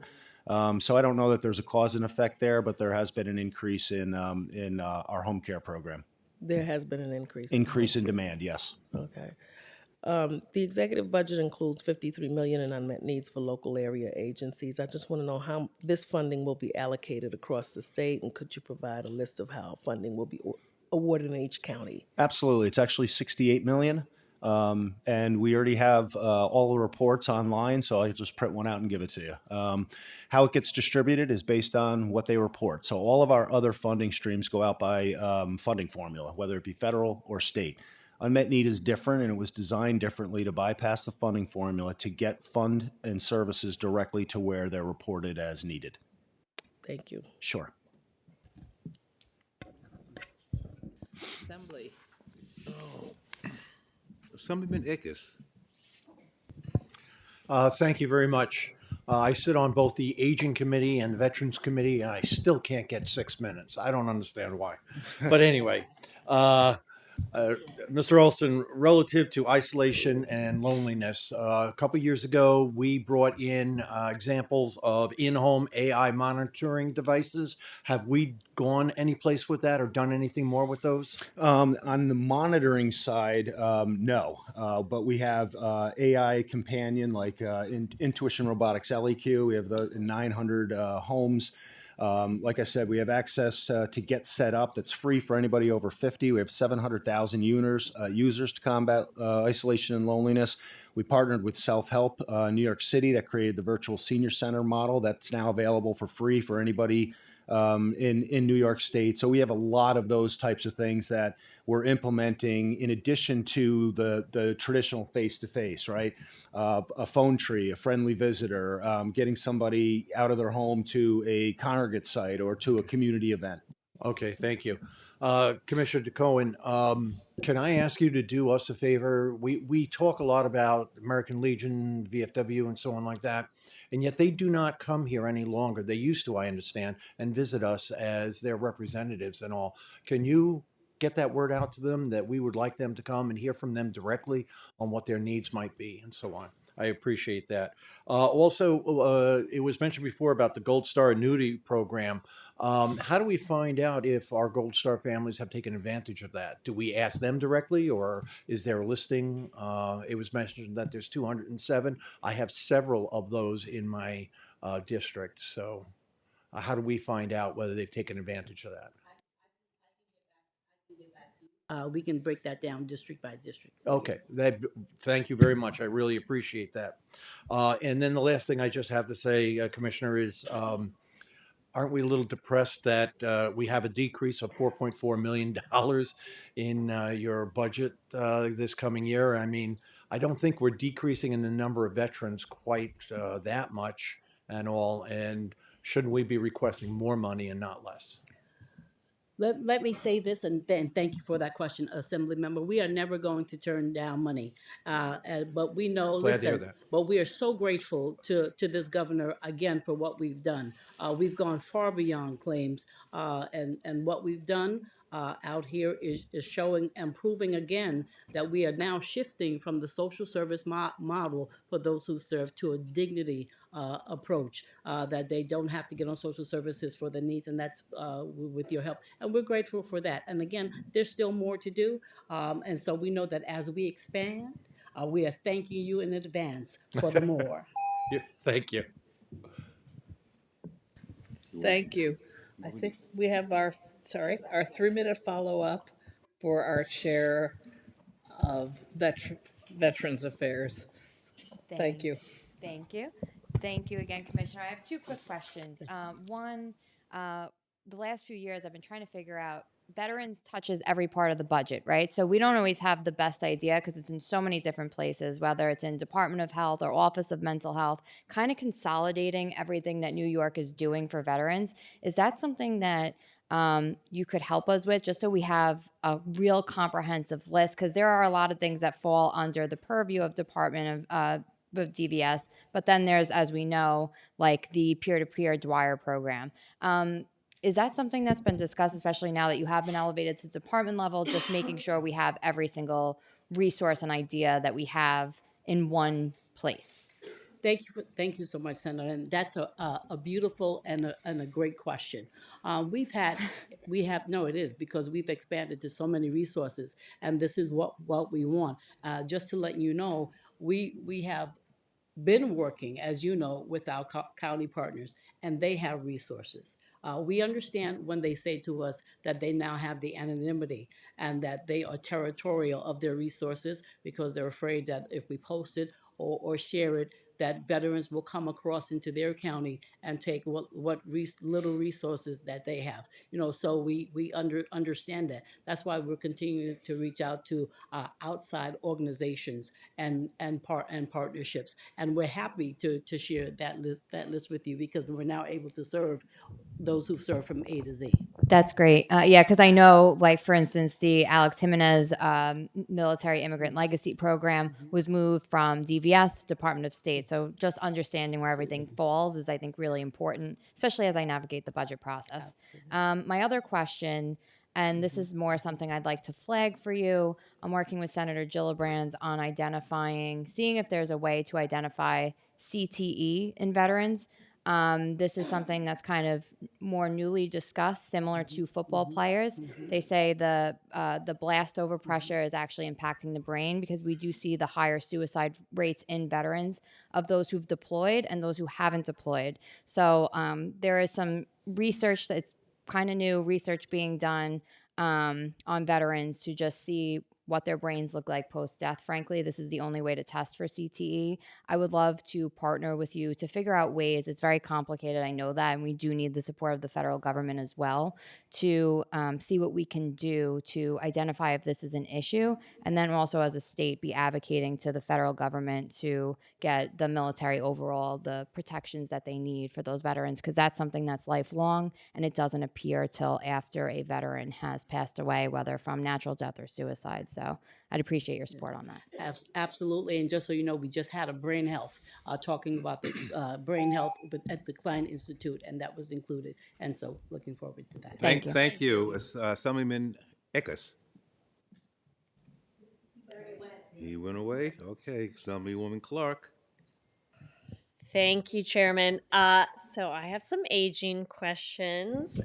First and foremost, given the huge investments we started to make into the critical weight, the programs for in-home services for the elderly last year, do we have a sense on what that has done to the waiting list, how many people were removed, and if our continued investment is really going to ever end that wait list? Yeah, that's a great question. I get that all the time. So I can absolutely provide you with data on how many people have been served because of that investment. If the question is the wait list going to go down? No, it probably isn't. What winds up happening, as you know, Assemblywoman Clark, is, and which is why it's so important to have these funds in the out-year financial plan, are people are receiving these services for more than a year. It's not a one-time thing. Right. So, population is getting older. So, while the wait list may not necessarily go down, what would happen to people if they weren't receiving the services that this $268 million has funded? We know what that is. They're going to a nursing home. They're going to community Medicaid. They're going to the hospitals. They're moving in somewhere else. So it absolutely has been critical. It saves the state a ton of money in those more expensive settings. But yeah, we have all of that data and information happy to provide for you. Well, hopefully we can get to a point maybe where we get close to maybe eliminating it. But I understand. I want to talk about one of our favorite subjects, which is lifespan. So one of, I know there has been this focus on fraud or scams and fraud and some of those really things becoming increasingly an issue. Lifespan helps run the elder abuse, the elder abuse, the statewide coalition on elder abuse, and really ensuring that we're not just doing public awareness campaigns, but that we're actually involved and have places for people to go, resources, places for them to call. Do you think it makes sense at this point to expand that because it's already a tested model around elder abuse to ensure that we're also including scams and fraud, given that it's sort of the big rise? I mean, it just feels like it's the perfect organization or the perfect coalition and with its partnerships downstate to really just, instead of recreating the wheel, just doing an awareness campaign, really including and giving them more resources to take on the scams and the fraud piece as well. Yeah, I think whether you're talking about Lifespan's EAOP program that we fund or the EMDTs, which is really the apparatus which is successful because it brings in so many different folks from, courts to district attorneys, social services, et cetera. Scams are part of elder abuse and fraud. So we will, I met with Anne Marie yesterday and this morning on how we're going to take this amazing state of the state proposal and blow it out. So Wonderful. I'll talk to you about it on Friday. Perfect. Thank you. Senator Roxanne Perot, excuse me. Thank you, Commissioner. It's a quick question one of my colleagues has for you. Can you explain how your services are saving Medicaid funding? Yes, Commissioner Olson. Yeah, thank you. So earlier I talked about kind of who our average client is, right? So I'm not going to go through that again, but on paper, these individuals are immediately eligible for Medicaid based on income, based on functional need, and that's what really triggers Medicaid. What we're able to do as a network is, provide services in the home, personal care 1, personal care 2, comprehensive case management, which is not care coordination, which you often find in Medicaid. I started as a case manager. You go into people's homes, you're really looking holistically. You can provide transportation, home delivered meals, et cetera. The average client stays on this program between 5 and 7 years, costs about $9,000 a year to have somebody that's nursing home eligible stay at home. And so that's how it saves money. Because the best way I think to prevent future Medicaid spending is to not go on Medicaid at all, and that's what our network is really so great at. So with the cost savings, what are you doing additionally for seniors with all of the money that you're saving? Well, the savings is future, right? You don't actually get a check in the mail because that would be great if that could happen.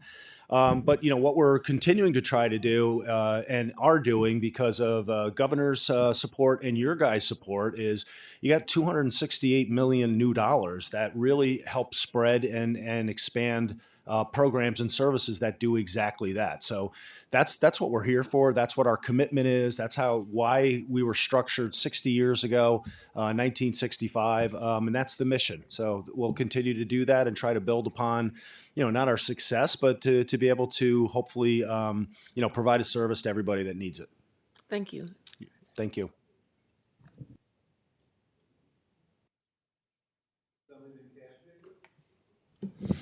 Thank you, Commissioner, for your service. You talked about honor to housing, and in the North Country, we take great pride in programs like the North Country Honor Flight, and there's also a program in Enlisted for Life, which is a really new and creative housing program. I'd love to invite you up to the district because I think for our rural veterans, we need to continue to have conversations about access and that full spectrum of need that you're talking about. And to amplify my colleague, our DAV, our VFWs, our American Legions are critical partners. Pivoting over to aging, looking at the master plan for aging, I'm curious if you could speak to what is being done from a multi-generational approach to build out the human and infrastructure of our communities to make sure that seniors can age in place with dignity and receive the services, because we know childcare and transportation and housing are all multi-generational, right? And if our kids can't come back into the communities and support their parents because they can't find housing, they can't find jobs, we can't provide the critical rural health care. So could you speak to that a little bit? Yeah, first of all, it's great to meet you. I had a great relationship with Assemblyman Jones, so I hope that we can chat. But I think that, when I kind of go through what I look at in the budget, it addresses all those things that you're talking about. It's not just, we provide the services. Your district is Clinton, Franklin, part of St. Lawrence, right? Essex. And Essex as well. So, all of those counties received additional funding through the Unmet Need Fund. The services that you talked about, that's where that comes from. And then any of the vendors that they have. But it's the holistic. It's the building of the housing. It's the modular homes. It's the incentives to get communities to be housing friendly and changing the zoning and planning. I love the childcare stuff because people don't often think of the role grandparents play and how that's affordability by getting free meals, the tripling of the childcare tax credit. That really makes a difference. I'm just going to loop this back in the short time that's remaining. Is the former Plattsburgh Air Force Base is up in my district, and one of the things that we find is many of our veterans actually return back to the area because it's a place that they once called home or that they stay.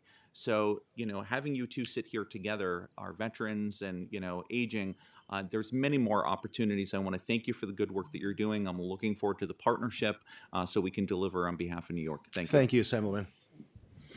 Thank you. Assemblywoman Griffin.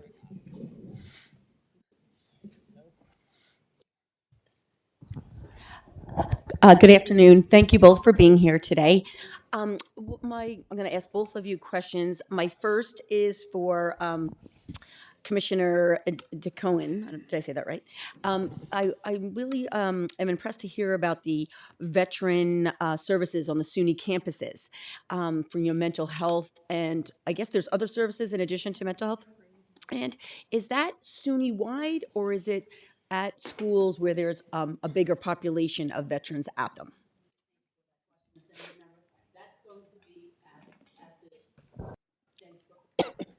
Thank you for that question, Assemblymember. That's going to be at the SUNY and CUNYs across the state, and it has been expanded now. We're so grateful to the governor. You may have heard it in the state of the state program to have the veterans clinics on campus. I think we all know a lot of our schools, they have veteran centers, but the veterans don't always identify again because of that acronym. They agree that saying for those who served will bring a greater population, but also those who are students can now have their minds readily on their studies. They won't have to worry about benefits. We're able to come in with the clinics now and to service them and to do the benefits checkup to ensure that they have everything it is that they need and everything that they want. The governor once asked me, what is it that you want for the veterans? And again, I say to all of you, if I were a basketball player and could do a layup, everything in that superstar's home would be in my home because I served my country. And thank you so much. Okay, well, thank you very much. you. And then to Commissioner Olson, I have two questions. We'll see what I get through. I recently was visited by a care provider that provides care to seniors throughout Long Island. So she spoke of two issues. One is there's parts of Long Island that do not have any public transportation. So it's not like I know the Office of Aging already provides care to seniors who need it, but this is a problem of the nursing staff that helps the seniors or veterans that they cannot get to. Yeah. Like there's someone way out east, and there's someone available who lives perhaps in Elmont, but they have no way to get out there. So she was asking, like, would there ever be a funding stream set up to help in this situation, to help, because if you're making just minimum wage, you can't really afford the $50 Uber ride each way, because then it's almost half your pay for the day. So would there ever be a way to set up some kind of funding stream for these people? I would love to follow up with you because we have a model in 14 counties. Suffolk is not one of them, where the home care aides actually have access to the county vehicles to address that issue. Oh, okay. So I will. And I'm at Nassau, Thank so we you. want to know that. Nassau or Assemblyman Suffolk. Scavone? Yep. We'll follow up. Yep. Thank you. Thank you, Chairs and Director, Commissioner. Thank you for being here this afternoon. I want to talk a little bit today about Veterans Court, Commissioner, sometimes called Veterans Treatment Courts. I come from a municipality that housed a Veterans Court, the Eastern Suffolk County Veterans Court, and I had the great honor to have extensive conversations with the judge of that Veterans Court, Andrea Harum Sciboni. And so I know firsthand or secondhand the efficacy of those courts and how good they are for veterans. In Suffolk County, it is our Veterans Court run in conjunction with a group of volunteers led by Frank DeVersa. And these are Vietnam Veterans of America, and they mentor veterans who are bumping up against the law, if you will. And they work to get services for veterans, and it works. Currently, the supervising judge is Judge Pierce Cohallen in Suffolk County. Now, there are 30 treatment courts, veterans courts across the state of New York in 25 counties. Do you support extending veteran courts to all 62 counties in the state of New York? And do you have ideas to get that done? Thank you for that question. We just came from having a seminar with the New York State Bar Association, and we met with the founder last summer of the Veterans Treatment Court, which was such an honor. We have been getting the word out across the state that they exist. We have been also working with the Department of Corrections to ensure that those who are coming home know about these treatment centers. I think they should be everywhere where they can be, and if not, then we need to have the go-go transportation to be able to take that veteran to that treatment court. But also what you said was, I want to put a star on it, is that when they go to court, that person who served has someone by their side to Critical. advocate with them. So absolutely, we can work on that. Thank you. So as you heard earlier, Suffolk County has the most veterans of all counties in the state of New York. But we have veterans across the entire state and a proud history of military service. So I appreciate that. Veterans Court, they work. They work for the veterans family, and for the community. And, not that it's about the money, but it saves money in the long run, and it's the right thing to do. So thank you for your work on that, and I would help you Thank you, in any Assemblymember. way that I can. Thank you. Thank you. Assemblymember. Thank you. Assemblyman O'Farrell. Good morning, Commissioners. It is afternoon now. Mr. Chair, thank you for your service. Simplify Ura. I'm Hayes Grade underway, so we have a lot in common. As a Navy veteran myself, what type of relationships, two-part question, by the way, what type of relationship does the DVS have currently with our active branches of service? And if we do, I would like to know how effective are we as an agency to ensure that those who are returning home from service, particularly my county is Suffolk County, which has the largest concentration of veterans in the entire state, where I represent, to make sure that their needs are being met. And the reason why I ask this question is because when I transferred out of my service, I had an issue with the United States Navy. They refused to pay me the rest of the money that they owed me, and I had to reach out to U.S. Congressman Ed Towns for assistance. So if you can comment on that, I appreciate that.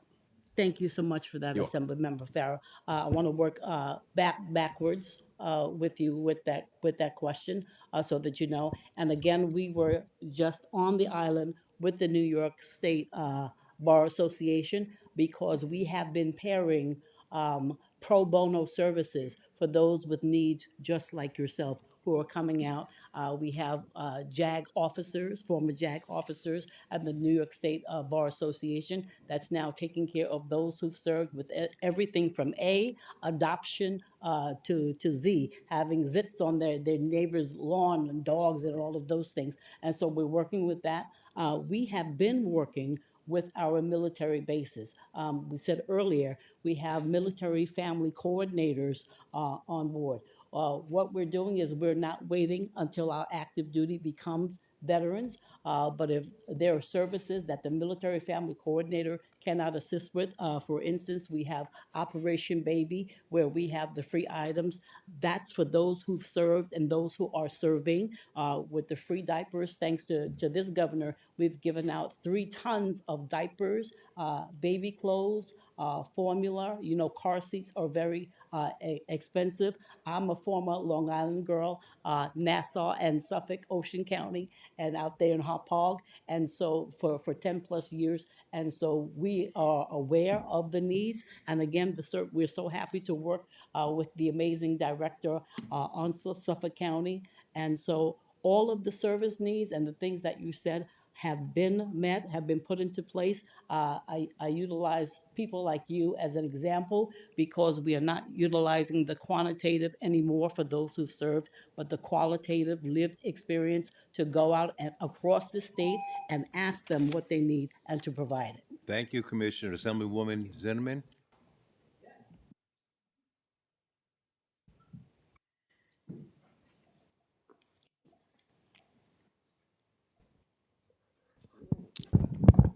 Good afternoon, Chair. Thank you. And Director Olson, these are 6 questions for you. Okay. First one is regarding deed theft. Deed theft is devastating Black women, elderly homeowners, and communities like mine. So I'd like to know what the New York State Office of Aging is doing right now to prevent elder financial exploitation related to deed theft, and how are you coordinating with enforcement and legal partners to protect seniors before they lose their homes? The second question Oh, you're going to is- ask I'm them gonna go all through at once? questions. Okay, go ahead. Is regarding the 8 domains of an age-friendly state, which Mhm. we are, and I've been a proud supporter of.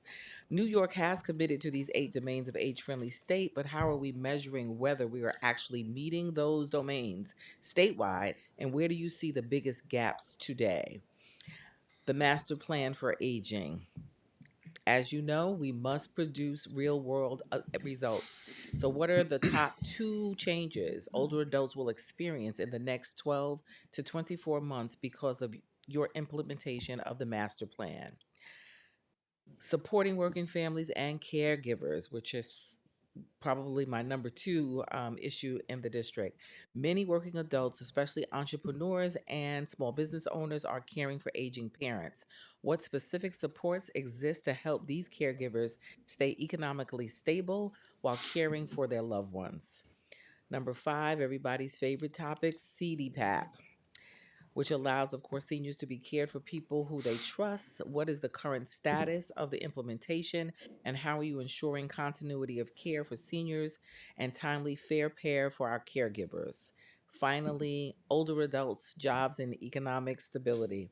More older adults must work longer due to income instability. How are you partnering with the New York State Department of Labor to connect older adults with 21st century jobs with life-sustaining wages? All right, I'm going to go fast. CDPAP, that's a question for the health department. We run our own consumer-directed program, but it's not CDPAP. Jobs and economic security, we launched with the Department of Labor a Bureau of Older Workers. I'll get you that information. Working caregivers, we did the same with the Department of Labor. I can get you tons of info. Go ahead. I have that. No, I'm saying I have that information, but Okay, I I'll just wanna know follow how up. you're There's doing. so much more detail. Yes, The yes, yes, yes. MPA, it's not the New York State Office for Aging that is implementing. It's all agencies. So the top 2 for me would be the investment in our agency that provides the services at the community level to support caregivers. You talked about caregivers and older adults. And I'm excited about the 2 that are in our budget this year on financial fraud and scams, and One Stop for Benefits. How measuring the 8 domains, I'll follow up with you. I can't, 7 seconds can't do that. Deed theft is a huge deal for us, working with Lifespan and other partners, but we also have a tool called EverSafe that can monitor that prior to somebody's deed being stolen. Thank you. Assemblywoman Hooks. Just want to make sure I follow up with you. Yes, please do. I Well, like I that hope- rapid fire. That was good. Well, I hope to ask my questions just as fast. All right. I have 2. Thank you for being here first. I have 2 questions. One is about your case management services. I've been very outspoken about case management because I feel there's not a lot of equity in giving it to different centers or organizations. I have 4 centers in my district that runs kind of 3 neighborhoods, Where's but your no district? case management services. 35 Queens, but no case management services. What they do have is case assistance. Case assistance standards has been altered like a good 3, 4, maybe 5 years ago to mirror case management, but they don't pay the staff the case management salary, but they're doing the same work. That really needs to be looked into. Also, housing. So senior housing I know is scarce, but there are seniors being placed in shelters right now. I'm going to talk about one, 76 years old, went to a shelter, but she lived in Queens her whole life, was sent to the Bronx, couldn't navigate the Bronx because she just didn't know the Bronx. Then she got moved to Manhattan. Then she got moved to Brooklyn, and I think right now she's back in the Bronx. What happened? Who follows them, and who's helping them? Because she was already robbed of all of her money and things. She's gotten bullied. I'm just trying to understand, what are we doing with our seniors when they get into this into the shelter system? So that's two things: case management. Housing for Yeah, seniors. so I would love to follow up on the shelter issue because to talk more about that. Case management, that's not unfortunately, you're not going to like this answer, but I would love to meet with you after. We don't decide how and who case management gets done. It's a requirement. So what winds up happening is the funding that we provide to New York City Aging, they contract out their case management function by borough. So I could definitely look into your particular district and figure out why it's case assistance and not case management, because it should be case management. We got about 834 case managers statewide.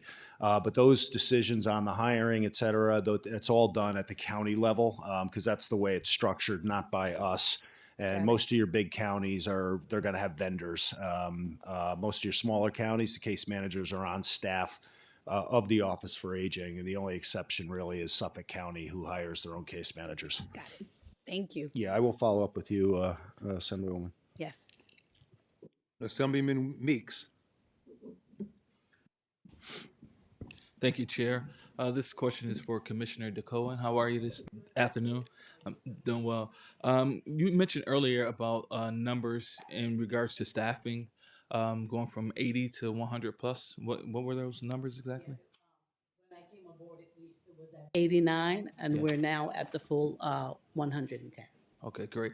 So with that recruiting to get to 110, was there intentionality in recruiting veterans, like knowing some of the studies that show that peers work better in that space as far as being able to relate and reach other veterans? Oh, so that you know, Assemblyman, that's a great question. But all of our veteran benefits advisors, they are veterans. Awesome. They have served. And so that was the model for our other programs as well. Operation Find and Serve, they're out there finding those who've served because they have served. Even Operation Baby and the many things that the governor has allowed for us to do, they are served and peers of those who've served because they themselves have served. Awesome. Thank you. And this goes to Director Olson as it relates to D theft, right? We're seeing it all across the state. And you mentioned EverSafe. Is that like a program that would track and yeah, it's basically actually a protect technology one's tool, and I'd be happy to share it with you. So the former assistant district attorney in Manhattan is Liz Lowy, and she would prosecute financial fraud. Her and her partner developed it to do exactly. It's not just deed theft, but deed theft is part of that. And I'd love to share it with you to get the word out because it's difficult. People don't know that their deeds are gone until they're gone. And with that, so one of the things that's a bit frustrating when you have a multi-million or multi-billion-dollar conglomerate or institution that say you own your home is worth however much, and they give out a loan on your home unknowing to you. Is that should that responsibility be on everyday working class people, or should it be on an institution that have the resources to give a loan without doing their due diligence? Yeah, I don't think it should be placed on individuals because clearly that's what's happening. And how would you know?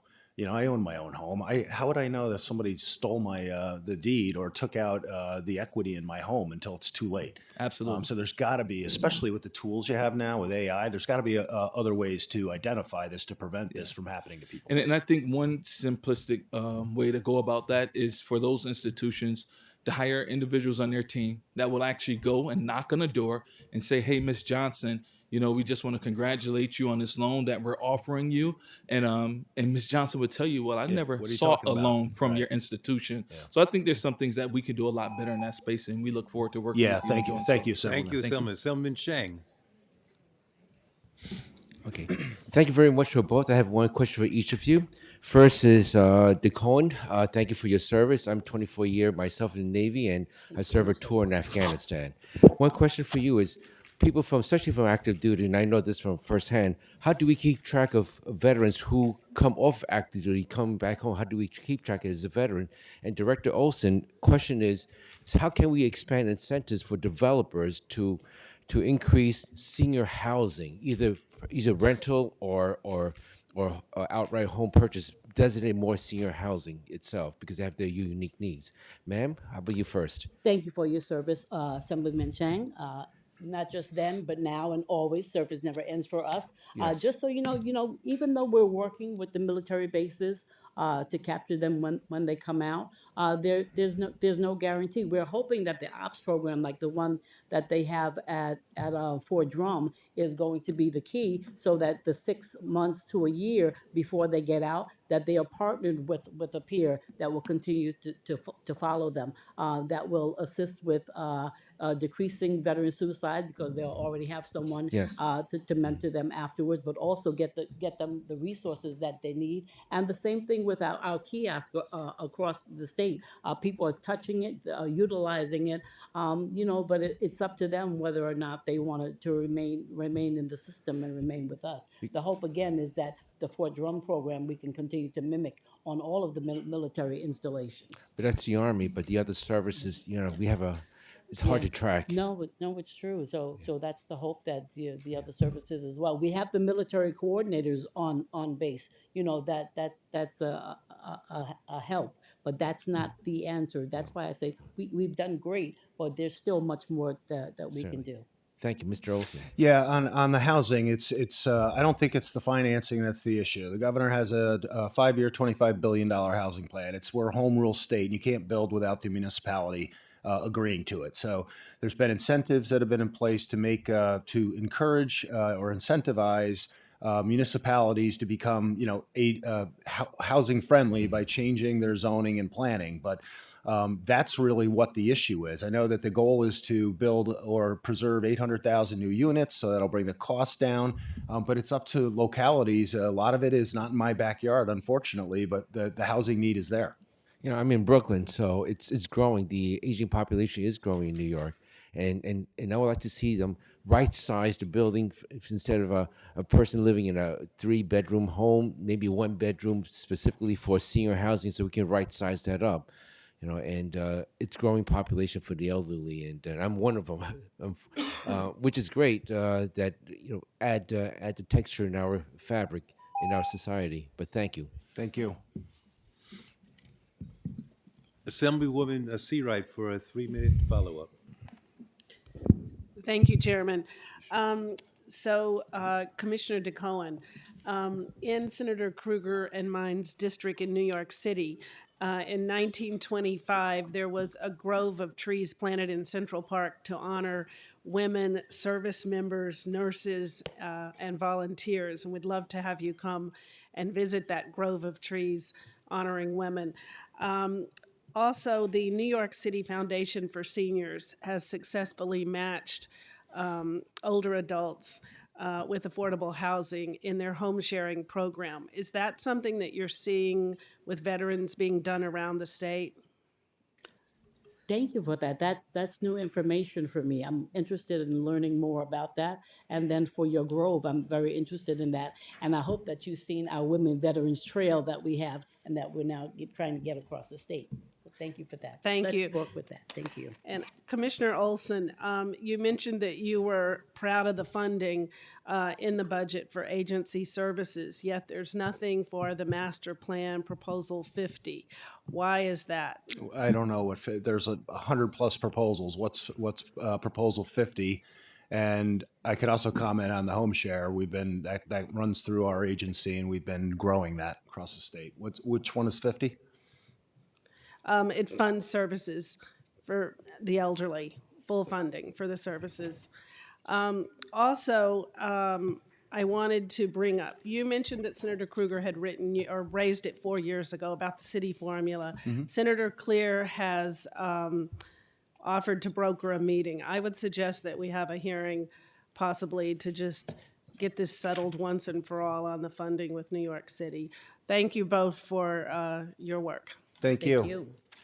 And thank you both. And Assemblyman Councilman Stern for his 3-minute follow-up. Yes, thank you, Mr. Chairman.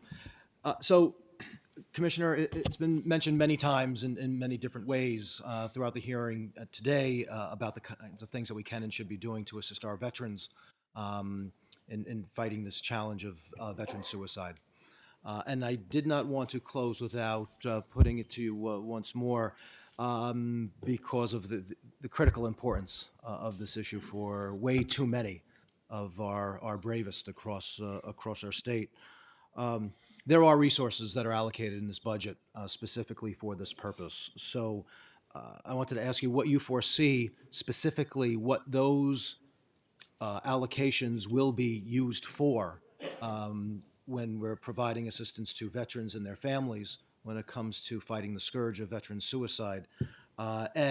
While I appreciate that there is a study that is going on right now that we will all be taking a very close look at come hopefully the spring and no later, and that will help guide us as a state on how we best move forward. But soldiers and veterans are dying now. That's right. And so there is no time really to continue to wait for the results of a study and decide how best to proceed.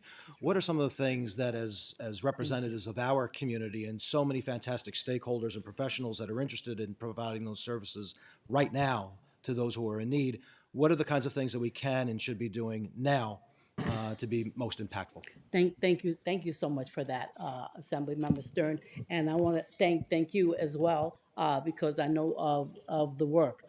This is what we are doing together right now that makes the difference. Thanks to our governor as well. That emergency housing grant, that $2,000 for them when they have an emergency. Again, the back rent, the utilities. Greg said he's seen $2,000. We're seeing $9,000 in utilities, saving their homes, the taxes, the mortgage, the programs that we have now for employment to be able to match them with employment.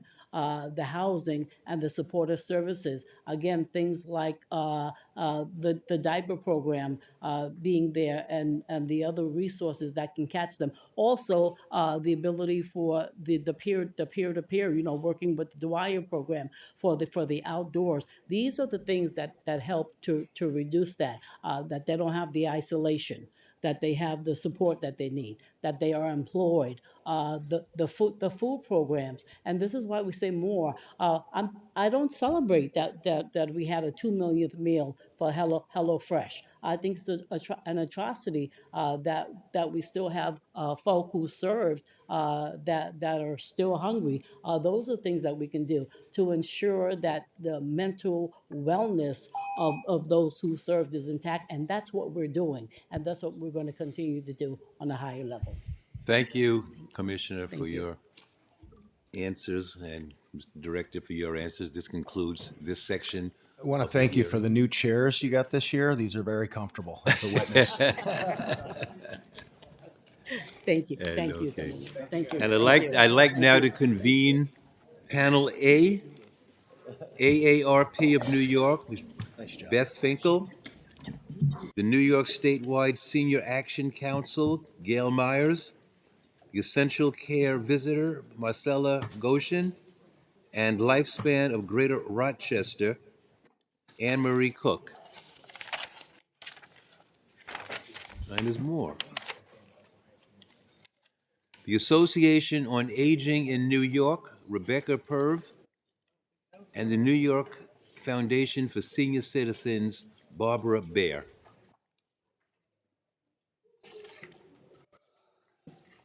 The rules for the rest of the hearing is all presenters have 3 minutes each, and all legislators have 3 minutes, and there are no follow-ups by other members.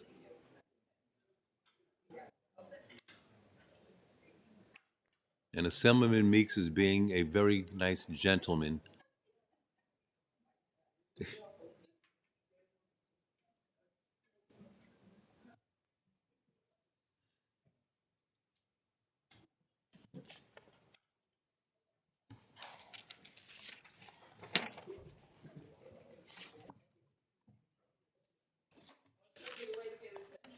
Okay. Oh, it's his birthday? Oh, okay.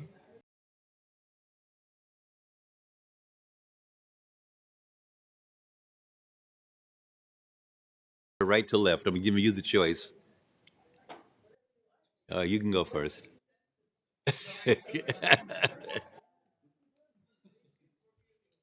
Yeah. So good Okay. afternoon, Chair Pretlow, Chair Kruger, Chair Rebecca Seawright. Thank you for all, and thank you for all being here. I'm a bit humbled to be listening to all of this and come here to ask for your continued help for home sharing. I'm Barbara Baer. I'm Program Director of the New York Foundation for Senior Citizens Home Sharing and Respite Care Program. On behalf of our Board of Directors and our President, Linda Hoffman, we would appreciate your ensuring the continuation of our program by providing $500,000 within the 26-27 budget through the Assembly and the Senate from your individual discretionary budgets. And I just want to ad lib for 1 second. We don't have any baseline funding, so every year we come to the governor's office and to the Assembly and the Senate and to the City Council. So that is why this is my second appearance. And last year the legislature was very generous and together gave us $415,000, which compared to what these wonderful women will talk about is a very little amount, but in fact, for the people whom we help, it's a terrific amount.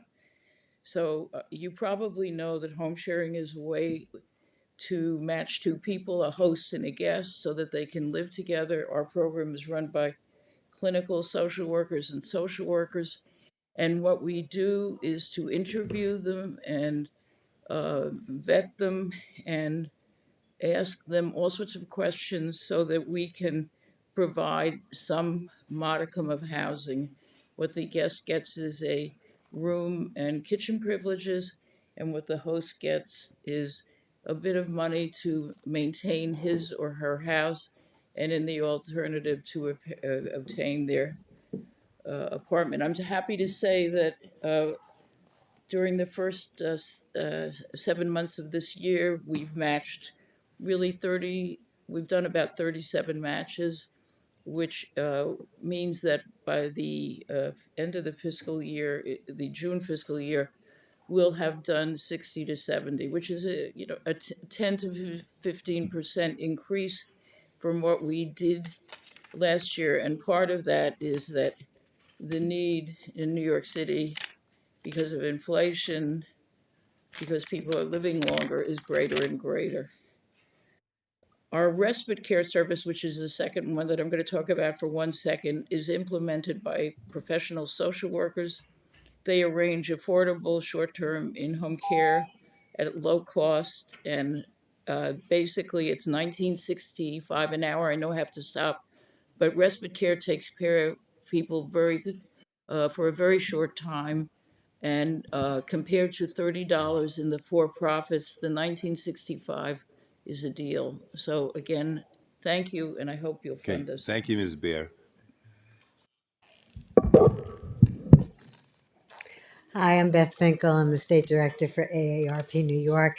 Thank you to the chairs and to the members of the Assembly and Senate who are here hearing our testimony today. I've got a lot of data I can throw at you. I think you all know it because I think was very gratified in a way to hear the questions that you've been asking previous panels, because it's clear that your constituents are coming to you with these issues of older adults. And so budget is very much at the forefront of what we're all here. So someone asked before about Proposition 50, so I can tell you that is the part of the MPA, and that part of it delineates $173 million that the governor, as part of her executive order, put into the final report that came out in June of 2025, saying that the 173 roughly dollars is what is needed to fund aging services properly. And why is that important? Because we know that the demographic shift of older adults is huge in New York City. We know that it's gone up over 30% just in the last decade. But what's even more shocking than that is that the poverty rate of people 65 and older has actually gone up over 50%. So what does that mean? We know, you know what that means, because those constituents are coming to your offices every day, and you're trying your very best to give them the constituent services they need. But it's really about these folks at this table who are responding to those needs, and they're getting more and more dire. So caregivers, there are 4 million family caregivers in New York State. And in fact, they give 2.1 billion hours of care. And if you had to pay for it on the open market, it would be $39 billion a year. We need to keep them in place because we all know what's coming with the Medicaid program. It's been very, very clear. And we know that what's coming next from the Medicaid program and the cuts that we're worried about from H.R. 1, which is going to be more paperwork burden. There's going to be fewer nearby providers for people. There are going to be longer waiting times. There's going to be continuum care gaps, and there's going to be a lot of home care risks. And all of that is going to put pressure on the whole service system of older adults that feed into SOFA. And that money has really not changed. The governor put $35 million in, which is the same $35 million she put in last year. That doesn't make a dent in that $173 million that she told all of us is what's needed. I'm just going to mention the long-term care ombudsman program. I think other people discussed that, and you know the need there. And then one-stop shop. I would just want to say ARP, and I think all the advocates are so thrilled about the one-stop shop for older adult services. It would be the first in the country to do this, to Thank you, all the Ms. benefits Finkel. together. Yeah. Thank you. Oh.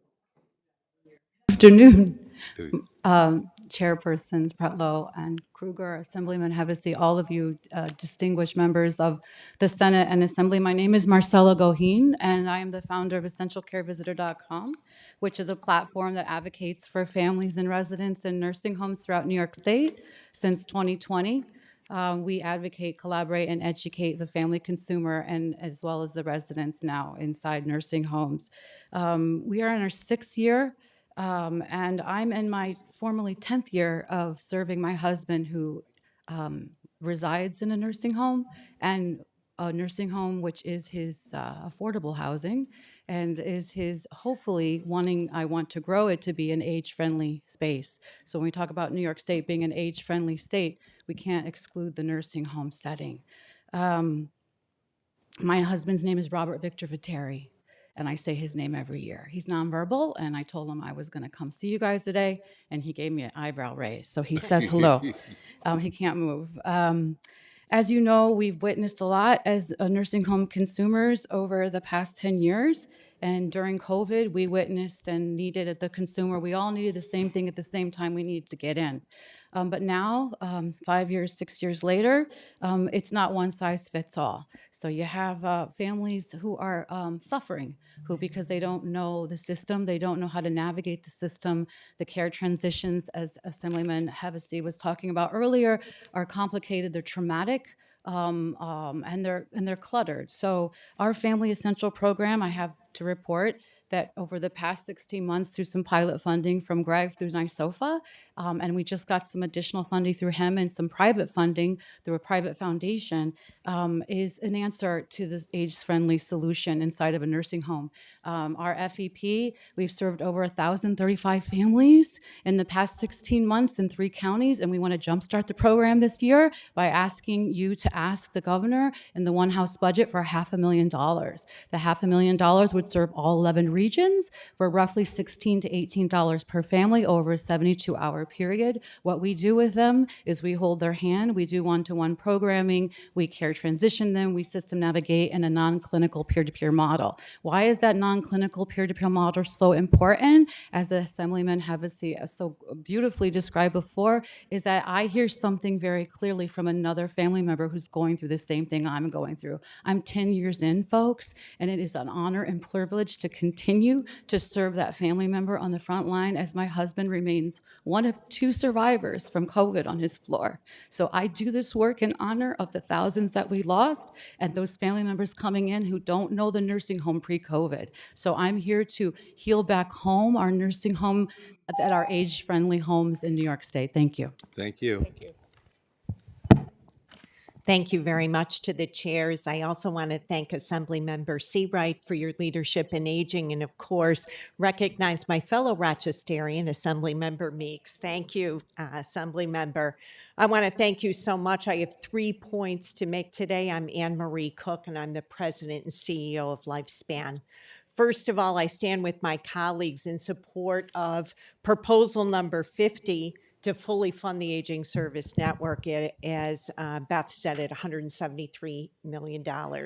There's 3 reasons why we're so strong on this. 1, because the increase in the older adult population.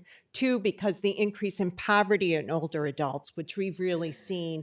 And 3, because of Medicaid changes that will happen next year, quite frankly, will put more strain on the Aging Service Network.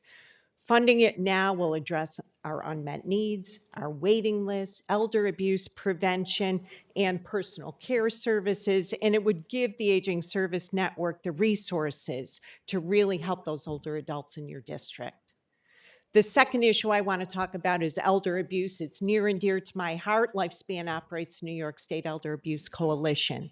It lacks broad understanding. It's under-recognized, under-prosecuted, and quite frankly, under-reported. We know 300,000 older New Yorkers will be abused this year. We know that most of it will be hidden. Only one, for every case we know about, 24 cases will go unreported, and we know that major financial exploitation is the most common form of abuse. I've also seen it. When older adults are financially exploited, they can't recover. They can't go back to work. It impacts their entire life, their housing, their medical care, and quite frankly, their entire lives. Restoring this money will allow us to continue the statewide training, education, and best practices that we do across the state, and it is essential that we protect these vulnerable older adults. And the third point I want to make is scams. I look forward to working with the New York State Office for Aging to put out some awareness material, but I'm telling you it's not enough. I see it every single day. Unless we have boots on the ground helping older adults change bank accounts, change passwords, making sure they change phone numbers, they will be targeted and they will continue to target folks. We see people in Rochester in which they're knocking on doors to get the money. They need support. We're asking for $500,000 to make sure that every enhanced multidisciplinary team region of the state has an expert in scams.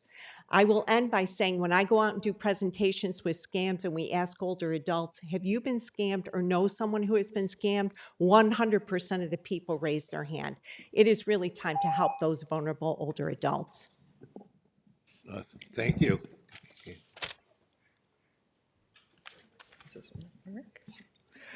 Good afternoon, and thank you to all the distinguished members. I'm Becky Prevey. I'm the Executive Director of the Association on Aging, so I have the distinct honor on a daily basis to work hand in hand with Commissioner Olson and our entire network of 59 area agencies on aging, also known as Offices for the Aging. I want to echo what all of my colleagues have said, and I wanted to take an opportunity to talk about the frustration that we're seeing throughout our network, not only based on the population growth in the 60-plus population, but also the continued inefficiency of us getting enough funding to actually move the mark for aging services and to keep people in homes and communities to age in place with dignity.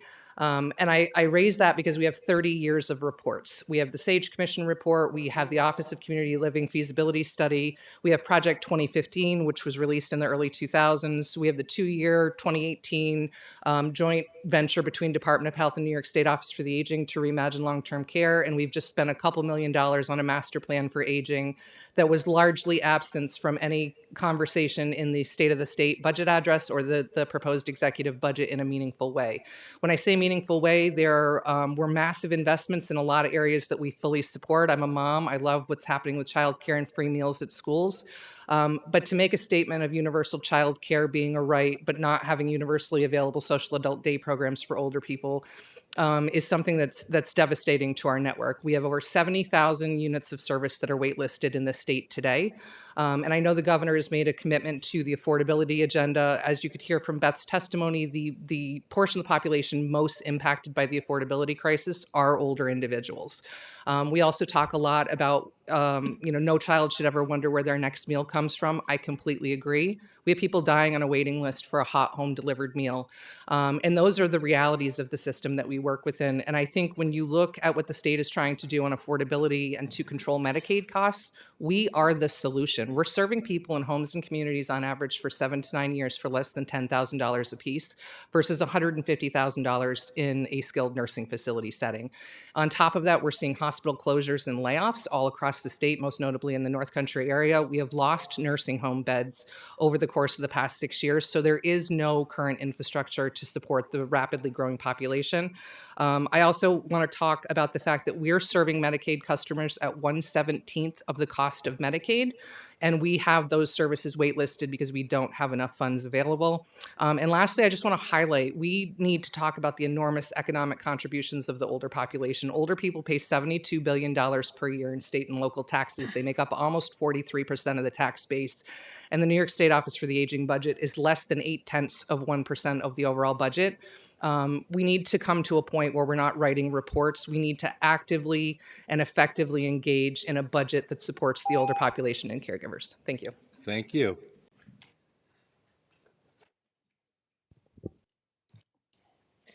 Hi, my name is Gail Myers. On behalf of the New York Statewide Senior Action Council, thank you for the opportunity to testify.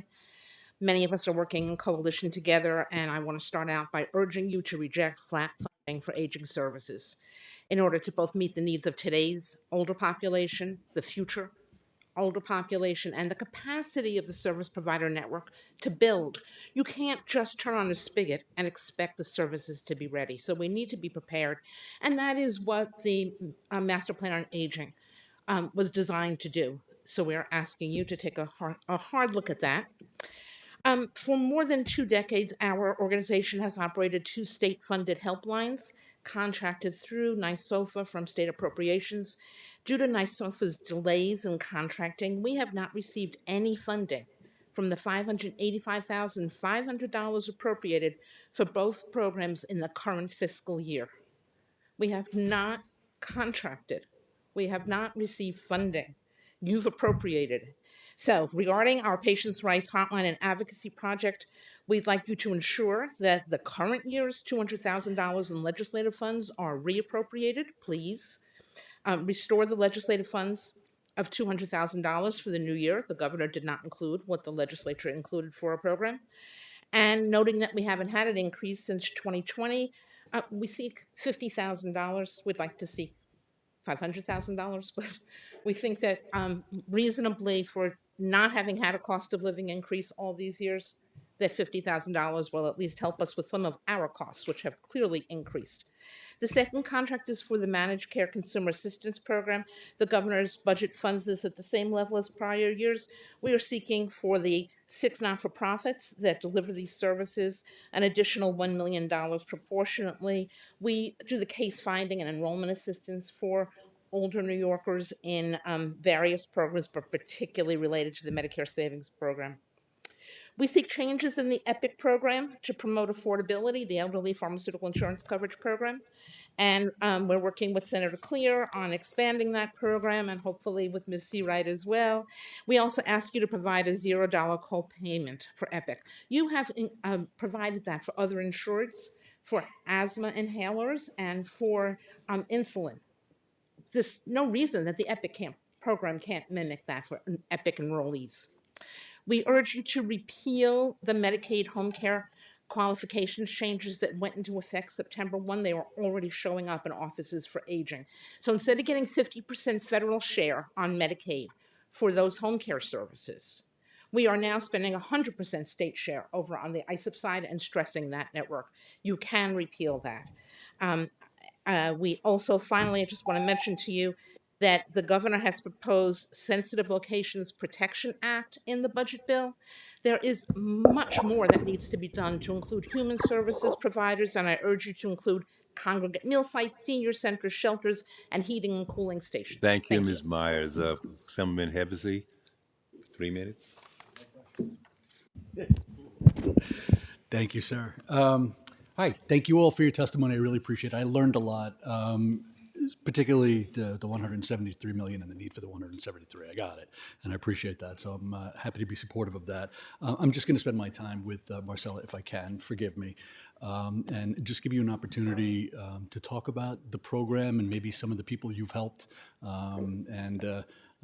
If you can, no pressure, but make the case to our colleagues why this definitely needs to be expanded. Thank you so much. I never know how close to be to this thing. Thank you so much for the question and to illuminate the program a little bit more and giving me the opportunity. Family Essential Program, it collaborates, educates, and advocates for that family consumer that is having to have that decision to place their loved one into a long-term care setting, which isn't an easy decision. So what we find is once they get into the nursing home setting, they don't know what to ask for, how to ask for it, who to ask for what. They don't know anything about a person-centered care plan. They don't know anything about the Resident Rights Law 483.10. They don't know anything about a resident council. They don't know anything about a family public health law 2803, which you can form a family council. And they're in shock and trauma because they've made that decision where they have just had to place their loved one in long-term care facility. And nursing homes will never change unless we change how we talk about them. So we have to work together to figure out how to make them a joyful and safe destination versus a storage space for humans. And it's a shameful place that I just had to put my husband in a nursing home for 10 years and I didn't do right by him. That's what I struggle with and families struggle with every single day. And so we're there is we have 5 different components to the program, both online and in person. We drop into that nursing home as the Family Essential Program. We put on that table the New York State services and supports for long-term care consumers that they don't even know exist. One win we had last year was we matched 2 wives up because they had no idea that they could actually transition their husbands back into the community. So we matched them up with the Nursing Home Waiver Diversion Program. They didn't know about that. So when we pop in once a month, I'm sorry, I'm taking all the 3 minutes. Go for it. We have all the New York State services and supports, including this New York State Ombudsman Program, which we've used. We work complementary with them. And the New York Department of Health as well gives us these caregiver bags to give out. So the provider sees that the New York Department of Health is in the house. And then a CEO the other day took the bag and started wearing it. So it's a collaborative model. It's great. Can I jump in and just to Sorry. say that for my colleagues, if you're going through this or you've gone through this, during the time when you have to be really diligent with all of the specifics and all of the mechanics, the overarching problem is you've just, for me, it was my parent, you've just put somebody who's taken care of you their whole lives into a place where you're giving them to somebody else to take care of. And the trauma and horrific feeling. Thank you, Assemblyman. I wish I had that program when I was going through it. Thank you. Well, we might soon. Yes. Thank you. Senator? Rollison does, unless you got somebody go first. Senator Rollison. Thank you, Madam Chair. Thank you. This question is for Rebecca on wait lists. So in looking at the materials that I was able to get from you and your organization, and I'm trying to understand the wait list, and of course the total base cost for the wait list is like $75 million, which in the scheme of things of a $260 billion budget is, of course, not a lot. And when you think about like you were talking about the percentages of the overall state budget as it relates to the overall percentages of seniors, I think over 60, right? Was that? Yeah. Those are really sobering statistics, and someone who is 67, right, and never really thinking about those numbers as you're growing up into being an adult or young adult, it's a wake-up call. But one of the things I want to talk about the wait list. So the wait list, like for my district, which is the 39th district, which is half of Dutchess, 3 communities in Orange, and 2 communities in Putnam. Those are accessible, I would imagine, through our local OFAs, right? And okay, and broken down specifically with what particular area that they're waitlisted for. Yes. So every one of our AAAs in September of each year gives a robust, comprehensive wait list survey data back to New York State Office for the Aging. So we have a documented wait list. And I just want to thank you for the day that we spent together in your district. It was really wonderful to be able to do that with you. But I do have to say the wait list is a snapshot in time.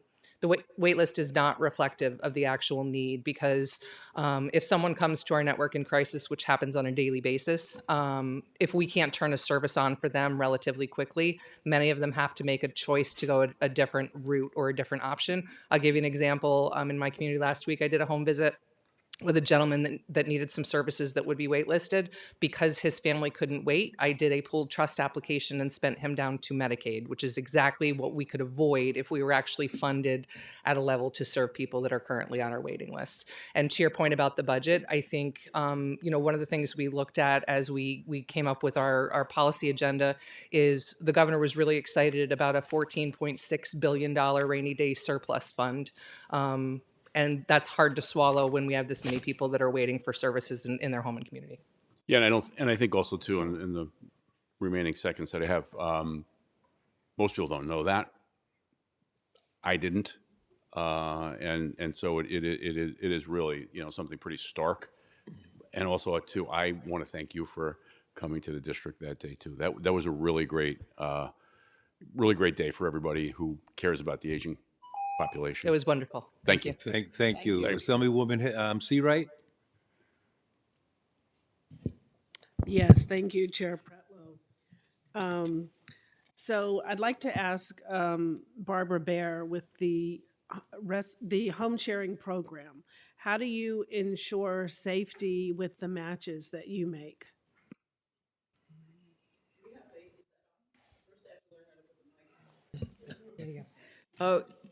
We have a extensive vetting service, which means that if you call, we have an administrator who takes the information, talks to you, sends out the information, then you apply.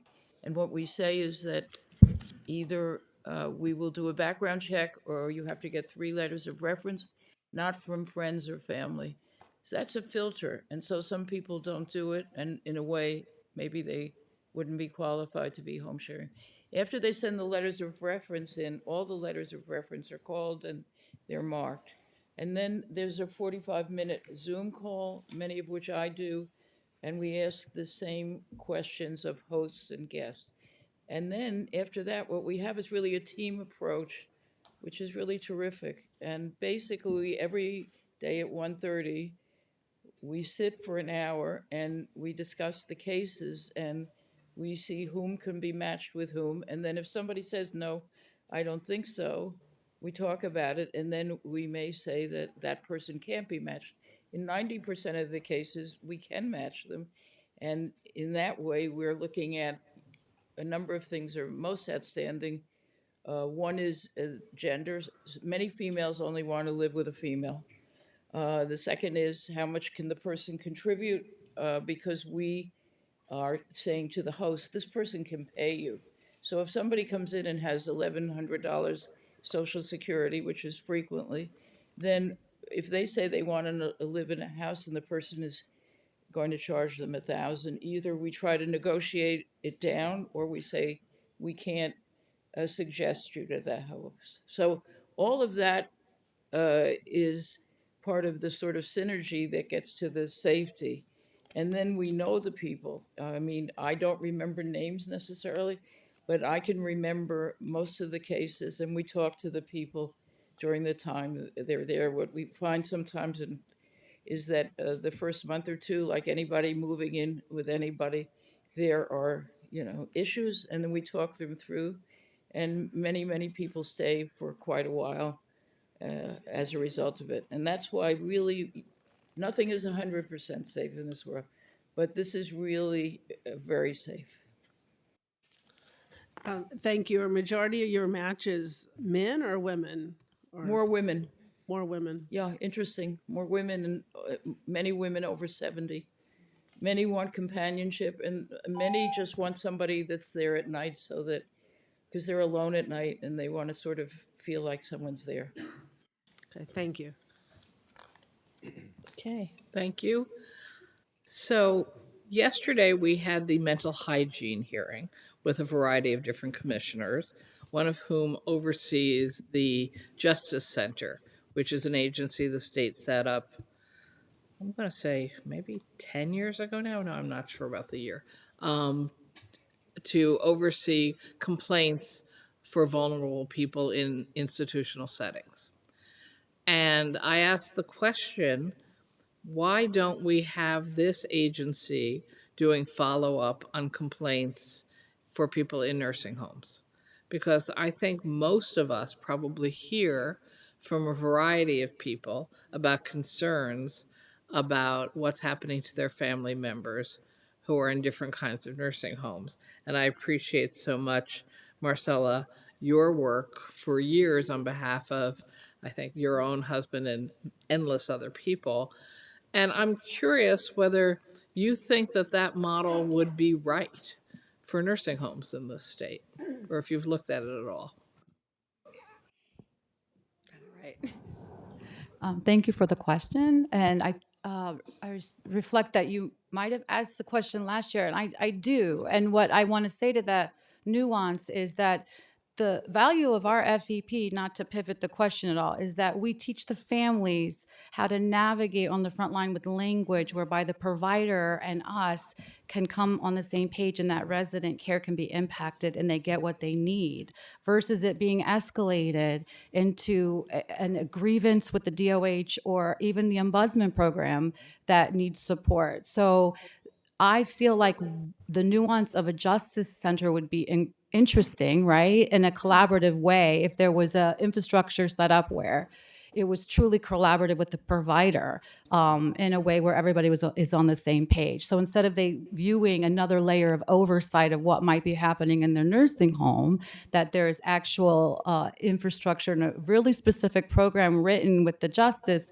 part and in collaboration with the FEP that would actually not scare the provider, but know that no one's the enemy. You know, we're all here to serve the resident. I think that's the missing link in nursing homes, is that the provider's scared that there might be this happening or that happening, the money, the Medicaid cuts, that there's not one common denominator that everybody's working with, which is we're here to serve New York's most vulnerable, their dignity, their humanity, their comfort, and their peace, which is the charge of them to even receive funding in the first place for the CMS Medicaid. And I do know that I asked you that last year, and I appreciate that we didn't get to do enough discussion, but I do think it's a combination in my experience that we want people to be trained correctly before they're hired, that the vetting is important, the training is important, and then working together as you've described, so that you don't want nursing homes to be terrified that they're not going to be able to do their jobs, but you also need them to understand they need to do their jobs, right? They need to respond to the crises that we're hearing from families all the time. I'll stop. Absolutely. Thank you. My job and move on to Assemblyman Chang. Well, oh, great. Thank you. Thank you very much. I want to squeeze out two questions, and the first question is elder abuse, especially for fraud, okay? In my office, we experience EBT fraud, bank fraud, and all that. The problem underground is reporting to the police department and getting the bank letters to get that first to the police report. Very difficult, and it's not smooth, and we have to figure out some ways how we can streamline that. And second question is, earlier I asked about senior housing. Do the state have enough incentive for developers to increase senior housing for that? So, which one? I will certainly answer your first part. Part of it, I didn't get a chance to explain, but part of the reason why I want funding is so that the scams specialist can be part of an enhanced multidisciplinary team. And who's sitting around the table is law enforcement, the DA's office. You're really sitting around a table saying to someone, it sounds like a crime to me. Don't you think so? We need a crime report. So then people can get victims assistance. They also can get the support that they need. We have an existing infrastructure for elder abuse that is very effective in this state. And that's what I think we should use to also address scams. Housing, senior housing. Sure.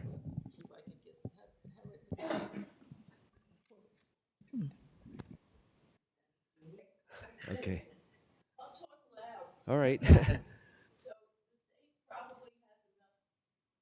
But the problem is, it takes a long time to build a unit, and B, the units have now become so expensive that it's beyond belief. I think in the simplest way, I was reading on the way here that there's estimates between 500,000 and 800,000 for a one-bedroom apartment. So the affordability is immediately compromised, and all the people who have power really need to talk about zoning, about labor, about modular housing, and of course about home sharing, which, by the way, to match two people costs $7,800 or costs $8,000. So not to go into that, but every time two people are matched, I think of a thatched roof that costs $8,000 to $10,000. But we're not going to solve the problem of all of the housing. But we are here now, and right now it's estimated that it takes 3 to 5 years to build an affordable unit. So even if the money de facto is there, it's the way it is allocated makes it impossible to get to the goal that we both want. Well, thank you very much. Thank you. Thank you. Any senators? No. Assembly, it's yours. Assemblywoman Griffin. Thank you, Chair Pretlow. Good afternoon. It's nice to see all of you. I appreciate all of your dedicated efforts on advocating and serving the aging population. You all did a tremendous job in conveying what that New York needs to really invest in the aging population. Because time is short, I'm just going to focus on my questions to Rebecca. The wait list you described for essential services is absolutely staggering. To hear that, like, just such vital needs, like, it's okay, come back in 2 weeks and we'll give you some food, or it just seems staggering that that's the case. And I just wonder, how do you meet with seniors? What's the protocol? Like someone is desperate, so maybe you're able to give them services, but what's the protocol for adding them on a waiting list or not? So the AAA is doing an absolutely amazing job of trying to make sure that they're treating the highest need cases immediately. And, we work really closely with Anne Marie at Lifespan of Greater Rochester. There are a lot of cases that don't meet criteria for adult protective services, but people are not safe in their homes. So I'll give you an example of what we do to triage. In Lewis County last month, the director did a home visit on a wellness check, found an 83-year-old female who was mixing her nutrition supplement with orange juice to stretch it, and she was drying out her adult diapers to reuse them because she didn't have enough money to buy them. And so in that case, and in the AAAs all across the state, that case was triaged and those were purchased on that individual's behalf. And so we're not talking about soft services that are provided through aging. It's not just a hot home delivered meal. These are people who have worked their entire lives, who may have some mobility or cognitive impairments that are desperately in need of services. They want to stay off Medicaid. That's where our network comes in. And if we want to solve the Medicaid problem in the state of New York, it's on the prevention agenda, which is exactly what we do, and we do it really well. And I just ask that the legislature not let this fall out of the three-way conversations. We need a sizable investment into the New York State Office for the Aging budget. I agree. And one more question. I represent 8021, which is southwestern Nassau County. And I was wondering, can you give me information on what the waiting list for and what types of service people are waiting for in Nassau County? Sure, I can follow up with their waiting list specifically. Okay, thank you very much. Assemblyman Meeks.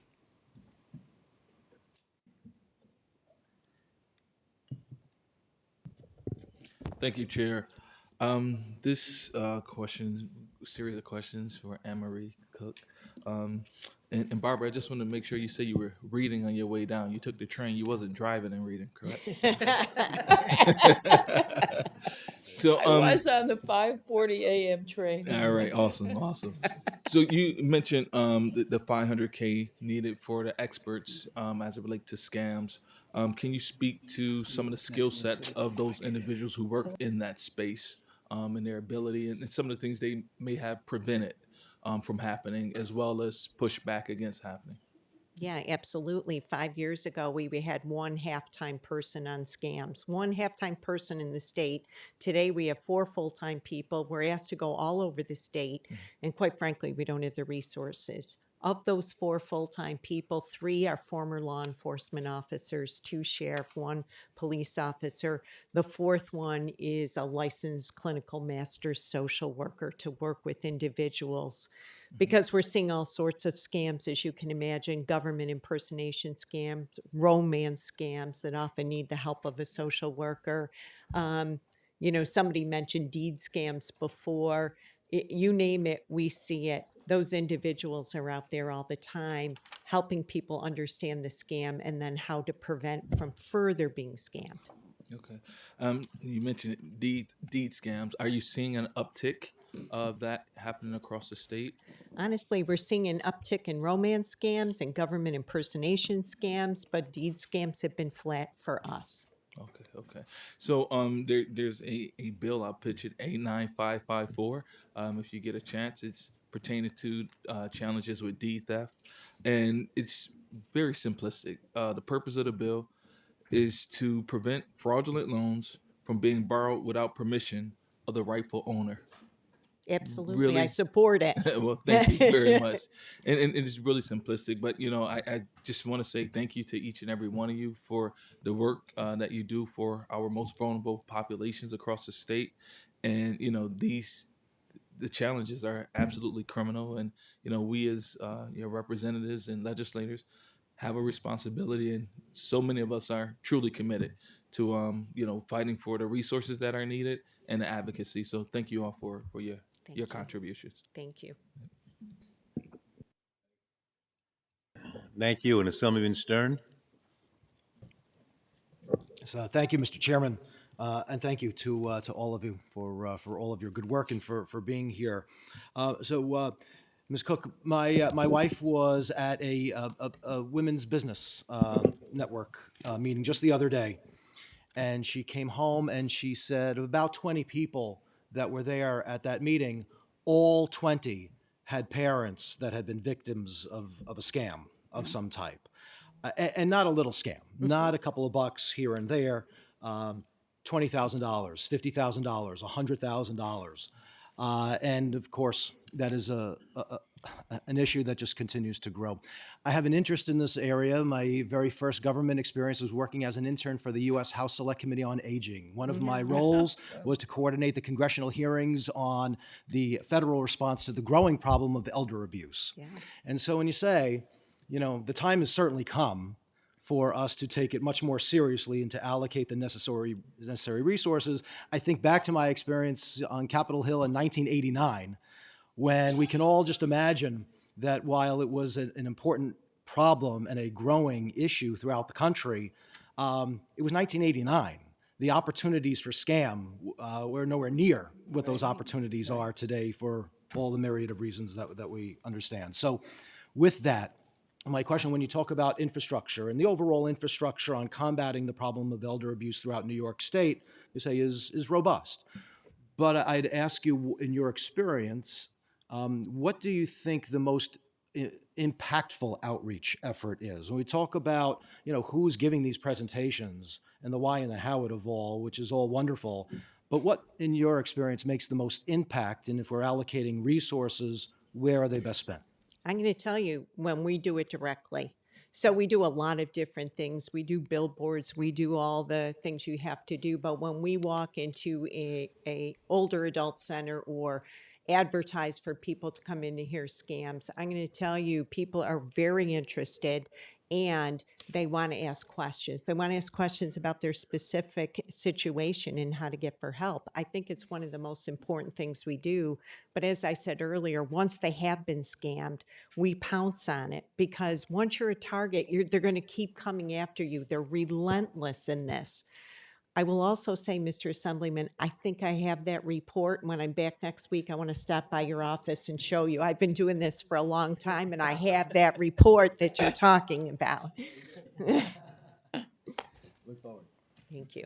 Thank you. And with that, we're closing this section of this hearing.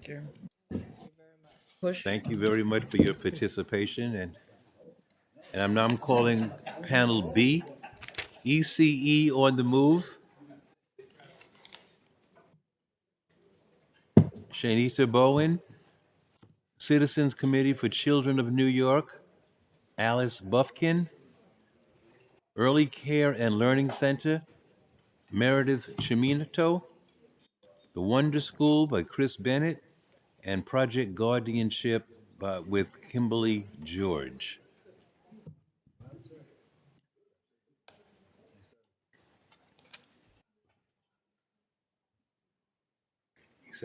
He's gone? Yeah. Yeah, come.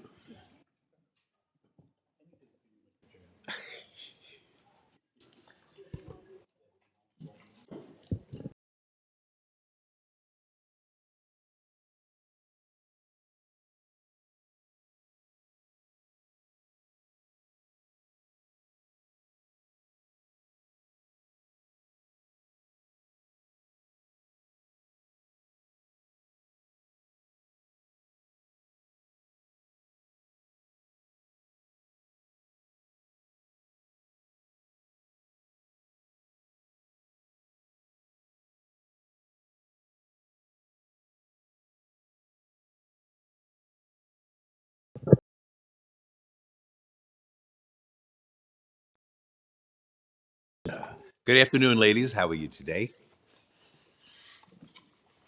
Okay. Start with your testimony. You want to start from the left or the right? My left or my right? Okay, everybody likes to start on that side. Okay. Your left, my right. Good afternoon. Good afternoon. Thank you, Chairs Kruger, Pretlow, Seawright, and members of the committee. I'm here on behalf of Project Guardianship to speak about the urgent need for publicly funded guardianship services in New York. A recent study projects that the number of people developing dementia in the U.S. will double over the next 35 years, and cases among Black Americans will triple.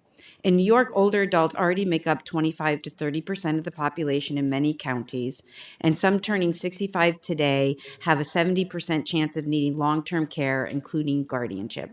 Unfortunately, for those without family or financial means, there is no effective public system to ensure competent guardians are available.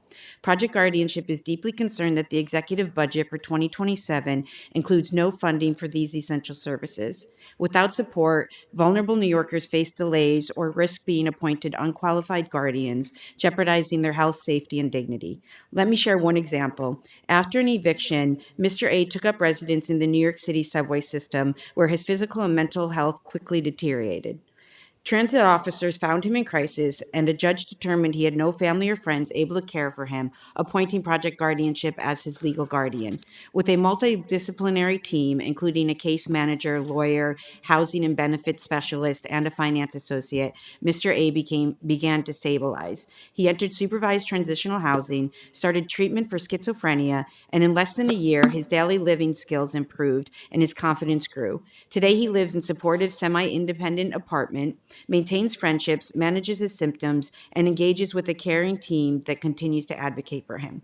Stories like Mr. A's highlights why a funded guardianship system isn't just policy, it saves lives, restores dignity, and allows individuals to remain in their communities. Nonprofits like ours fill the gaps, saving an average of $67,000 per client annually, mostly in Medicaid costs, while providing high-quality, person-centered care. The New York State Good Guardianship Act, 8654 in the Senate and 09295 in the Assembly, would modernize practices, set clear standards for guardian conduct, and expand nonprofit capacity statewide, but these reforms also need stable funding. We thank the legislature for their support of $1 million that has helped support a statewide guardianship hotline and direct services in a few regions of the state. We respectfully ask for restoration of this funding and an increase to a $15 million annual investment in a statewide initiative of nonprofit guardians. This funding would ensure every New Yorker who needs a guardian has access to a qualified, person-centered program, expand capacity where shortages are greatest, and help implement the New York State Good Guardianship Act in practice, not just on paper. Unlike other proposals, our proposal is grounded in decades of real-world experience. Nonprofits understand what it takes to protect these adults and help them thrive. Thank you very much. Thank you. Good afternoon, and thank you to the joint legislation chairs and our chairs for children and family for the opportunity to testify today. ECE on the Move serves over 700 family child care educators in residential settings and the families that they serve. ECE on the Move stands with Empire State Campaign for Child Care in recognizing the investment that is needed to reduce and eliminate child care waiting lists, as well as supporting child care educators with the supplemental wages until we are paying educators toward the true cost of care. As educators, we remember when families sat on child care waiting lists, and then they were finally able to place their child in care, when co-pays were reduced, when New York was truly moving toward universal child care. Parents felt relief. Educators felt stability. Communities felt hope. Right now, the budget proposals sound strong. We recognize and appreciate the work the governor and the legislature have done to move this system forward. But in the family child care community, we measure investment by whether we can feel it. We have to feel it in our programs. We have to feel it in our paychecks. And families have to feel it when they can actually access care, not when they're sitting on waiting lists. Until educators and families feel the investment directly, it will continue to feel like there is a budget built for them, but not reaching them. The hardest part about waiting lists are when families are split, when one child receives pre-K or 4K access, but their younger sibling lands on a waiting list. That doesn't work for families. It doesn't work for educators, and in particular, family childcare who are experiencing open slots because the CCAP, the Child Care Assistance Program, is out of money, and over 15,000 children are on waiting lists. Another hard issue to watch is parents with children on waiting lists navigating the cost of care with an educator who can't afford to do that, but will pick up the slack of the lack of funds to support child care at their detriment and their livelihood. Further, if new investments are pushed into pre-K-like systems that look like older systems, systems that historically included early care educators in questionable ways, we will not get workforce buy-in. There is no workforce that will participate in initiatives that do not demonstrate real commitment to compensating educators properly as an educator of young children ages 0 through 5, or school age, or with special needs, or individualized care, or offering extended hours. There will be no buy-in without workforce support. Until families are off waiting lists and educators are properly compensated, we are taking baby steps, while communities are living adult consequences. Early childhood education is not being funded the way it should be, and the people who feel that first are children, families, educators. That's a lot of New Yorkers. If we want universal child care to be real, not just promised, the investment has to reach our pockets, our programs, our families, our children, directly and consistently. Thank you. Thank you. Good afternoon. My name is Alice Buffkin. I'm the Associate Executive Director of Data and Policy at Citizens Committee for Children. We're a children's advocacy organization dedicated to ensuring every New York child is healthy, housed, educated, and safe. Thank you to the chairs and members of the committees for holding today's hearing. During my testimony, I'm going to uplift several critical issues for children and families, but additional recommendations and details are included in my written testimony. First, I'll echo and say we were incredibly excited about the governor's executive budget, including substantial investments to bring New York State closer to universal childcare. We strongly support the proposed investments to enhance CCAP funding, ensure universal pre-K statewide, and advance community care and 2 care models throughout the state. But amid substantial progress, I do want to uplift areas the state must prioritize if we wish to achieve universality. First, I want to echo my colleague here and say we have to address the workforce crisis. Childcare workers are deeply underpaid, with center-based providers earning an average of only $38,000 and much less for family childcare providers. New York needs to invest in a thriving wage, including by creating a permanent childcare worker compensation fund and by developing a plan for minimum pay and a career ladder across sector. Additionally, we cannot make children with developmental delays and disabilities an afterthought in our quest to expand childcare. The state should take steps like doubling the amount of reimbursement we have for providers offering care to children with developmental delays and disabilities, and streamlining access to those funds, among other recommendations. I now want to pivot and talk about some other key priorities for children in our state. As you're all aware, and I was really grateful for how much conversation was focused on the federal SNAP cuts that are confronting so many families across our state, we urge state leaders to invest $244 million for a state-funded nutrition program that would provide funding for those who are directly excluded from SNAP benefits as a result of H.R. 1, as well as those households with children currently ineligible for SNAP due to their immigration status. We also support additional investments in anti-hunger programs, including HIPNAP, NOEP, and WIC, outlined further in my written testimony. In the areas of child welfare and youth justice, New York has the opportunity to prevent systems involvement early by investing in upstream services and supports for families, communities, and young people. One critical step in this goal is to allocate $50 million from existing Raise the Age funds appropriations for a Youth Justice Innovation Fund. Through this fund, New York can directly fund community-based organizations that provide a continuum of critical youth services, including prevention, early intervention, and alternatives to detention, placement, and incarceration. We also urge state leaders to invest $30 million in the Child and Family Wellbeing Fund, which would allow families to access resources to support stabilization without having an open child welfare case. This fund would strengthen families and prevent child welfare involvement by helping families access basic needs such as groceries, diapers, and rent. And finally, I want to echo the recommendations that so many incredible immigrant advocates, coalitions, and organizations have been leading the charge on. In the face of escalating brutality and inhumanity of our national immigration detention system, we need to invest in immigration legal services, pass the Access to Representation Act, BUILD Act, and New York for All Act. Thank you. Thank you. Good afternoon, Chairs Kruger and Pretlow.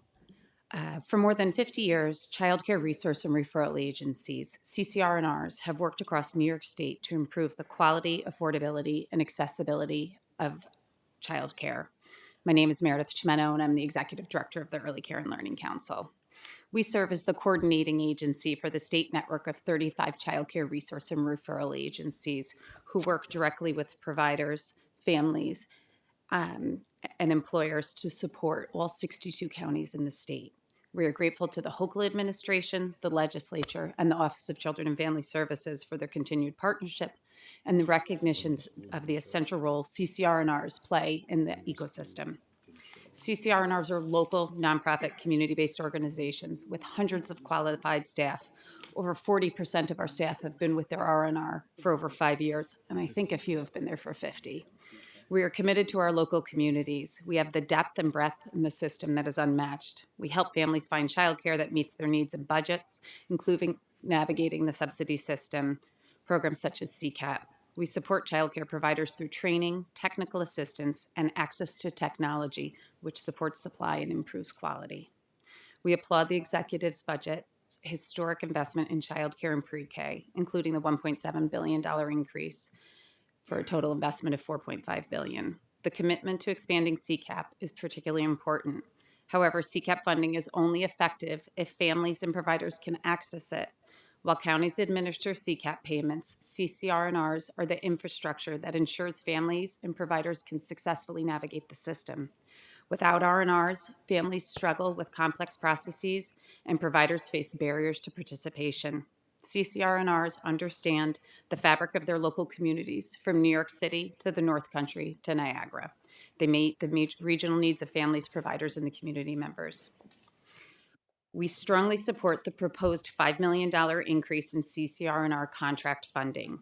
These resources are essential to support expanded rollout of CCAP, initiatives such as UPK expansion, and the rollout of new programs statewide. CCAP works because CCR&Rs help make it work. We are also encouraged by opportunities to partner with the state on the new child care pilots, including contracted care for children ages 0 to 3 in Dutchess, Monroe, and Broome counties. CCR&Rs must play an integral role in this pilot. By utilizing referral specialists, family can work directly with our offices to apply for this pilot project. Family and group child care providers can participate in the contracted seat pilot by utilizing the strength of existing staff family child care networks.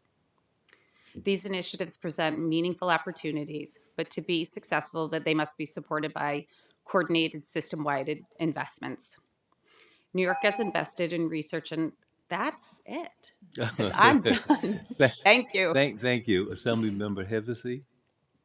Yeah, thank you, Mr. Chair. Good timing, everyone, by the way. Okay, so most of my time I'm going to ask Ms. Bowen to speak, if you're okay. But before I do, I just want to say to Ms. George, I've signed on to the Levine bill, and I absolutely believe in the importance of that $15 million for Project Guardianship. So thank you for coming and talking to me about it. Meredith, you guys are the best, so thank you for CCR. And I'm actually comforted that the governor gave you $5 million. It was actually interesting. On my sheet, it said $573 million for childcare, $5 million for CCR&Rs underneath. So I'm wondering what the other, $560 million is for. We'll figure that out. But I am grateful that you guys are around to help facilitate this process. Thank you. And Ms. Bufkin, I feel like I could have written your testimony. Thank you for the child well-being fund, the raise the age. I would like to talk to you offline because I don't think there's enough attention paid to kids with developmental disabilities and disabilities in this mix. So if we could talk offline, that'd be great. And then with the end of my time, Ms. Bowen, if I could just ask you, I think, first of all, thank you for all of your work. You're terrific. Could you please explain what the difference would be for family child care providers if they got the wage supplement? What's the importance of that? Because we've been fighting for that for years in the legislature. I'm pretty sure we're going to fight for it this year, but we've got to get this done. Otherwise, our system's not going to work. So please.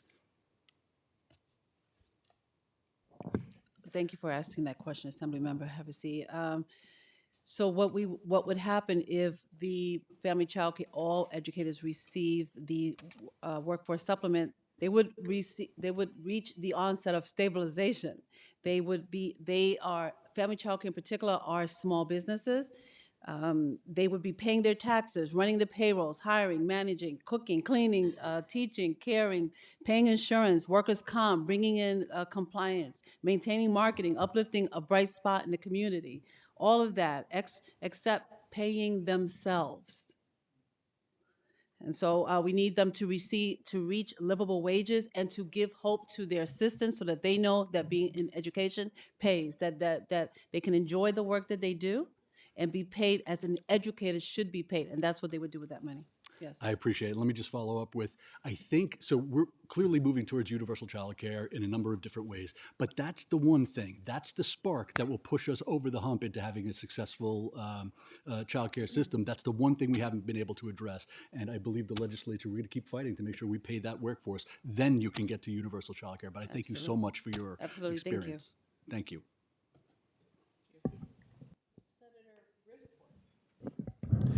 Thank you, Madam Chair, and thank you all panelists for being here today and all your expertise. I really would just want to follow up on the workforce question for Shanita from ECE. I know we've known for a long time now that to get to universal child care doesn't just mean making sure it's eligible, every single family is eligible, but that the workers are paid like the educators you are. And I just want to make sure I heard correctly, because I know in the governor's announcement I heard a figure in the billions of dollars, but I heard zero for the workers and zero for the workforce. And I was curious if you have been told that there is any funding for the workforce in the executive budget.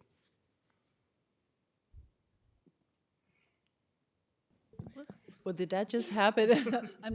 I know that there is a promise for a better, brighter budget. Again, we just have to feel it.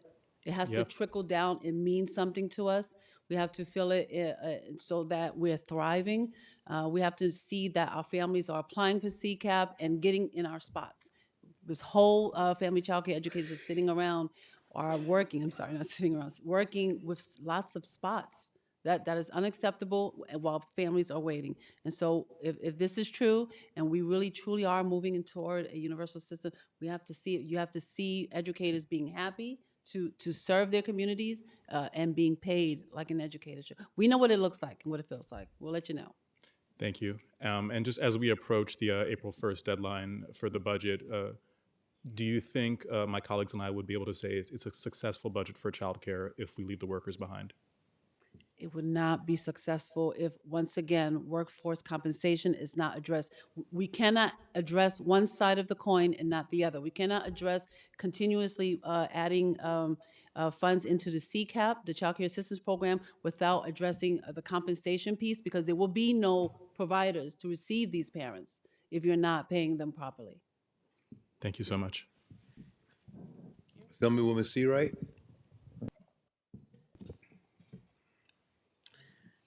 Thank you all for your testimony. So, Ms. George, how many people would the proposal for the 15 million in funding serve? The proposal would provide high-quality, person-centered care for 1,500 New Yorkers, and it would save about $85 million in reduced nursing home placements, reduced hospital stays, and reduced shelter stays. In addition, it would create about 150 jobs, and funding would go towards quality assurance and oversight of the nonprofits and data collection. Okay, thank you. Well, I believe that's it. That's it for this panel. I thank you ladies very much for your testimony.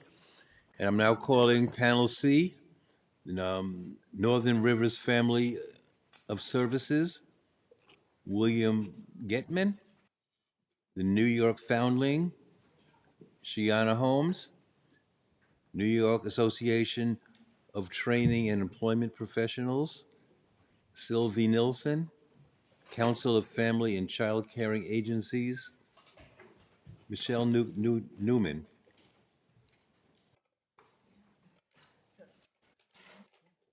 It's in order, okay.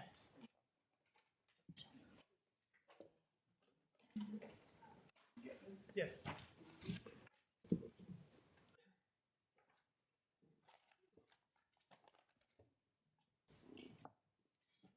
No, 2 no-shows.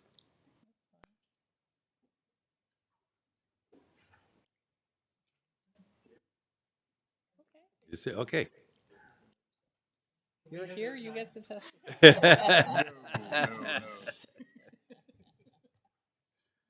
Oh. So why don't you introduce yourselves and then start? Okay. Good afternoon. My name is Bill Getman, CEO of Northern Rivers Family Services. We're a human service agency serving the northeast part of New York State, serving 18,000 kids and families every year. We provide mental health, education, foster care, and community-based services. Here to talk about 2 important issues, but first off, thank you all for your public service. It's incredibly inspiring. First off, a number we haven't heard enough about today is 2.7. Yesterday, the DD advocates were up here talking about the impact of what 1.7 would mean, but arguing for 2.7. We have 800,000 human service workers in the state, and they are falling behind the ability to provide quality services. We encourage you to add 2.7 to an additional 1% to the budget and have that enacted April 1st. The second thing I want to pivot to is reform. In your packet, you have our red tape proposal. Better results through cutting red tape. Some of the things that get in the way of delivering quality human services include regulations. You probably know this because you're all very smart. There are 300,000 regulations in New York State, totaling 18 million words. We can do better than that if we cut some of those words out of the register. First one that comes to mind, obviously, is if you come to work for me in my foster care program, you will be screened. We'll do a background check. We'll call it the SCR. If you walk across the campus to the RTF program, we have to rescreen you. You're doing the same damn job. Why do we screen people over and over and over again to do the work that we pay them very poorly for? The screenings cost about $125 a piece, so it's an added cost for no impact. The second thing we want to talk about and recommend is we need to streamline the assessment process. If you're in a health home or a foster care program or an RTF or a clinic, you're assessed. You're assessed again. There's no common screening, so caseworkers have to do the same repetitive paperwork process over and over again. And for parents, you're repeating your trauma. You're talking about what happened. If you're a child, especially with serious abuse and neglect, you have to repeat it over and over and over again to a caseworker. It's inefficient, it's traumatizing. The last piece in the last few minutes is scope of practice. We had a social worker who passed their exam in April last year. She got her permit to practice in October. The process is inefficient. The scope of practice rules are too narrow. I don't know why a licensed mental health counselor can't work in the same program as a social worker or a licensed mental health counselor or marriage and family therapist. We have to streamline the system. We'll produce savings, improve morale, improve retention, and save a few bucks so we can pay for the 2.7%. Happy to answer your questions. And later in the week, we'll give you your red tape. Nominal value.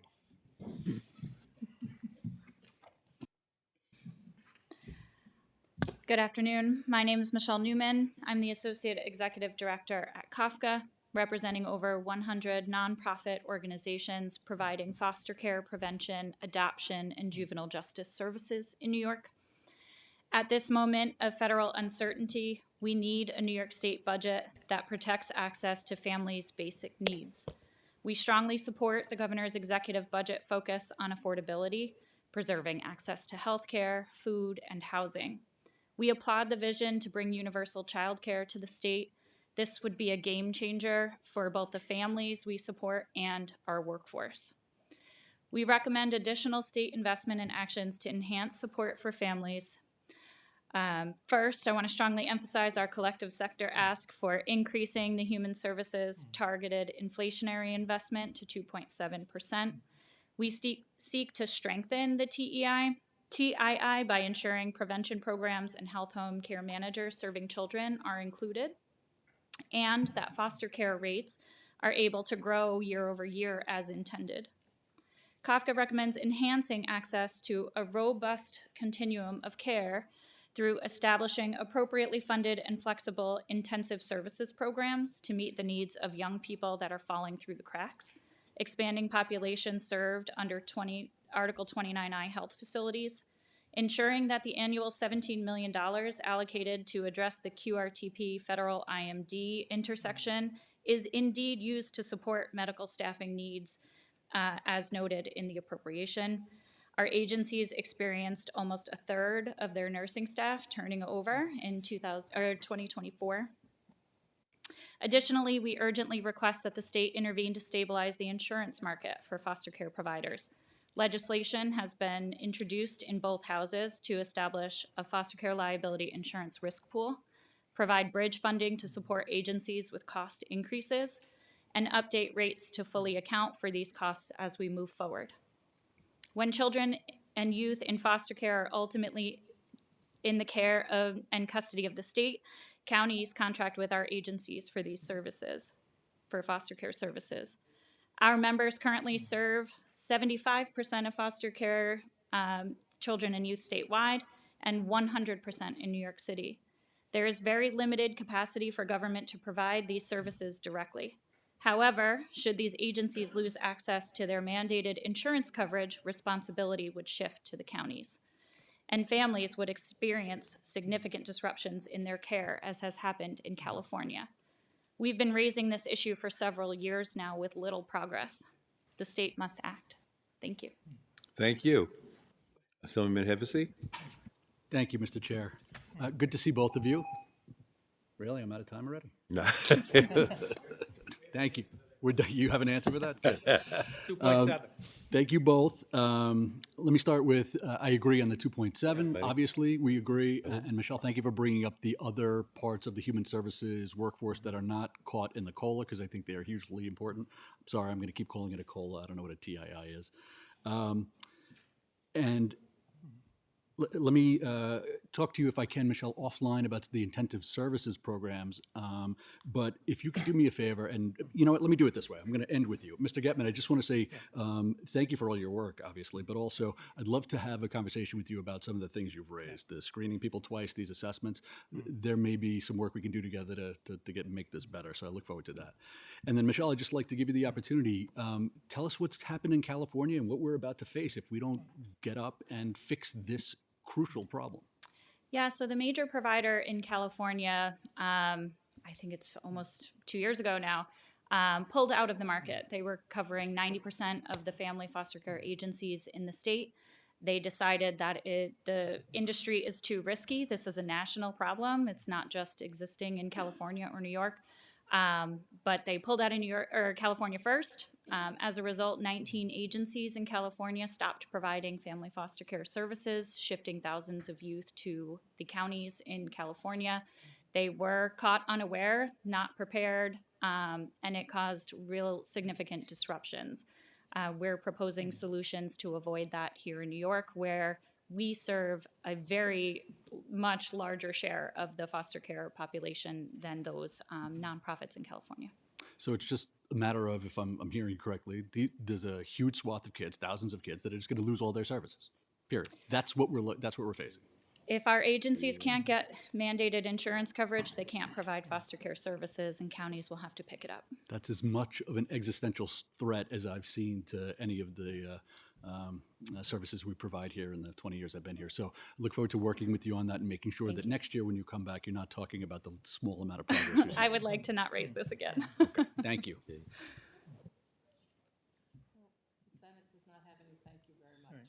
Okay, well, I have one question for Mr. Getman. Could you just reiterate what you talked about, the scope of practice between the social workers and that's part of the red tape I know you're referring to. Absolutely. So there's a couple of parts about that, Chair.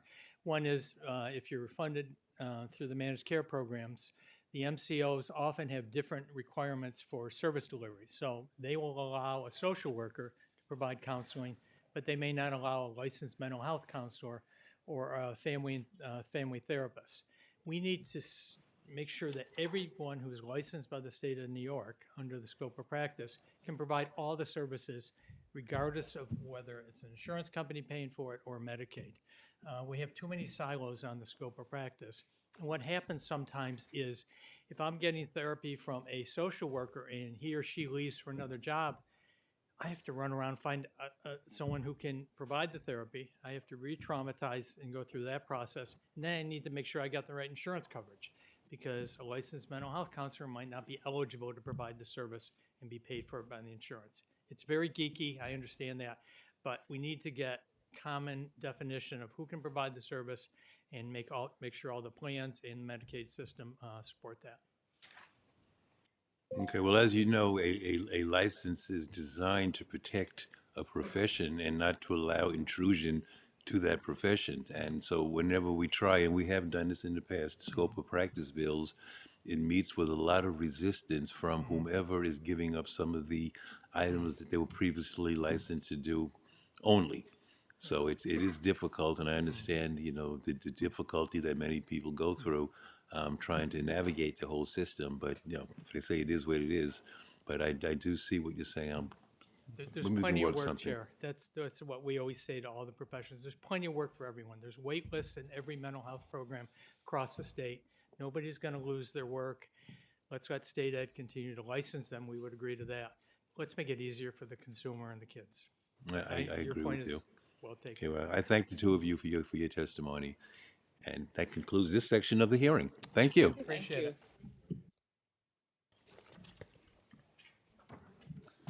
To panel D, 2-7. the Children's Agenda, Pete Nabazzoni, New York Early Childhood and Professional Development, Donna Anderson,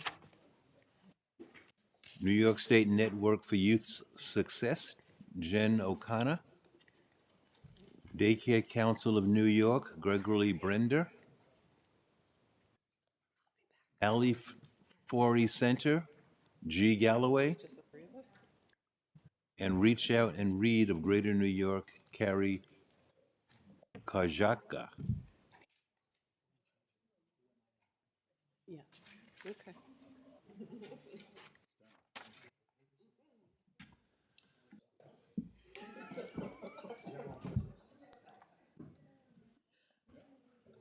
Makes sense.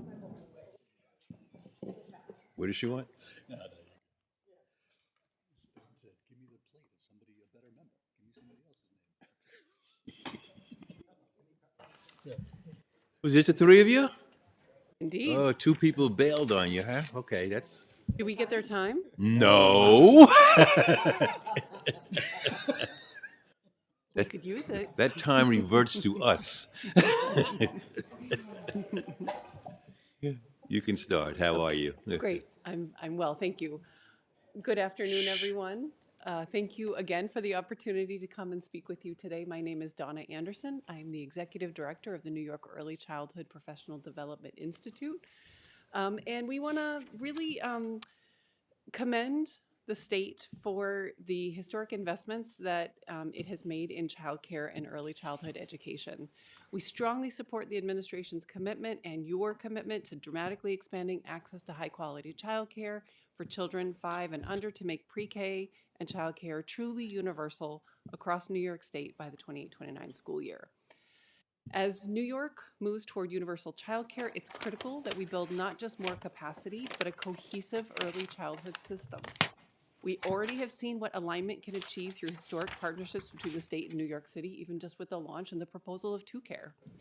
A strong statewide system should build on what already works, including existing infrastructure that my organization has the privilege of running, including Quality Stars New York, the Aspire Registry, and the career development centers across the state.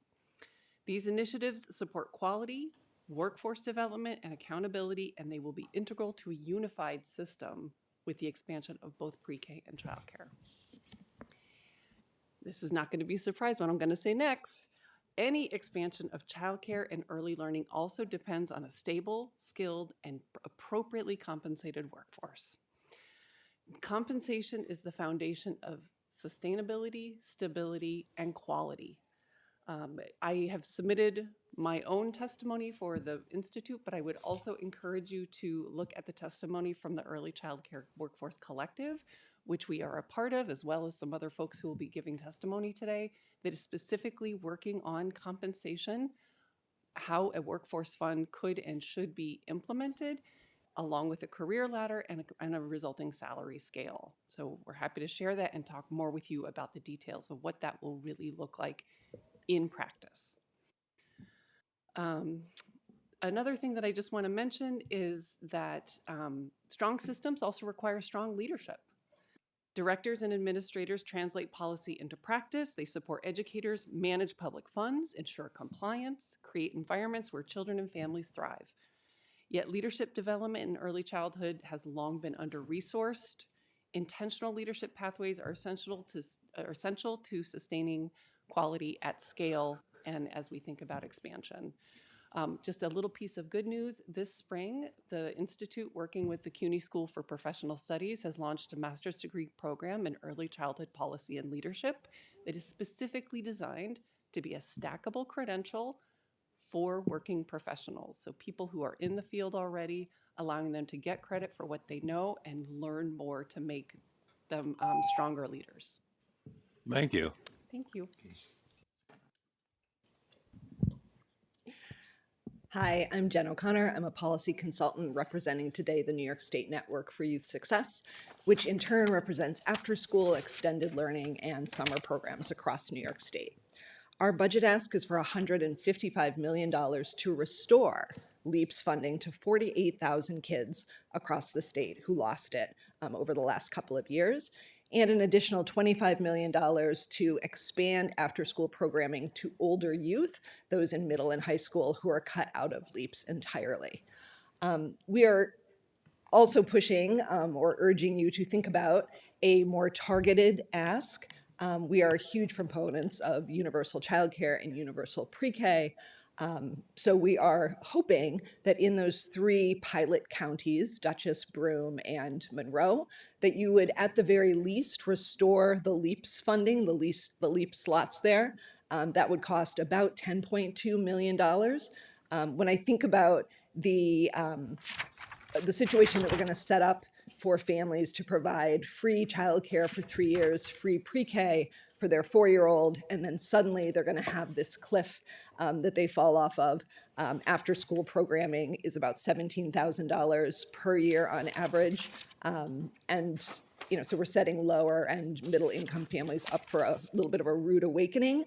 I certainly don't want a 4-year-old home alone, and I also don't want them to be home with a 10-year-old sibling who doesn't have access to an after-school program. So I'm asking that at least we restore LEAPS in those 3 counties. We could also expand to universal in those 3 counties, but I hope the state thinks about childcare in terms of school-age care as well, and we really think about the whole family as we go forward with this plan. So thank you. I'll give an extra minute to Pete.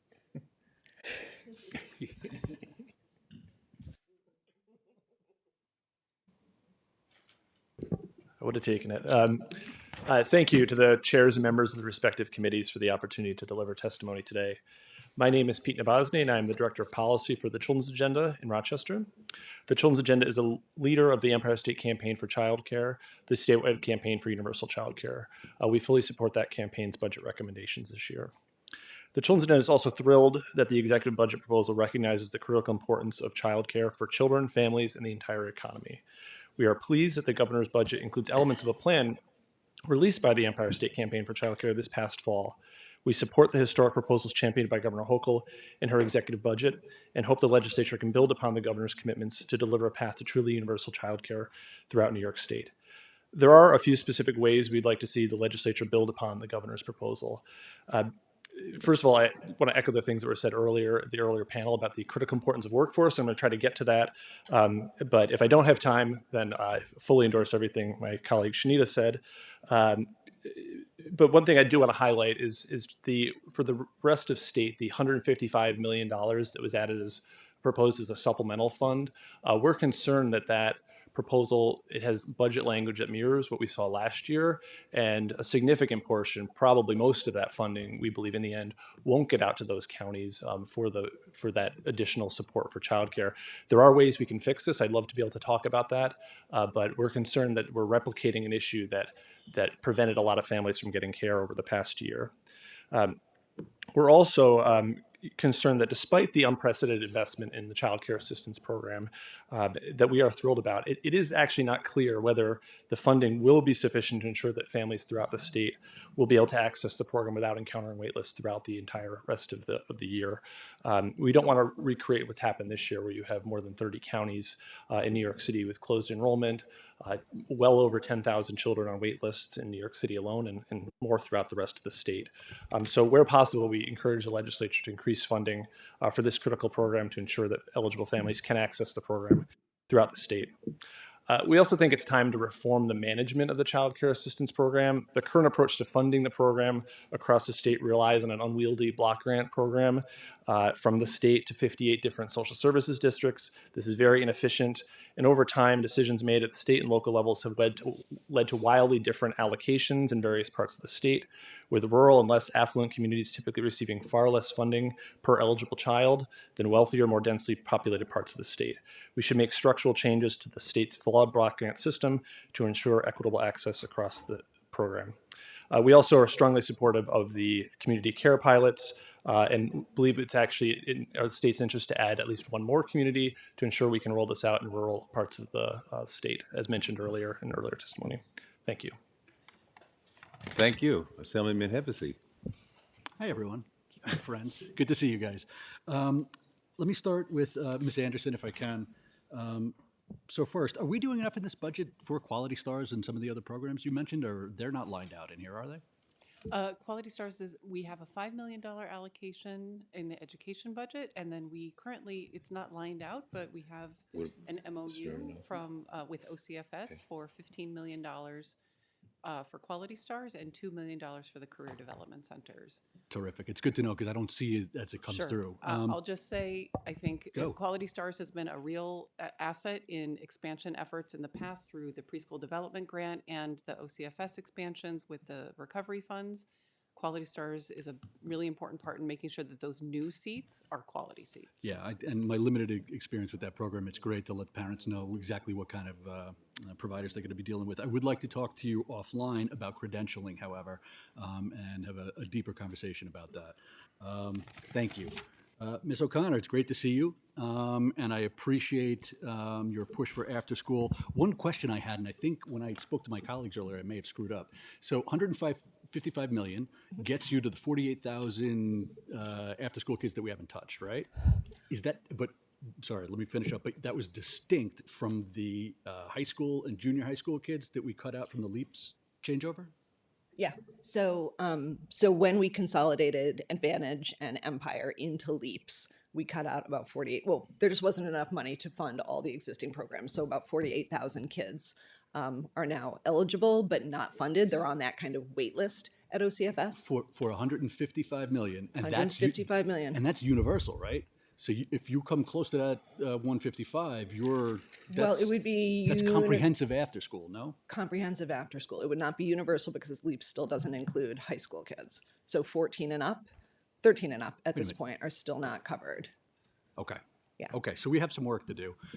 Also, in the pilots, you know, the idea for me, it just makes logical sense that if you're going to be doing expanding of childcare, that you got to do it in addition with after school. That makes sense to me, and I hope some of my colleagues. So thank you for that. Sure. And Mr. Nabozny, I just want one quick question. Great to see you, sir. Good to see you. My question is, let me get it right. So when OCFS testified earlier about the county wait lists, were they accurate in their description of the rules? Or was there a miscommunication? So I think there's a little like misunderstanding of these pots of money. The $50 million that was allocated last year had to be spent by counties prior to the end of the federal fiscal year, which is the end of September. So that's passed. We can't go back now. We can't add spending. The $50 million has been kind of swept into next year's budget. We're worried that same thing's going to happen next year because counties are reluctant to obligate families for a year of childcare when they only have the funding for about 5 months. We can't let that happen. Yeah. Thank you, sir. Hello, thank you all for being here, Mr. Nabozny, Ms. O'Connor, Ms. Anderson. We will be advocating in this budget for, a workforce compensation fund for the childcare workers, although we do know the end goal is to ensure that childcare workers get what educators get in the K-12 system, a salary schedule, a career ladder. Ms. Anderson, I know you were talking about some of the work you were doing on that. Please take the time you want to talk more about it. So we're thinking about a career ladder and a salary scale and a workforce fund or salary supplement that really thinks about what we're trying to accomplish in a couple of different ways. So obviously parity for similar credentials with our K-12 colleagues. But I think another way that we want to think about this is the compensation fund as a bridge to a fully funded universal system. And as we are thinking about what does that rollout to universal look like, is a workforce fund meant to be something that it bridges that gap for the time being?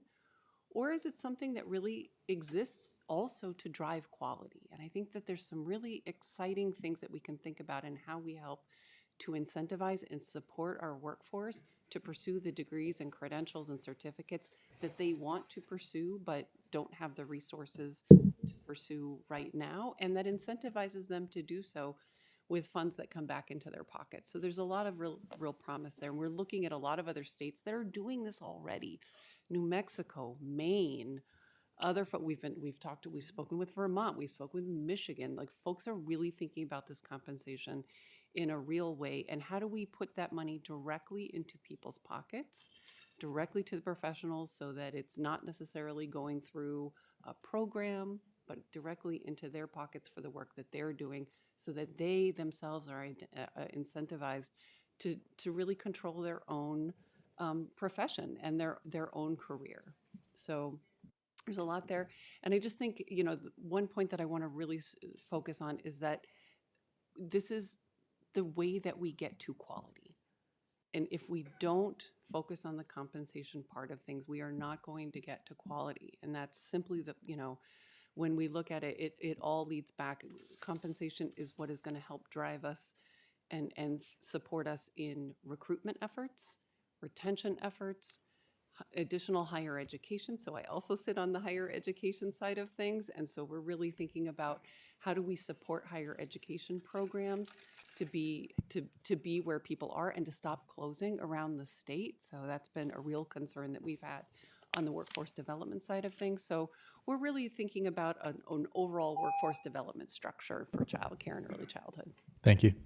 Thank you.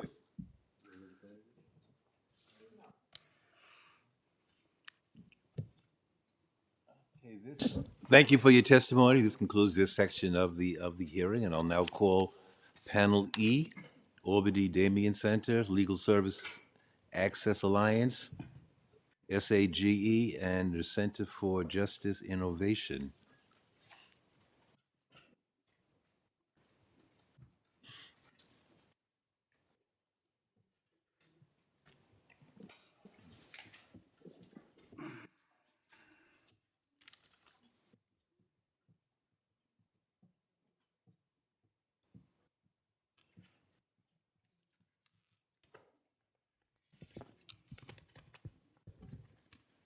Got a lot of no-shows.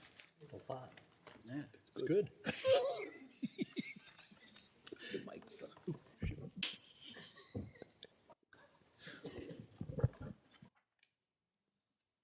Good afternoon, and thank you for your testimonies. Who wants to start? We do ladies first this time? Okay.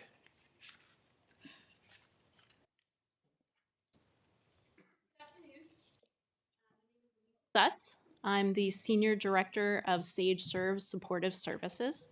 Thank you for having me today. So New York is aging rapidly. The population of New York age 60 plus is growing 5 times faster than those under 18, with LGBTQ plus elders making up a significant and often invisible part of this population. Yet funding for critical aging services has remained flat for years. As a result, too many older New Yorkers remain on wait lists, unable to access basic supports that help them stay healthy and safely housed in their communities. At the same time, HIV is increasingly an older adult issue. More than half of New Yorkers living with HIV are age 50 plus, and older adults are significantly more likely to receive a late diagnosis, often with a concurrent AIDS diagnosis. LGBTQ plus elders, particularly trans elders and LGBTQ people of color, face disproportionately high rates of poverty, housing and food insecurity, social isolation, and unmet health needs. Without targeted, affirming services, too many older New Yorkers experience preventable health crises and premature institutionalization, outcomes that are devastating for individuals and costly for the state. This is why SAGE's work is so essential. Founded in New York City in 1978, SAGE is the nation's first and largest organization dedicated to improving the lives of LGBTQ older adults. Through our LGBTQ welcoming SAGE centers across New York City and our partners statewide in the Hudson Valley, Rochester, Syracuse, to name a few, we deliver culturally competent case management, benefits counseling, mental health support, housing stability services, and community connection for older adults who are too often shut out of mainstream institutions. We also operate SAGE Vets, a statewide program supporting LGBTQ older veterans who continue to face barriers accessing VA benefits that they have earned. We also offer SAGE Trans, a program that provides affirming services and community for trans and non-binary older adults whose needs are rising amid increasing discrimination and hostility. To sustain and expand these vital services, SAGE respectfully requests $850,000, including $650,000 in continuing funding and $200,000 to meet growing need. Thank you for your past and enduring support. With this targeted funding, New York can continue to lead the nation in ensuring that LGBTQ elders, older veterans, and older New Yorkers living with HIV are able to age with dignity. Thank you.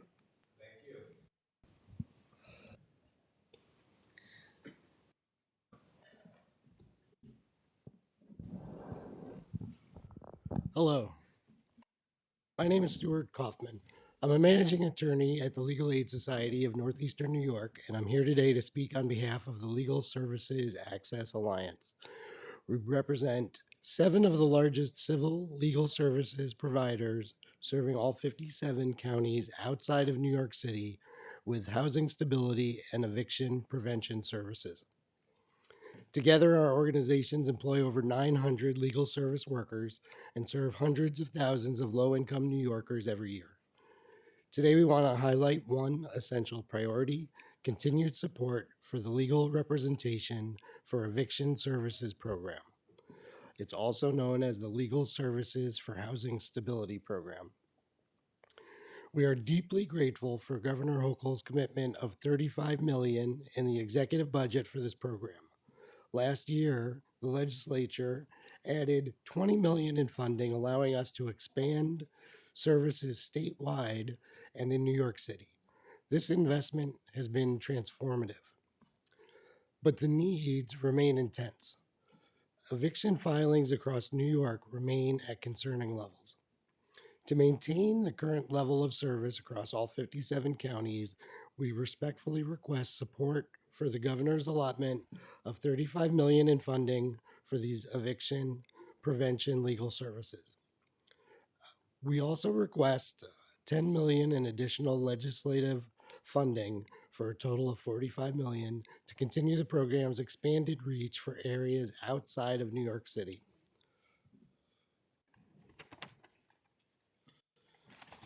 The Office for Temporary Disability Assistance has been an excellent partner in administering these funds due to their expertise in helping prevent eviction and create housing and stability services.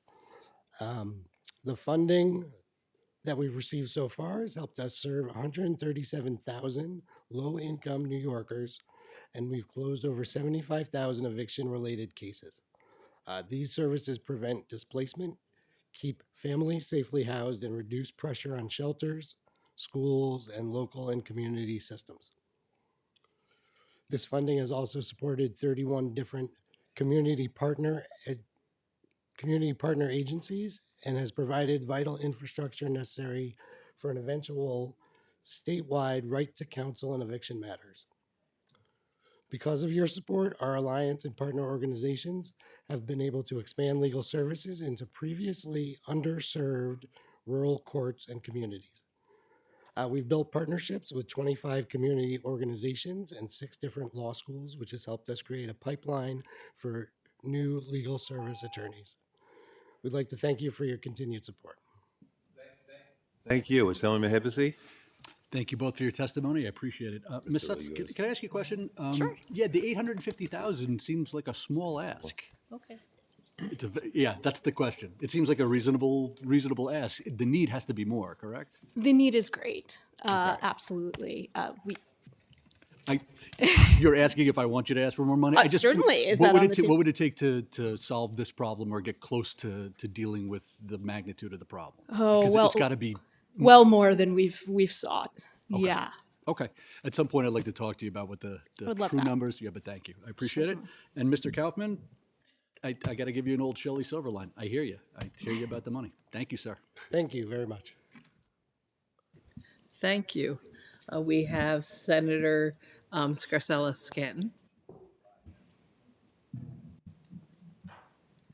There we go. I got it to work. Lisa, thank you so much for the work that you do. I wanted to mention I am very familiar with the Sage Vets program. Given what's happening at the federal level, is there more we can be doing, to the Assembly member's point, outside of the $850,000, specifically with regard to those veterans? Are you seeing more fear around going to the VA? That's something I can imagine. And what can we at the state level be doing to help with that fear? Because I know that this is a very serious issue, and there was changes made at the federal government for who the VA, they made it they played around with the language about who they can serve.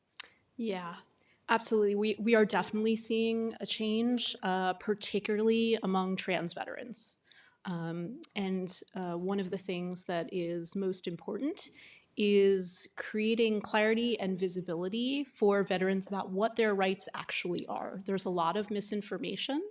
And so having greater visibility about the rights that do exist is really important. And localized affirming services. That's really what Sage Vets brings to the table that's different, right? When a vet comes to us, they know that they're going to be asked, what are your pronouns? That assumptions are not going to be made, that we're going to speak really clearly and carefully about all the nuances of what they've experienced. There is no price you can pay for that when someone has had the set of experiences that a lot of these veterans have had. So really looking at creative, localized solutions and thinking about simple ways to create greater visibility within the VA. There's a problem with the photographs that are used in materials, that all the photographs are fairly standardized and homogeneous. We really need to think about all the language, photographs, all these kinds of things. And my other part of my question, how many vets do you serve now? Thousands. Thousands. And have you seen an increase from previous years compared to this one? And again, my biggest fear is I know a lot of times veterans, particularly disabled veterans, are able to use the VA for their healthcare services for free. So now under the new guidance in some cases by the federal government to VAs, are they not receiving the care that they should be getting at local VAs, or has that not trickled down yet? Yeah, we're starting to see that happen. We're starting to see the trickle down. Where we are seeing a lot of demand is in our support groups. There are more people who are wanting to talk and needing to talk and not having a safe and comfortable place to do that. So we're definitely seeing that change there. And I think it won't be long before we have more demand because of the delays and the fear around medical care. Thank you so much. I appreciate you. your time and the work you do. We also have Senator Brisport. Thank you, Lisa. I have similar questions to my colleagues in terms of what more we can do. But first, I just want to start with an incredibly large thank you. SAGE serves an LGBTQ plus senior center in my district, Stonewall House in Brooklyn, in Fort Greene. And as a member of the community myself, I'm very grateful for the work that you all do. But I'm also grateful for I know SAGE was extremely instrumental in the lawsuit of the federal government when they attempted to cut grants to organizations, particularly of your nature. So thank you for all the work you do. I have a similar question. In addition to funding SAGE, do you see any other ways the legislature can be helpful in this budget process in terms of supporting our seniors in the LGBTQ plus community? Oh, so many ways to serve the LGBTQ plus seniors. Some of this is about bridging gaps in services between funds for younger people and older people, looking to fund intergenerational solutions. Sometimes we get caught in the silos of funding, so there are lots of opportunities there. In terms of veterans specifically, there is a need for specialized services for female veterans. LGBTQ females and females more broadly. So that's an unmet need that is certainly out there. And that's actually something we've been working on in Sage Vets. Also looking at the intersections of various types of culture. So culturally competent services in terms of not only LGBTQ identity, but also cultural heritage. Important that we recognize the intersection of those two things. And so we're offering more services that take into account people's cultural heritage as well. Thanks. Thank you. Assembly? That concludes this section of our hearing. I thank you both for your testimony. Thank you. And I'll call the next group, Panel F. Supportive Housing Network of New York, the New Destiny Housing, Equity Advocates, New York Immigration Coalition, Live On New York.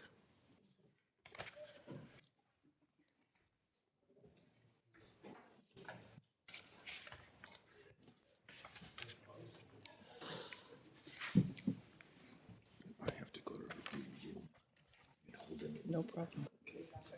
No problem. Okay. Leah Eden. Okay. Good afternoon, everyone. Hi. So let's see, let's start at my left and then go down to the right.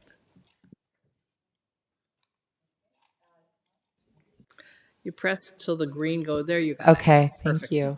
Thank you, Chair Kruger, Chair Pretlow, and members of the legislature.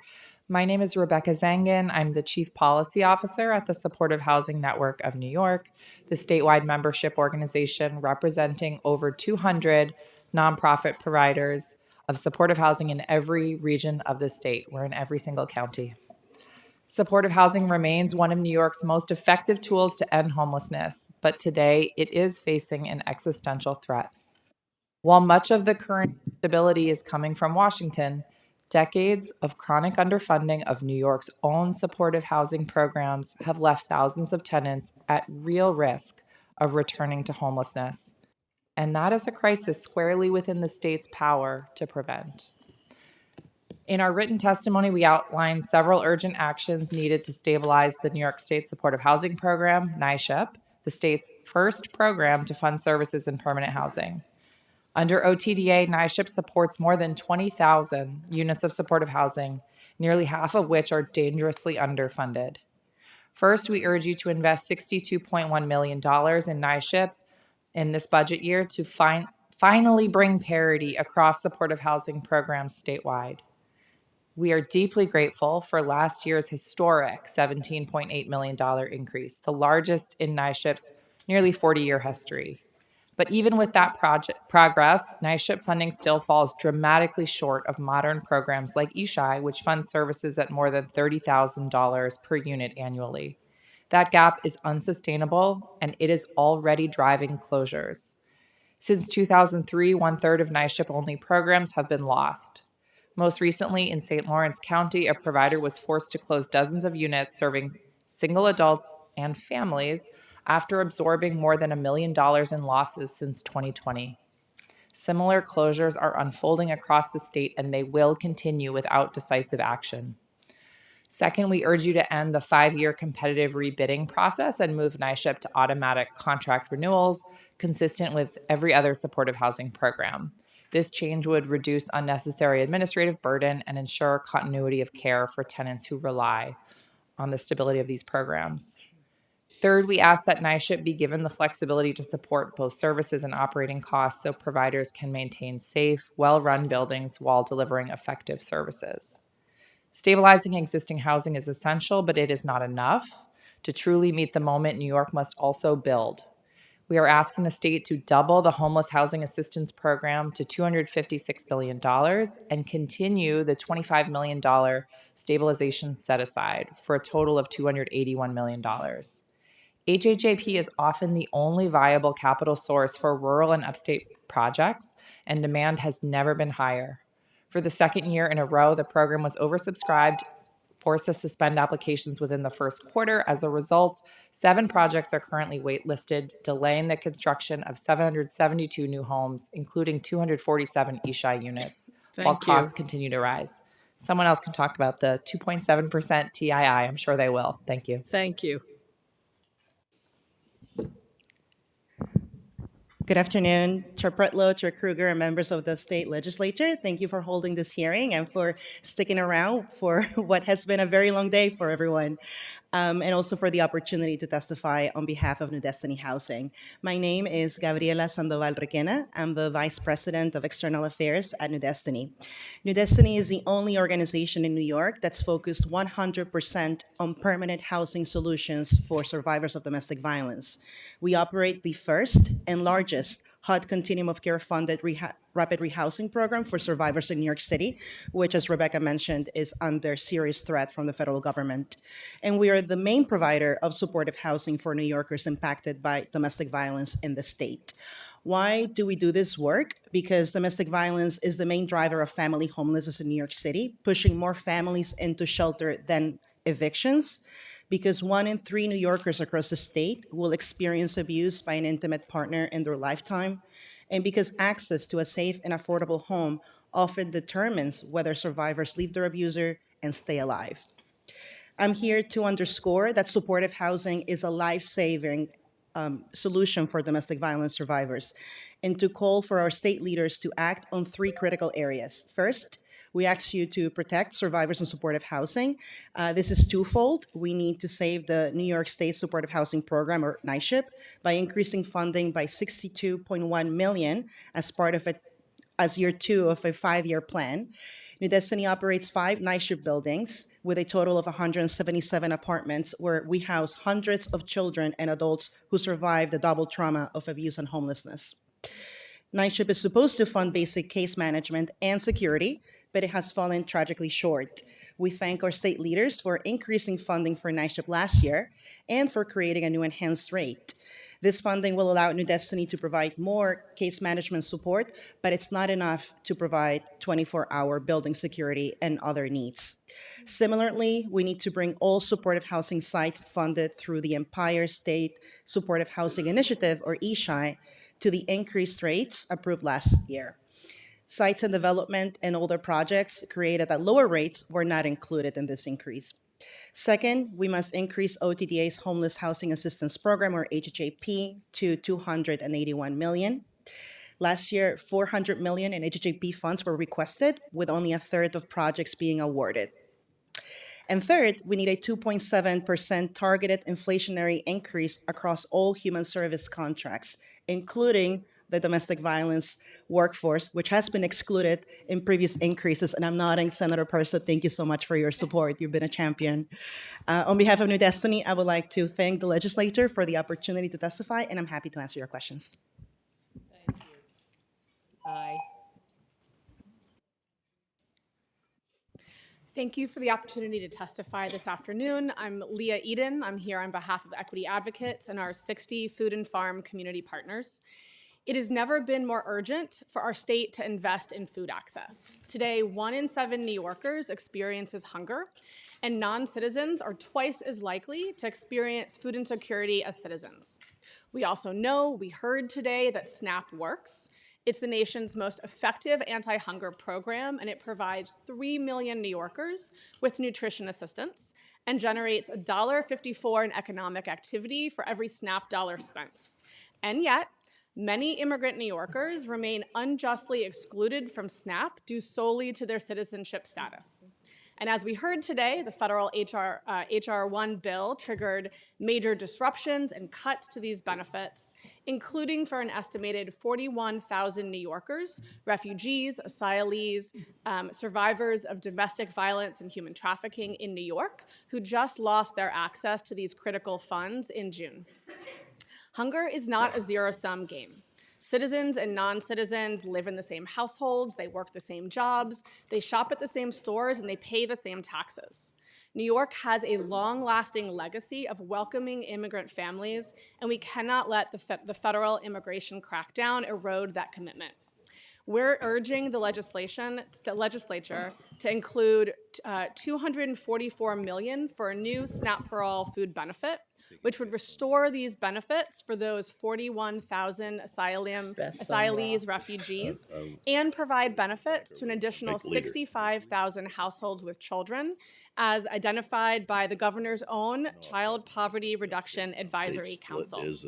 This proposal has broad statewide support with over 110 organizations, and these are just some of the over 500 postcards that we have received from your constituents across New York urging critical action on this proposal now. While ensuring access to food for all New Yorkers is essential, true food security also requires investing in long-term, community-led solutions that strengthen local and regional food and farm systems. Luckily, New York is home to 13 local food councils that do just that. These cross-sector, community-led grassroots coalitions serve diverse geographies and bring together residents, farmers, food businesses, emergency food providers, and more. We urge the state to invest $2 million to strengthen, expand, and coordinate local food councils statewide. This would position New York as a national leader in investing in creating resilient and sustainable local food economies. Thank you so much. With a second to spare. Thank you, Assemblyman Hevesy. That was impressive with a second to spare. Very I good. know. Yeah. So thank you for your testimony, and we hear you about the food access, and I believe you're talking to a group of people who agree with you about the need for food, regardless of immigration status. It's actually offensive that we have to have this conversation, but I hear you. I am going to switch, if I can, to talk about the supportive housing for both of my friends. So I hear you on the 62.1 for NYSHIP, and I am grateful that we are in that process of fixing the NYSHIP program. I think it's the least we can do, considering New York State is the place where we invented supportive housing, and I'm very proud of that.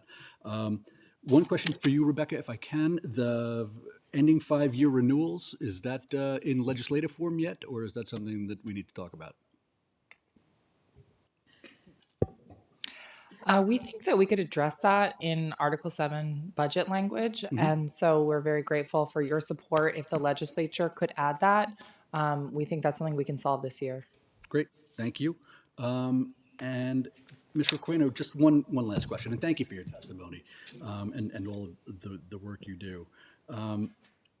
Is there anything, so I understand the point about why supportive housing for this particular population is crucially important. You're dealing with 2 generations.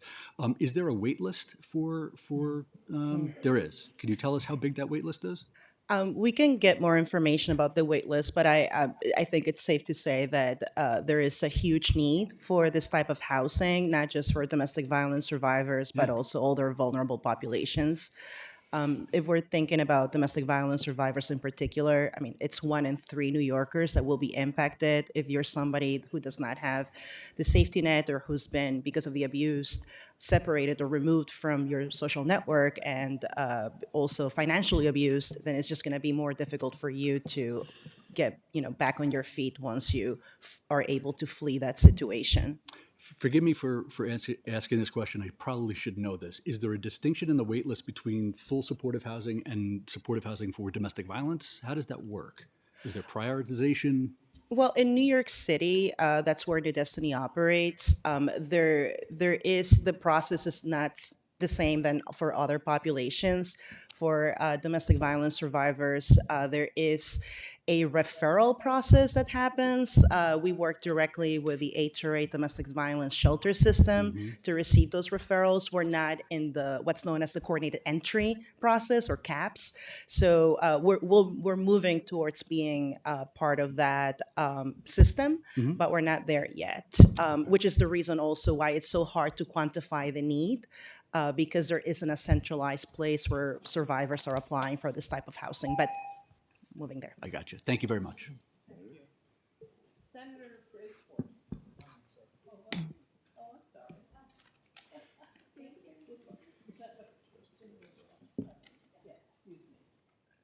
I'm so sorry. Let's try again. Senator Roxanne Purcell. That's okay. All right. Can I go? All right. First and foremost, I just want to say thank you for the work that you do. I chair the Veterans Committee. My question is there a specific avenue for veterans for supportive housing? I represent Coney Island. We have Surf Vets there. It's an amazing facility. They bring the VA in for services, whether it's to get disability benefits or mental health resources or whatever it is they need. That's something I really think we should be focusing on more as a state, affordable housing for our veterans. So I would love to hear any information you have about that. Yeah, I would.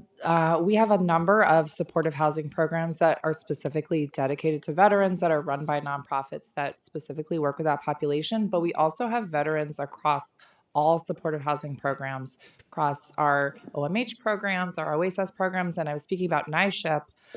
We looked at, did a demographic survey of our NYSHIP tenants. 10% of our NYSHIP tenants were veterans.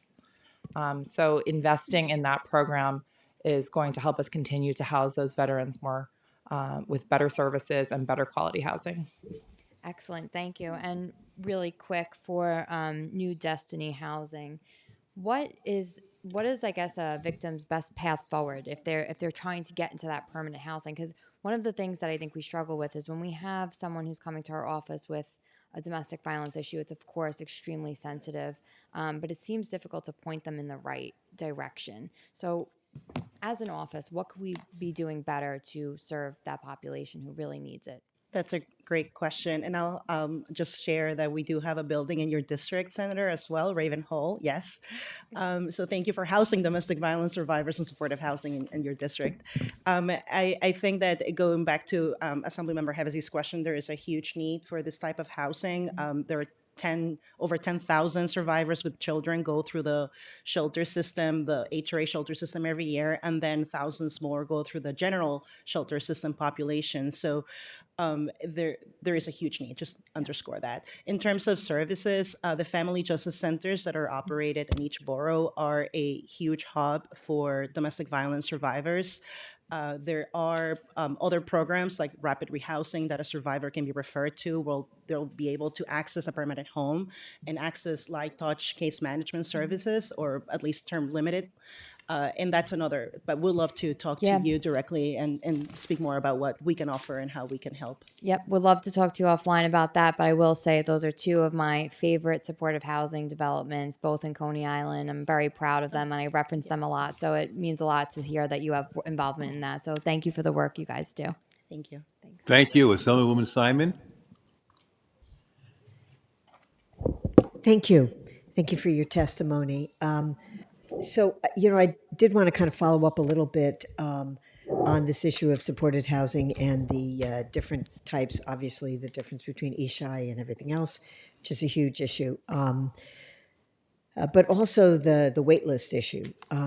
I just got data from the city, which has a dashboard now, I don't know if you're familiar with it, that really are showing differences in HRA provided housing versus, for example, OASIS housing versus OMH housing versus State Department of Health housing. I wanted to know if you were familiar with that data, or if you have any sense of why, right? Like, what are those barriers? What's causing those delays? Are you referring to the vacancy data, or? Yeah, vacancy and the length of time it takes for a unit to get move filled. in. Okay. Right. There is a lot that we can do, and we have a lot of data within the city of New York now. We have this new dashboard to really diagnose some of those problems. I do want to point out that some of the data that's in that system is supportive housing, and some of it is licensed mental health housing, the OMH portfolio in particular, and that has a different type of model. There are program fees, there are more rules, and there's a lot more shared housing. So oftentimes after someone has been homeless and they have been through multiple systems that have failed them and traumatized them, they don't want to live with a stranger. So we do have a lot of these models that some people may think, oh, if you're homeless, you'll take the first thing that's offered to you. That's not always the case. There are some of our antiquated models of housing that people prefer not to move into. So that's not the only problem, but that's one of the issues. We also have housing stock that isn't meeting modern standards and needs.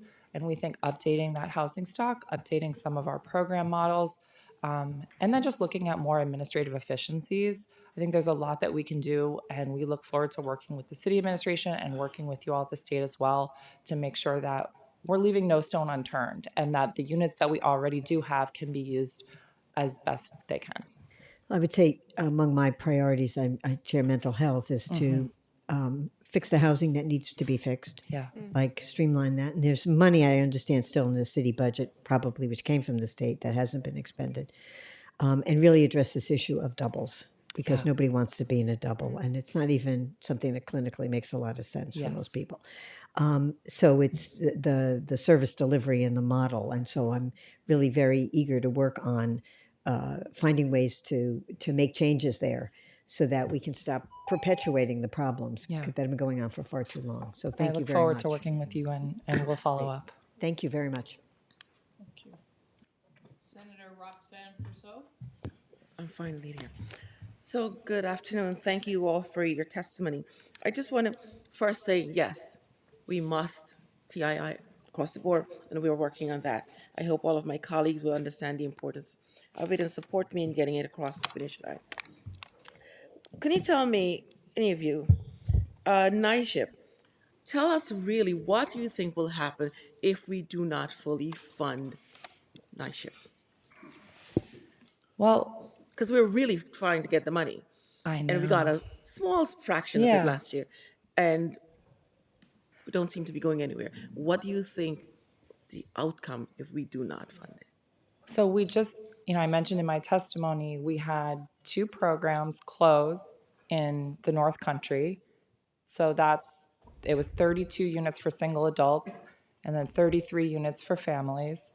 That building is for sale. That building was invested in by the state of New York, by HHAP, and they completed their regulatory period last year. And now they're selling the building because they've lost $1 million over the last 5 years. So that's going to continue to happen. That's going to continue to happen across the state. People who were homeless and permanently housed will lose their housing again. I mean, it just happened. It's going to keep happening. So it's not theoretical. It's happening now. And if we don't do something, the pace of that is going to accelerate. I think Gabby can speak more to, these, and I don't want to discount the importance of the enhancements that we already received, because for some providers, that's transformational. And we heard about programs that are hiring 2 new social workers. One is a bilingual social worker, and the other one is going to serve the young adult, the younger children in the families, like specifically dedicated to them. We heard about professional cleaning services that will come in to single room occupancies and help maintain the shared spaces. So there's real things that are happening, but Gabby mentioned they still can't afford 24/7 security. So you could speak more to that. Yeah, so it's, and I will say that without the housing, you're going to have people going into shelter, going back to the streets, and in the case for domestic violence survivors, many of them going back to their abusers, to situations that are life-threatening. For us, the enhanced rate has been a help. We will be able, once we get the funding, to get more case managers, but we had to make the decision, right? Do we get security or do we get case managers? And we decided to go with the support. It's a tough decision to make, and it's one that we shouldn't really be making, considering that we are housing domestic violence survivors. So we really need to get to that funding level. Thank you.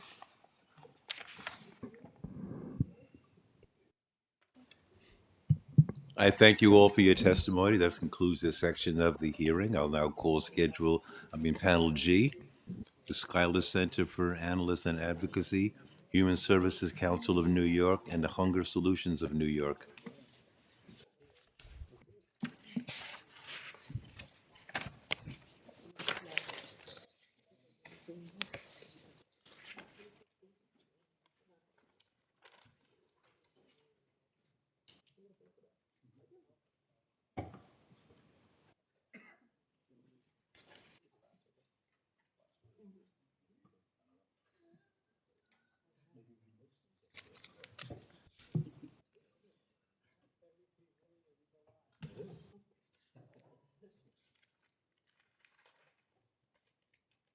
Hi. Hello? Are we ready? Okay, we'll start left or right. Either end. Okay. Thank you for the opportunity to testify. I'm here representing Hunger Solutions New York, a statewide nonprofit dedicated to alleviating hunger by maximizing federal food assistance programs, including SNAP, WIC, and other child nutrition programs.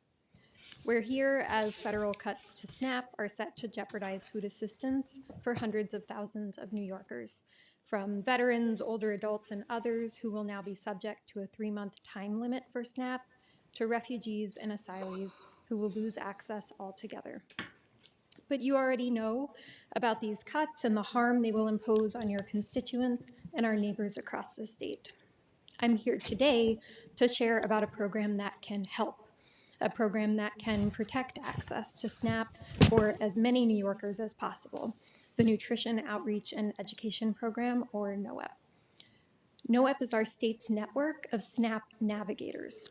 Statewide, more than 80 SNAP navigators based in trusted community organizations provide families with information about SNAP and a helping hand through every step of the process. Over the next year, SNAP navigators will be more critical than ever. These are SNAP policy experts who can help New Yorkers understand what's changing due to H.R. 1 and what they need to do to keep their food benefits.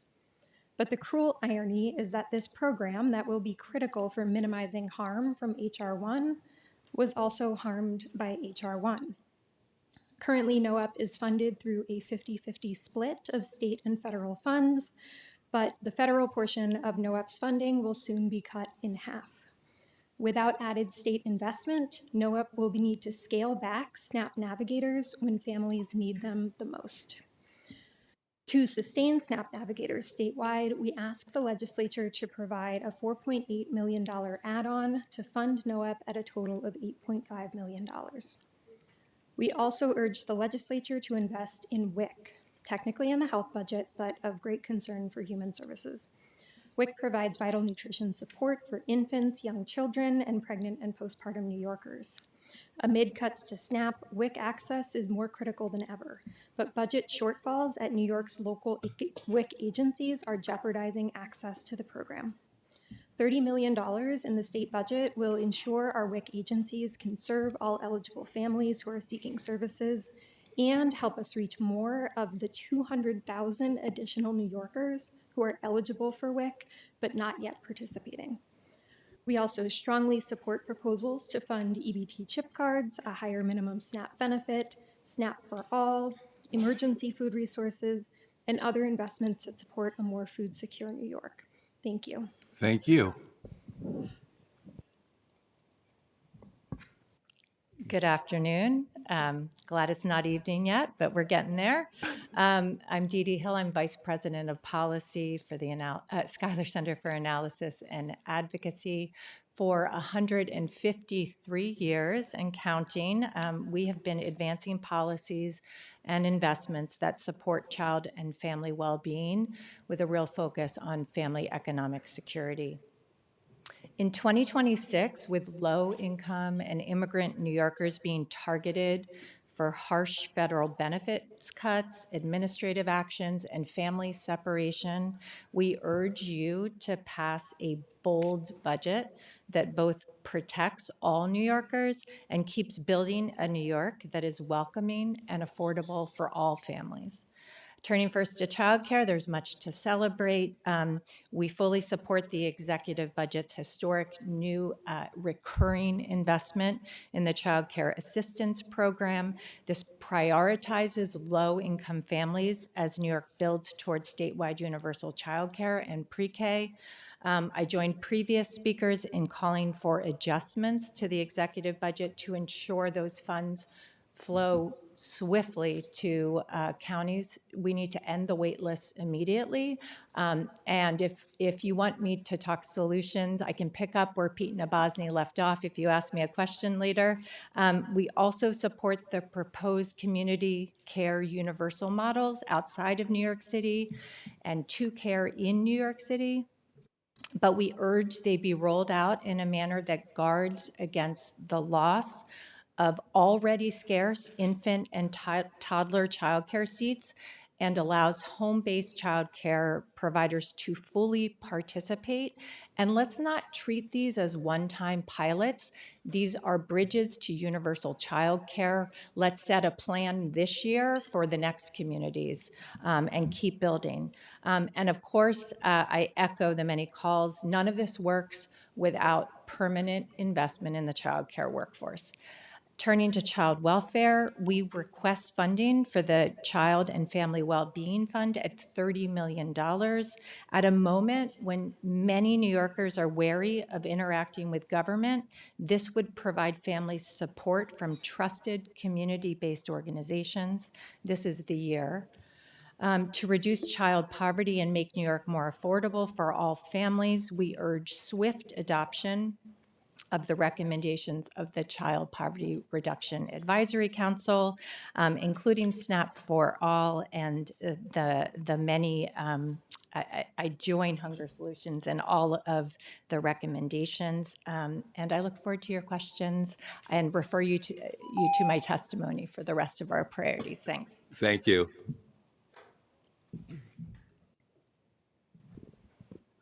Yeah, okay. Hello.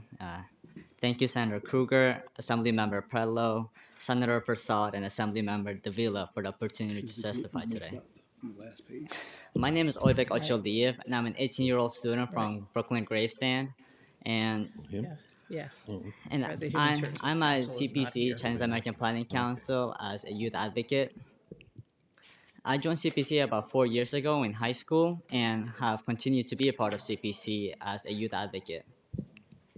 I'm from Uzbekistan and I came to the United States about 10 years ago. As an immigrant, my family and I faced many challenges. My parents struggled to find jobs that could support us, and we often had to make difficult choices just to cover rent and groceries. CPC has given me a platform to speak about the issues that I care about and has provided me with tangible skills that many young people don't have the opportunity to develop. Programs at CPC are not only helping me, but they're helping others achieve stability and build a future for themselves. Recently, my family faced a devastating loss. Our SNAP benefits were skimmed, so our $600 were stolen from us. When we contacted SNAP, they could not replace the funds. This left my family with an impossible choice between paying rent and buying groceries.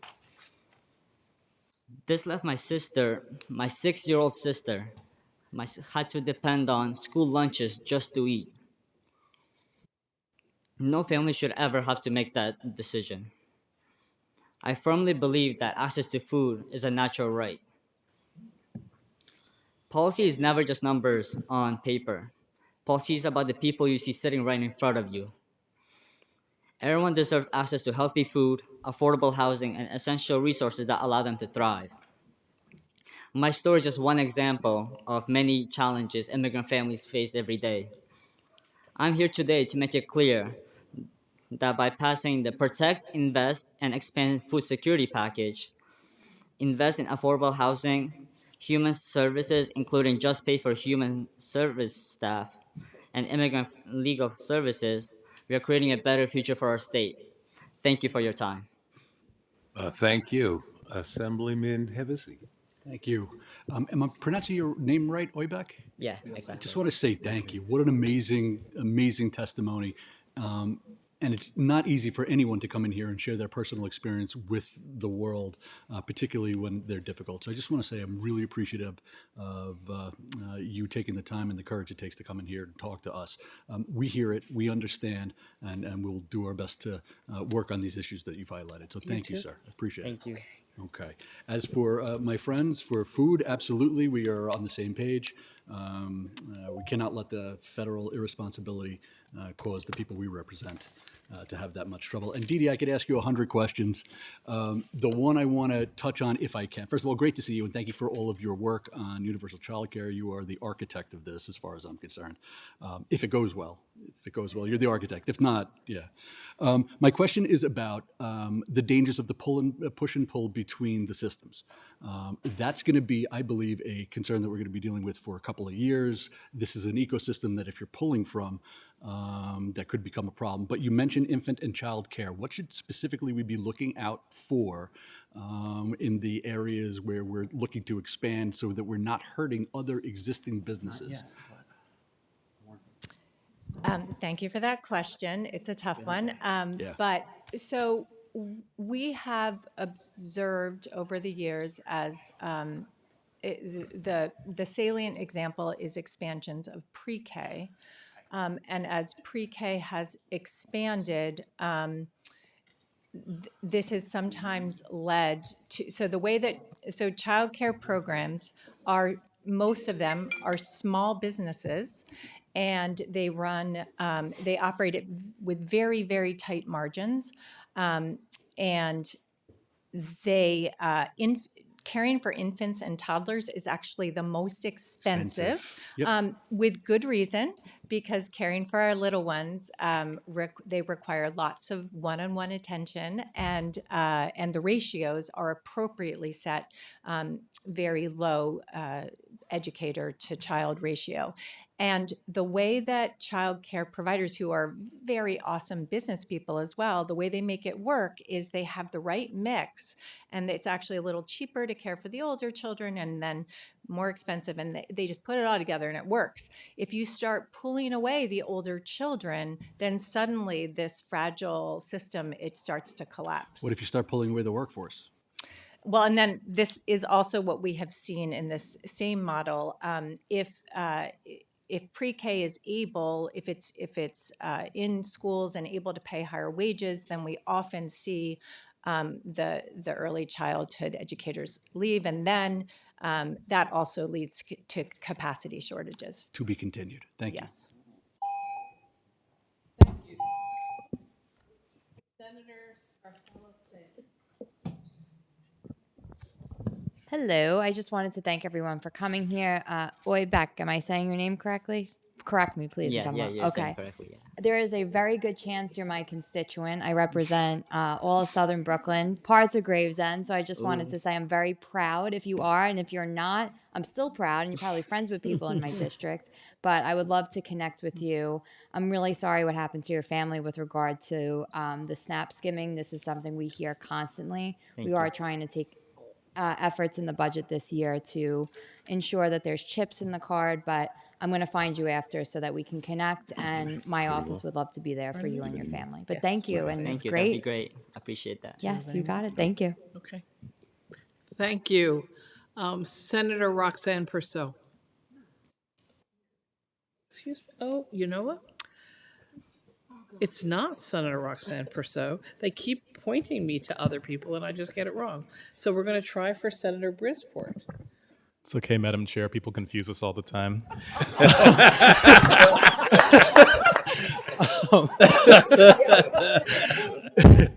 Touche.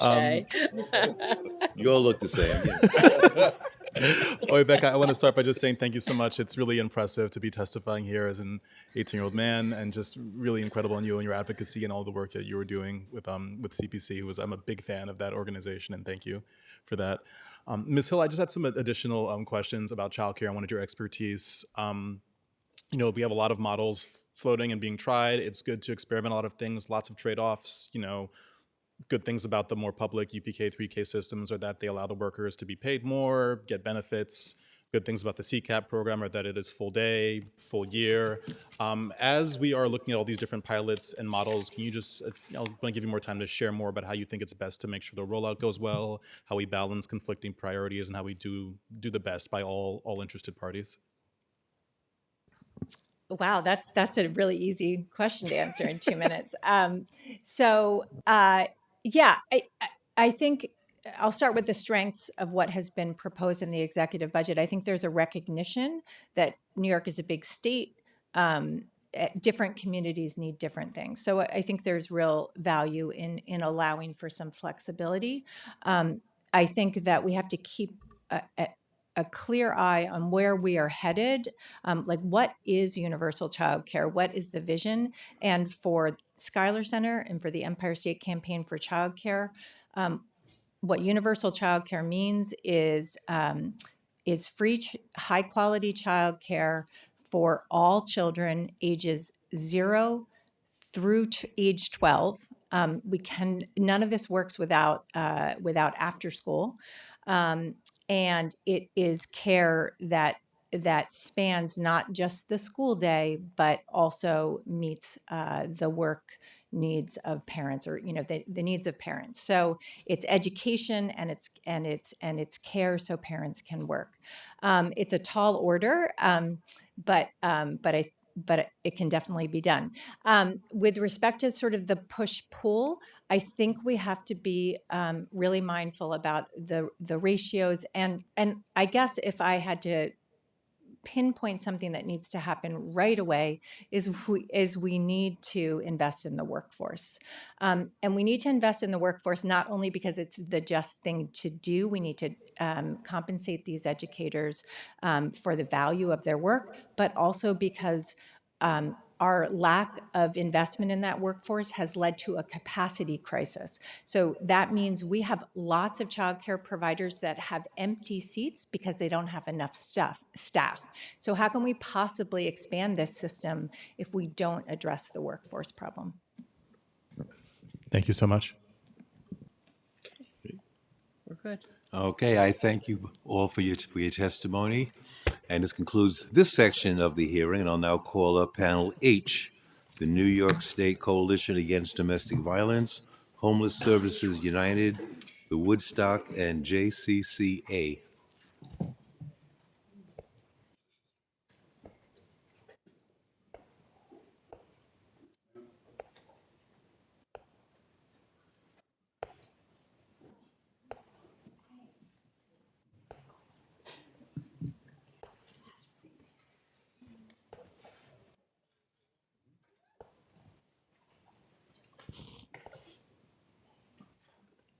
JCCA.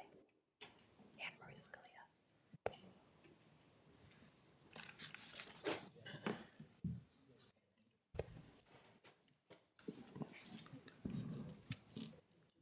It's 3 minutes before good evening, so good afternoon. Good afternoon. And you can start. You want me to start? Okay. Thank you, chairs and members of the committee, and thank you for calling this hearing, having JCCA submit testimony on behalf of the children and the families to whom we provide services. My name is Anne Marie Scalia, and I am the CEO of JCCA. I was sitting in the back listening to some of the testimony, and I think a lot of the same issues, having spent 11 years at the Department of Social Services and knowing the various issues that have come before you today, I am deeply honored to be able to sit here with all of us, and I think a lot of the same issues resonate. And I'll just point to JCCA in the sense that we are a child and family services agency that works with about 17,000 of New York State's children and families each year.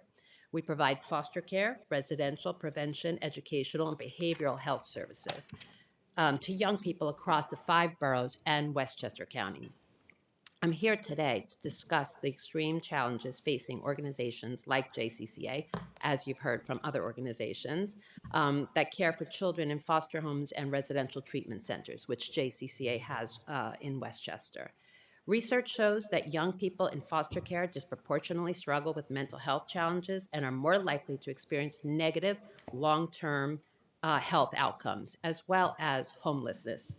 In order to adequately meet the needs of young people, we are asking child welfare professionals to do more without providing proper compensation.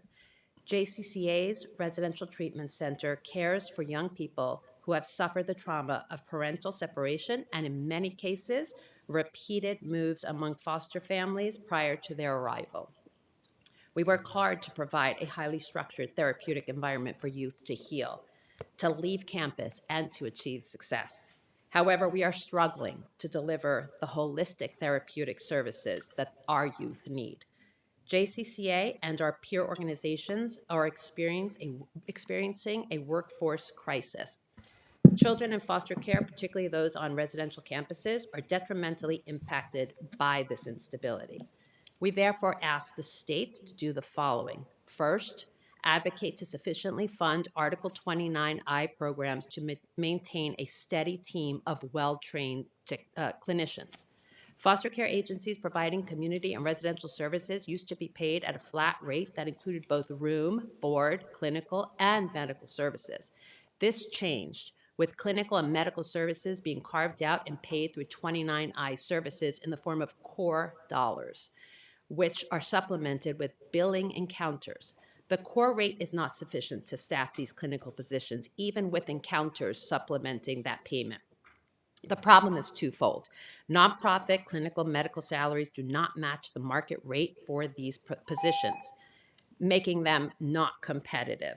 The other thing that we're asking is for to advocate for foster care and residential staff salaries to be increased and maintained at a consistent and experienced workforce. Thank you. Thank you. Hi, I'm Joan Gerhardt, Director of Public Policy and Advocacy at the New York State Coalition Against Domestic Violence. We represent approximately 100 DV programs around the state. More than 90% of the funding New York uses to support DV survivors is federal funding. 90%. Over the last year, the federal administration has sought to cut or limit this funding. OVW grants, HUD Continuum of Care and CDC funding, street outreach grants, and now, most concerning, TANF and Title 20 funding. New York uses $91 million of TANF and Title 20 to support DV services each year. New York has sued the federal government to protect these critical funds. But what happens if we lose? How will New York continue to fund critical DV services? We are asking New York to create a $10 million emergency contingency fund to ensure the continuity of DV services if TANF and Title 20 are cut. Creation of this fund could also support DV programs in major fiscal distress. Years of insufficient funding and months-long delays in payments have caused most DV programs to dip into cash reserves or obtain high interest-bearing loans. One program on Long Island already closed its doors. Several others are struggling. They are reducing services and staff, significantly impairing the ability to meet DV survivors' needs. An emergency contingency plan could prop up DV programs on the most severe fiscal cliff. Those that can't meet payroll are contemplating closing a facility if they're facing bankruptcy, or if they've experienced a catastrophic event such as a fire or flood that endangers their ability to continue. Accessibility to services is also impacted by our recruitment and retention crisis. These are difficult and traumatic jobs. Advocates help traumatized people at all times of day, and yet these experienced staff, many of whom are women and people of color, do not earn living wages. Once again, we are excluded from the governor's proposed targeted inflationary increase. The state says a COLA is included in our per diem rate. That math doesn't hold up. The per diem is only provided when a survivor is in shelter, yet staff are obviously paid every day they're on the job. And the DV per diem is much lower than other per diems. Even with the add-ons, it doesn't fully cover operational costs. Finally, since the per diem is tied to residential services, it does not apply to advocates in non-residential settings. As a reminder, New York has the highest demand for DV services in the country. On any given day, nearly 9,000 DV survivors get the help they need, but another 1,700 do not. We urge the legislature to step up for DV by creating a $10 million emergency contingency fund and ensuring living wages for DV advocates. Thank you. Thank you. Assemblyman Hevesy? Thank you, Mr. Chair. Ms. Scalia, it's great to see you. It's good to see you too. Pleasure. And thank you for hosting me at your facility. And we had a good conversation, and I look forward to continuing to work so closely with JCCA. You guys are great. Thank you. I would like to, let me start here. You look like you were cut off at the end when you were speaking. Did you have anything else you wanted to add? Yeah, I'll give you that I think the thing that I really want to get across is that the living wage that we provide for our most important positions, we call them RYCs, the positions that work closely with our children in residential care. That salary is starting at $18.50.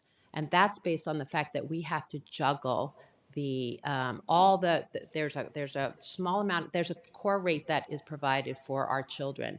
With that, we can only provide a certain amount of money for each of these titles. If you layer on top of that the need for licensed clinicians and everyone else. However, as other people have said in their testimony, $18.50 for people who work very, very closely with traumatized children who have to be there day in and day out to help model that behavior, to help them, is not a living wage that we can support. I appreciate that, and I'd like to talk more and work with you offline to try to rectify that problem. And then thank you for your testimony. And Joan, it's good to see you.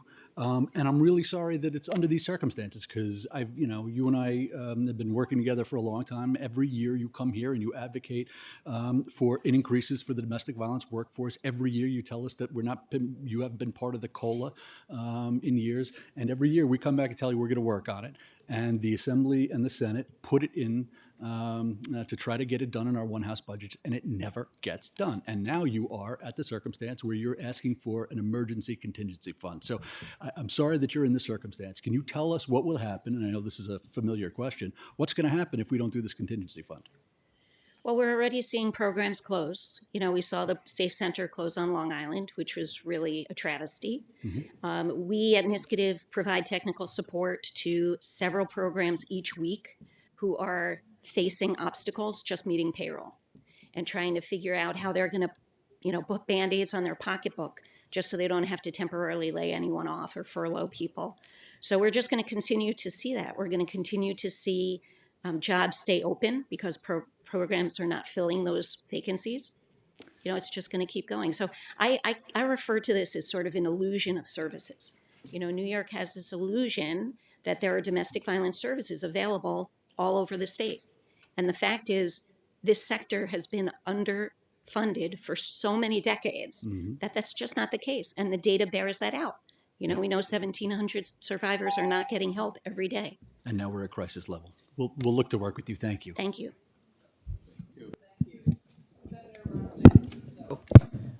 Thank you both for your testimony. Joan, I just want to really say thank you for your advocacy. And every year you come and, you continue to knock on our doors and making sure that everything that you talk about is in the forefront of the discussions. And so I just want to say thank you for making sure we have all the information that we need, and we will continue to fight to ensure that DV providers receive their fair share. So again, thank you. Thank you. I thank you so much for your leadership.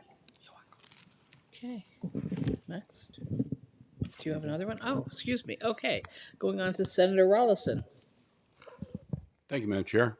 Joan, just wanted to follow up with you, and I, of course, echo the sentiments of my colleague, Senator Prasad, on what the coalition does, not only statewide with all of the providers and for the victims and survivors, but what you do for us here at the Capitol to help us understand, even though I think we know, what the priorities are and what the challenges are within a DV, and continue to advocate for that. But I wanted to just have you just explain, because I didn't pick up on it, the residential reimbursement, you were talking about that. Could you kind of just expand upon that? Sure. So New York State pays for emergency shelter under a per diem reimbursement model. It's a very unique system. Most states don't fund DV services in this way. So New York is unique. We use TANF in Title 20 to supply those per diems, and they get paid, providers provide the services and then voucher for reimbursement in the next quarter. Those payments are really delayed, but we can get into that. Every year, OCFS sets out those per diem rates, just like they do for many other sectors, many other types of facilities. Our are the lowest per diems that anyone gets in the state. There's an add-on every year to that per diem rate that's set. It's usually about 2 to 3%, and it's called a growth adjustment factor. In the last couple of years, we've heard state leaders say, well, that's your COLA. That's actually your COLA. And we're hearing that more and more as one of the reasons why DV advocates have not been included in the TII or the COLA. And the fact is that it's totally incongruous for the reasons I cite, because the per diem is only paid out for residential services. It doesn't cover all of the advocates working at programs in non-residential services. And our per diem is so low that with those add-ons, like the food add-on and this growth adjustment factor, providers still need all that money just to pay for the operational costs of shelter. That can't be set aside for personnel. That's just an erroneous argument. Yeah, and of course that makes sense, because not every survivor is in a residential setting. They can be many other places that need the service of the advocates, who are essentially, helping them rebuild their lives and all the things that go along with it. And it's a long time process for so many individuals that doesn't make any sense. And I'd like to follow up with you on that after. Oh, I'd love to. Yeah, Thank you. Appreciate both of you. Thank you, Madam Chair. So I also want to thank you both for your work and for being here today, and to stick with DV, since I think you're describing very well this layer upon layer of what's wrong with the picture, right? So it's the state seeming to pretend that you can pay for two different things with $1, right? And it doesn't work that way. But then you're also highlighting that we're facing potential enormous federal cuts that would, I guess, beyond devastate any network we have. But then we also have the situation this year where something went wrong with the RFP process for renewing contracts. So I just want to double check that I understood this correctly, that there was also then a delay in approving any continuation of contracts while you had to reapply and wait for a process. And is that done yet, or are you still in a sort of no man's land of not having your regular contracts continuing regardless of any kind of increases? Thank you for that question. Those are the OVS VOCA grants, which apply not only to DV service providers, but a broader group of victim service organizations, including rape crisis centers, child advocacy centers. And there was an RFP in 2025 that was concluded. Award letters went out. The term started October 1st. And on October 30th, OVS informed all of the grantees that the state comptroller was not approving those contracts. So they were withdrawn. That culminated chaos across the sector, as I'm sure you can imagine. And ultimately, OVS went back to 2024 contracts, extended them for a year. So that's the period that we're under right now, and has issued a new RFA, which is on the street right now, to cover the next 2 years, beginning October 1st of this year. Very chaotic, I think emblematic of the challenges that nonprofits have with contracting with New York State, the delays, the chaos. For DV providers in particular, this is our largest funding stream, so it's quite a concern. And do you have an expectation of that part being resolved anytime soon? The contracting issues, I mean, we'll have the new RFA, new award letters will go out. You know, I think when you have competitive funding like this, supporting care like domestic violence services, your safety net services, that's going to be a challenge because every procurement, you're going to shift funding, no matter how justified. There are Right. going to be winners and losers. So what we see in our sector and really across victim services in New York is this very chaotic response to these competitive procurements. We will argue that they should not be competitive. Thank you. I think that's the Senate. Well, ladies, I thank you Thank for your you. participation and your testimony in this, and I'll now Thank you. call up panel I. Thank you. Samuel Waxman Institute for Aging and the Mark Foundation for Cancer Research and Friends of NYC Nurse Family Partnerships. Typo cancer, should be cancer. I think it's cancer.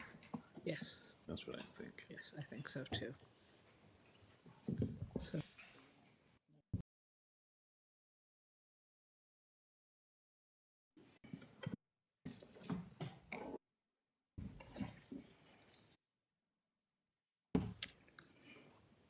Would you like to go?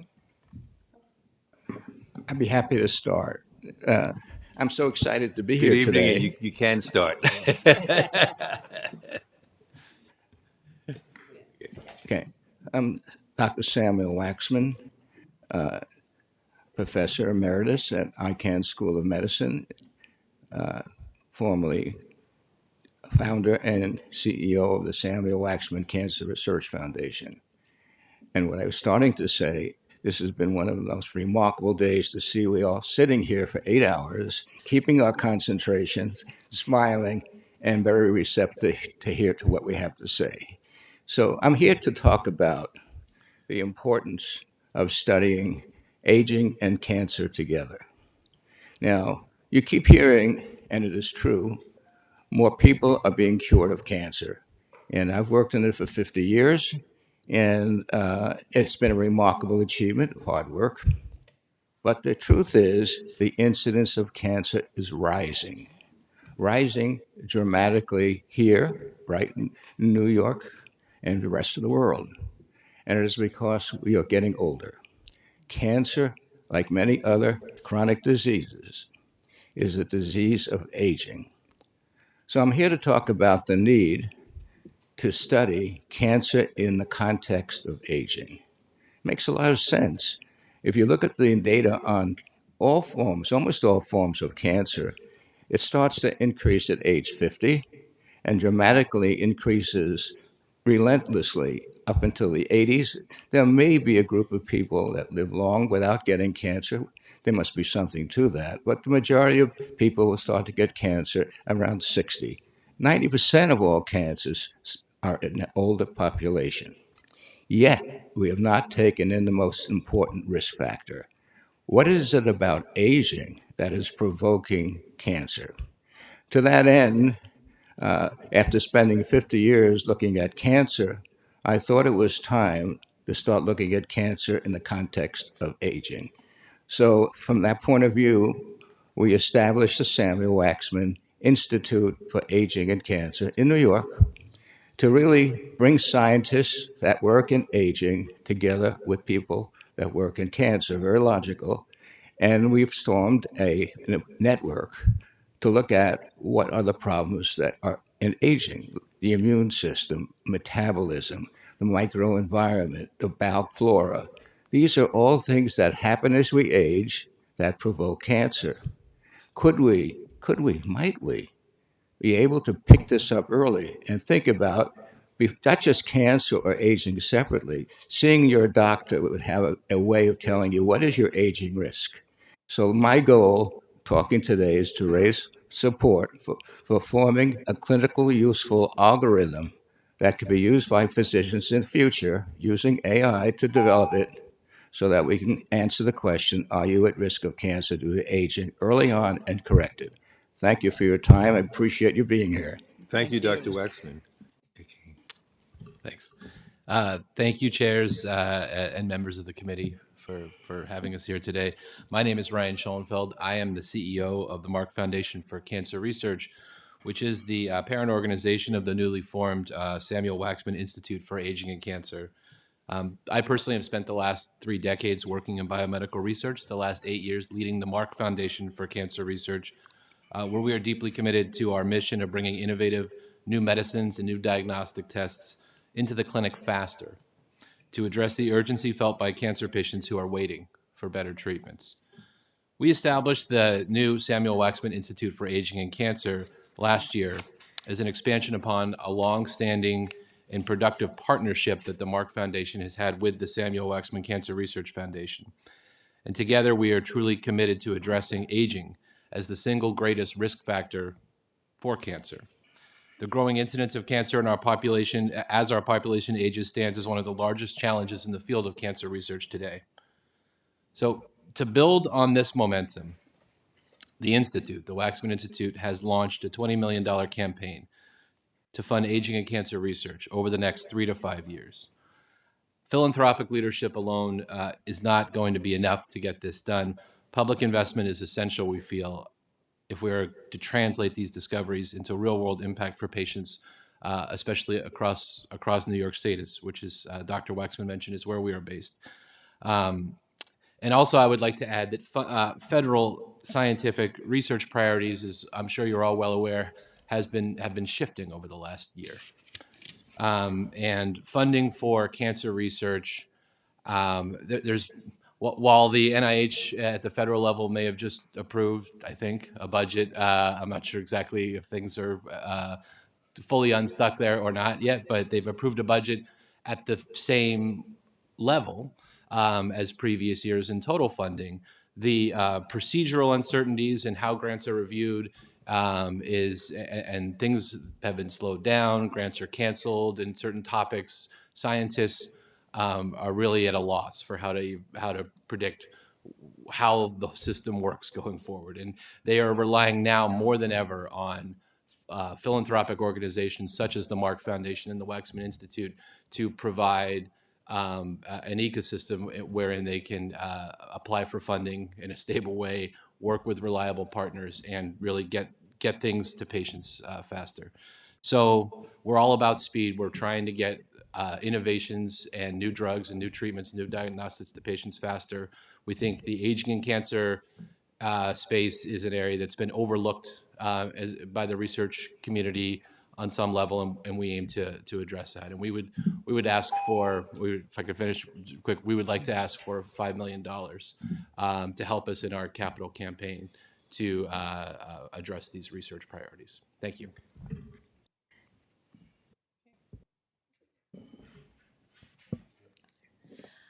Good evening. Thank you for the opportunity to speak today. My name is Karen Romans, and I am the Executive Director of Friends of New York City Nurse Family Partnership. Racial and socioeconomic disparities in maternal and infant health remain an urgent public health crisis in New York City. Pregnancy and the postpartum period are pivotal moments when targeted support can significantly influence long-term health, economic stability, and family outcomes. Addressing these disparities requires solutions that are effective and responsive to families' real-world needs. Friends of New York City Nurse Family Partnership strengthens outcomes for first-time low-income moms enrolled in the city's Nurse Family Partnership program.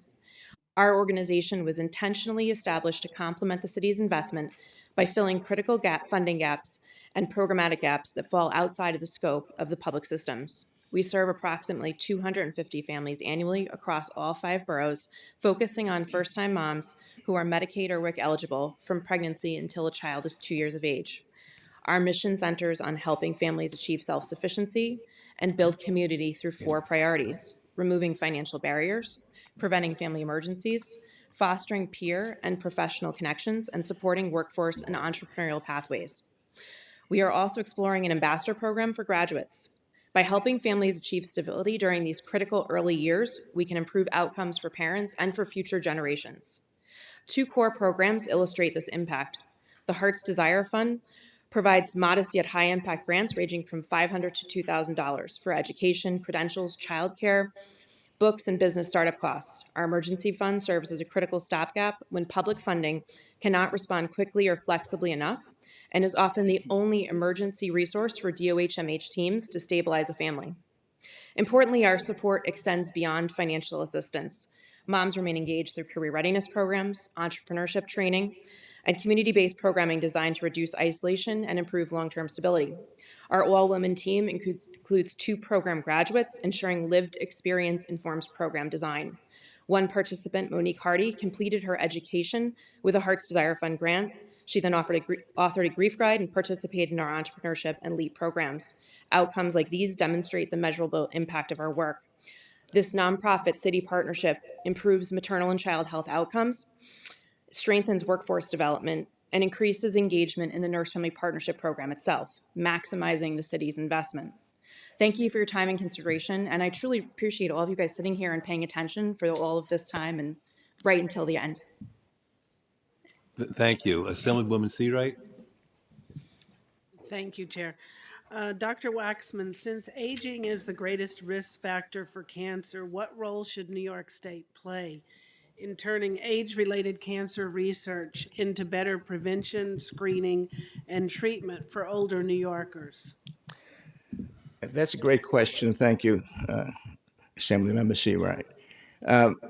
We got to bring the science together, and in order to do that, this is new territory. It's going to be very difficult to get federal money for this. Generally, money from the NCI or the NIH, you need something already done. This has not been done. To really know, you don't have to get cancer because you're old. That's an old story. By bringing the platform that I envisioned together, my goal would be looking at aging and cancer early in life, or looking at it when people are suddenly stressed, being treated for cancer, they age quickly. They become more prone to get a second cancer. There's really ample situations in all New Yorkers, not only very old, but people that get old suddenly because of treatments. And if we can recognize that early, we can prevent second cancers, we can improve treatments when the immune system is dampened because of aging, we can correct that immune system if it needs it, and the drugs will work better. So it will affect all New Yorkers, and I think it's critically important to get this done. Thank you. Thank you. Thank everybody for their work here. The the nurse-child partnership, nurse-mother partnership. Nurse family partnership. Nurse family. I knew I was missing the right word. It's been a really amazing program for many years now, and I wish that more people knew about it and knew how valuable it was. With such improved health and educational and developmental outcomes for the children who have this opportunity. So unfortunately, we're going through a really bad time when it comes to talking about health care investments. But I appreciate your being here just so that it would remind us again what a really terrific program that got started here in New York, and we should be continuing. So thank you for that. And Dr. Waxman, I actually went to a dinner in your honor that my friend Peter Clayman, I guess, hosted quite a few years ago now. Maybe 10 years ago, it's possible? I can be personal. I really respected your father. Oh, thank you. Thank you. Right. Yes, he was there also. Thank you. Right. Thank you. Well, thank you, and thank you all for your testimony. Just one comment, I guess. After billions of dollars has been spent so far in cancer research, it's really unfortunate to hear you say that cancer is rising. That's not a good thing. Again, and maybe it is age. I've heard all kinds of things. Some people say it's the food we eat. Some say it's the air we breathe. There are all kinds of reasons that are put out, but it just seems that nothing that's done or being done helps in any way. So I don't know if anyone else has been looking at the aging factor and the prevalence of cancer in older people. I think I trust your statistics. I know I'm pretty sure you've looked into this fairly deeply. So what is the relationship between the foundation and the Waxman? Are you a philanthropic group? Well, we are. We're a public charity, 501c3, the Mark Foundation for Cancer Research. As was the Samuel Waxman Cancer Research Foundation. I'll use that in the past tense, although there's a merger is pending. We are merging, and we've created, as a result of that merger, the Waxman Institute, which will be something that will live on for many years to come as a subsidiary of the Mark Foundation for Cancer And Research. where is its physical location? New York City. It's in It's in our offices Manhattan? are in Midtown. Yeah, we fund research around the world. I mean, we fund the research happens in labs and academic centers around the world. But to date, I would say New York City-based research hospital, Memorial Sloan Kettering, NYU, Columbia, have really been a large area, a significant focus for both the Mark Foundation and for the Waxman Foundation prior to this merger. Okay. Well, thank you all for your testimony. Thank you. And we'll see what we can accommodate you. Thank you. Much Thank you very much. Thanks for your time. Appreciate your Now, time. this really is panel do. I, and the final panel is now being called. Panel J, Small Business Majority, the Alliance for New York State YMCAs, and the New York State Alliance for Boys and Girls Clubs.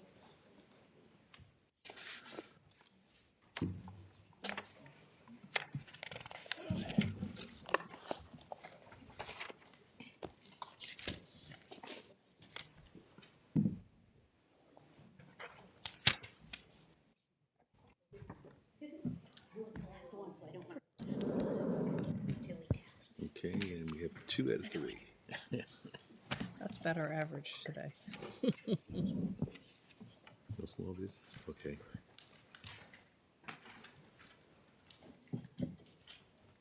Okay, Maggie or Laurie, either one.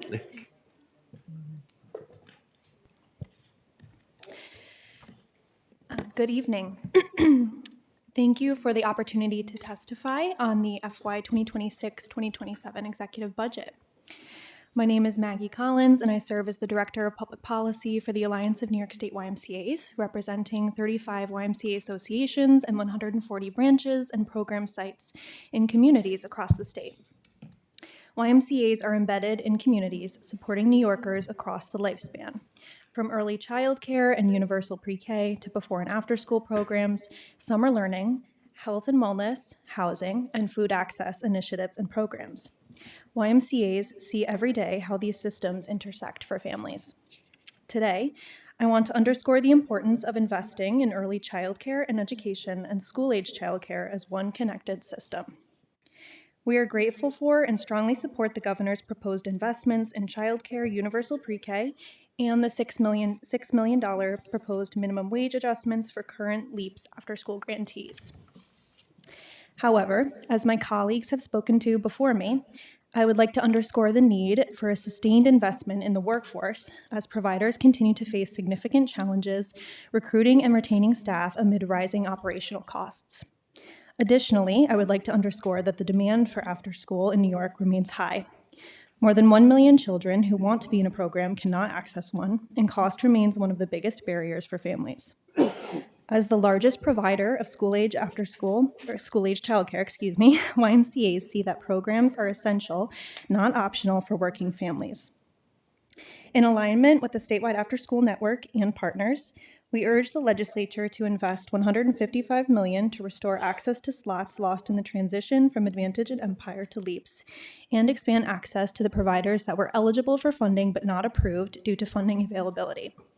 We also urge $25 million investment for middle and high school programs. We encourage alignment between the proposed universal childcare pilots and the school-age childcare system. We applaud the governor's proposals to transform access to pre-K for 4-year-olds statewide. It is critical to scale investments in community-based providers who deliver care in partnership with school districts. In a time of funding uncertainty, investments in community-based providers like the YMCA and partners help to stabilize families, fill gaps, and keep communities strong. We're deeply grateful for $1 million in funding we've received in previous budgets, which has strengthened YMCA operational stability. We respectfully request an additional $4 million for a total of $5 million to further support YMCAs in supporting communities. YMCAs remain ready to partner to maximize these investments and serve children, families, and communities across New York State. Thank you. Thank you.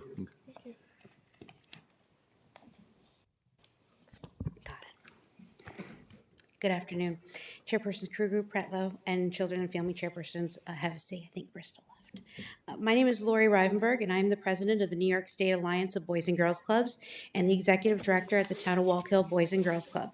Thank you for the opportunity to testify today. The New York State Alliance of Boys and Girls Clubs represents 181 club sites across New York, serving more than 133,000 club kids annually. Our clubs span the entire state, from Southampton on Long Island to Ogdensburg in the North Country and Niagara Falls in Western New York. We serve urban, suburban, and rural communities, including Indian reservations and military bases. Many of our clubs have been pillars of their communities for decades, and the youth and staff we serve reflect the communities in which we live in. Among the young people we serve, 69% qualify for free or reduced price lunch, and 44% live in single-parent households. Boys and Girls Clubs play a vital role in ensuring children and youth have safe, supportive places to go during out-of-school time. At our clubs, young people participate in innovative evidence-based programs that help them succeed academically, develop strong character and citizenship, and lead healthy, productive lives, empowering them to discover their great futures. We applaud the governor's continued investment in after-school programming. After-school programs deliver proven benefits, including improved academic outcomes, stronger social and emotional skills, and safe, structured environments for learning and growth. This work is at the very core of what Boys and Girls Clubs do every day. The executive budget proposes $116 million for learning and enrichment after-school program supports, LEAPS. Over the past 2 years, LEAPS funding has enabled providers, including 16 Boys and Girls Clubs, to deliver high-quality after-school programming to communities across New York State. State support is critical to our mission, and continued investment will allow Boys and Girls Clubs to sustain and strengthen these essential programs. There are some communities that unfortunately were not eligible for LEAPS due to the percentage of economically disadvantaged students, but that could greatly benefit from state-supported after-school programs. For these reasons, the Alliance supports the additional $180 million investment proposed by the New York State Network for Youth Success to expand and strengthen LEAPS, fully fund high-quality eligible applicants, and restore access to after-school programs for students who were left out of current investments. Finally, the New York State Alliance of Boys and Girls Clubs supports the executive budget proposal to create a pathway toward affordable, universal childcare for children under the age of 5. This is a critical investment in working families and young children, as childcare remains both essential and too often inaccessible or unaffordable. We urge the governor and the legislature to build on this important proposal by advancing a vision for universal out-of-school time, ensuring that school-age children also have access to safe, enriching opportunities beyond the school day. Many young people, particularly those whose parents work second or third shifts, lack safe, structured places to go after school. Boys and Girls Club provide environments where youth continue learning, build health positive relationships, engage in positive youth development. Thank you very much. Assemblyman Hevesy. Good to see both of you, and thank you both for your testimony and hanging in here until the end. And hi, Brittany up there. So I want to talk to you about LEAPS. So a couple of things you both mentioned, we wholeheartedly agree, or at least I do. The $155 million to restore the 48,000 kids, absolutely. The $25 million necessary to get the high school kids back up online is absolutely crucial. But you mentioned, I think, Maggie, you mentioned that there is maybe something we could do to make sure that the providers who were cut out during the LEAPS transition get fixed. And I just want to say that actually happened in my district. We took a LEAPS we took a provider from Advantage that's been doing great for years and years and years. And when we switched to LEAPS, we went to a whole new provider, took money away from the existing provider, and the new provider actually couldn't keep up with the paperwork and went out of business. So there is a real issue with some legacy programs. So how should we address that? Both of us? Either. Oh, okay. Please. Thank you for the question, Assemblyman. So, yes, in that transition, some slots were unfortunately lost, and we're grateful to OCFS, which has been going through a process of sort of funding down the wait list. However, the $155 million budget ask is the proposal to cover those lost slots. So I believe we mentioned earlier, it's estimated to be about 48,000 children. And then on top of that, fund the additional slots. So it's that additional investment. I'm not sure if you want to clarify anything there. That's correct. There was just a number of people who, like you said, were legacy providers who had been providing those same services before. And then because there was a slight adjustment, even in their school district, of not being able to serve the percentage amount that OCFS had set, weren't then ineligible. So they had been providing these services for years and years on these two separate funding streams. And then when we made the one, they kind of got left out. Right, which is a significant problem because we're taking people who actually know how to care for the kids appropriately and trusting some others. So I thank you for your testimony and your work. Also, I just want to mention, I'm not sure which one it is, but I know it was the $1 million for, is it ACEs? Or is it for mental health? For mental health, the 1.5, yes. Money well spent for those kids. So thank you for all the work that you do. Thank you. Thank you. Thank you very much. Thank you. I have two questions, or one question. I mean, both of your organizations deal with young people, and unfortunately, a lot of people can't afford the services that you provide. What is the average monthly cost for someone at the YMCA or the Boys and Girls Club, please? Sure. So for me, I can speak specifically to my program, which serves a rural community in New York. We're down in the Hudson Valley. We serve rural communities in Liberty and Sullivan counties. So the average cost is $75 for the whole year. There's other places, other Boys and Girls Clubs, where the cost is free for the entire year. It all just depends on their funding stream.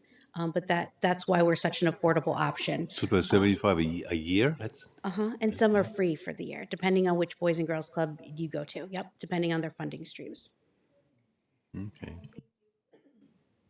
And thank you for the question. So for the YMCA, again, speaking from a statewide perspective, so every YMCA has a different policy in place. However, all YMCAs have a sliding scale fee structure. So membership fees do support and go into a pool to pay for memberships when a family can't afford one. It's a YMCA policy that nobody is turned away when they walk into a YMCA.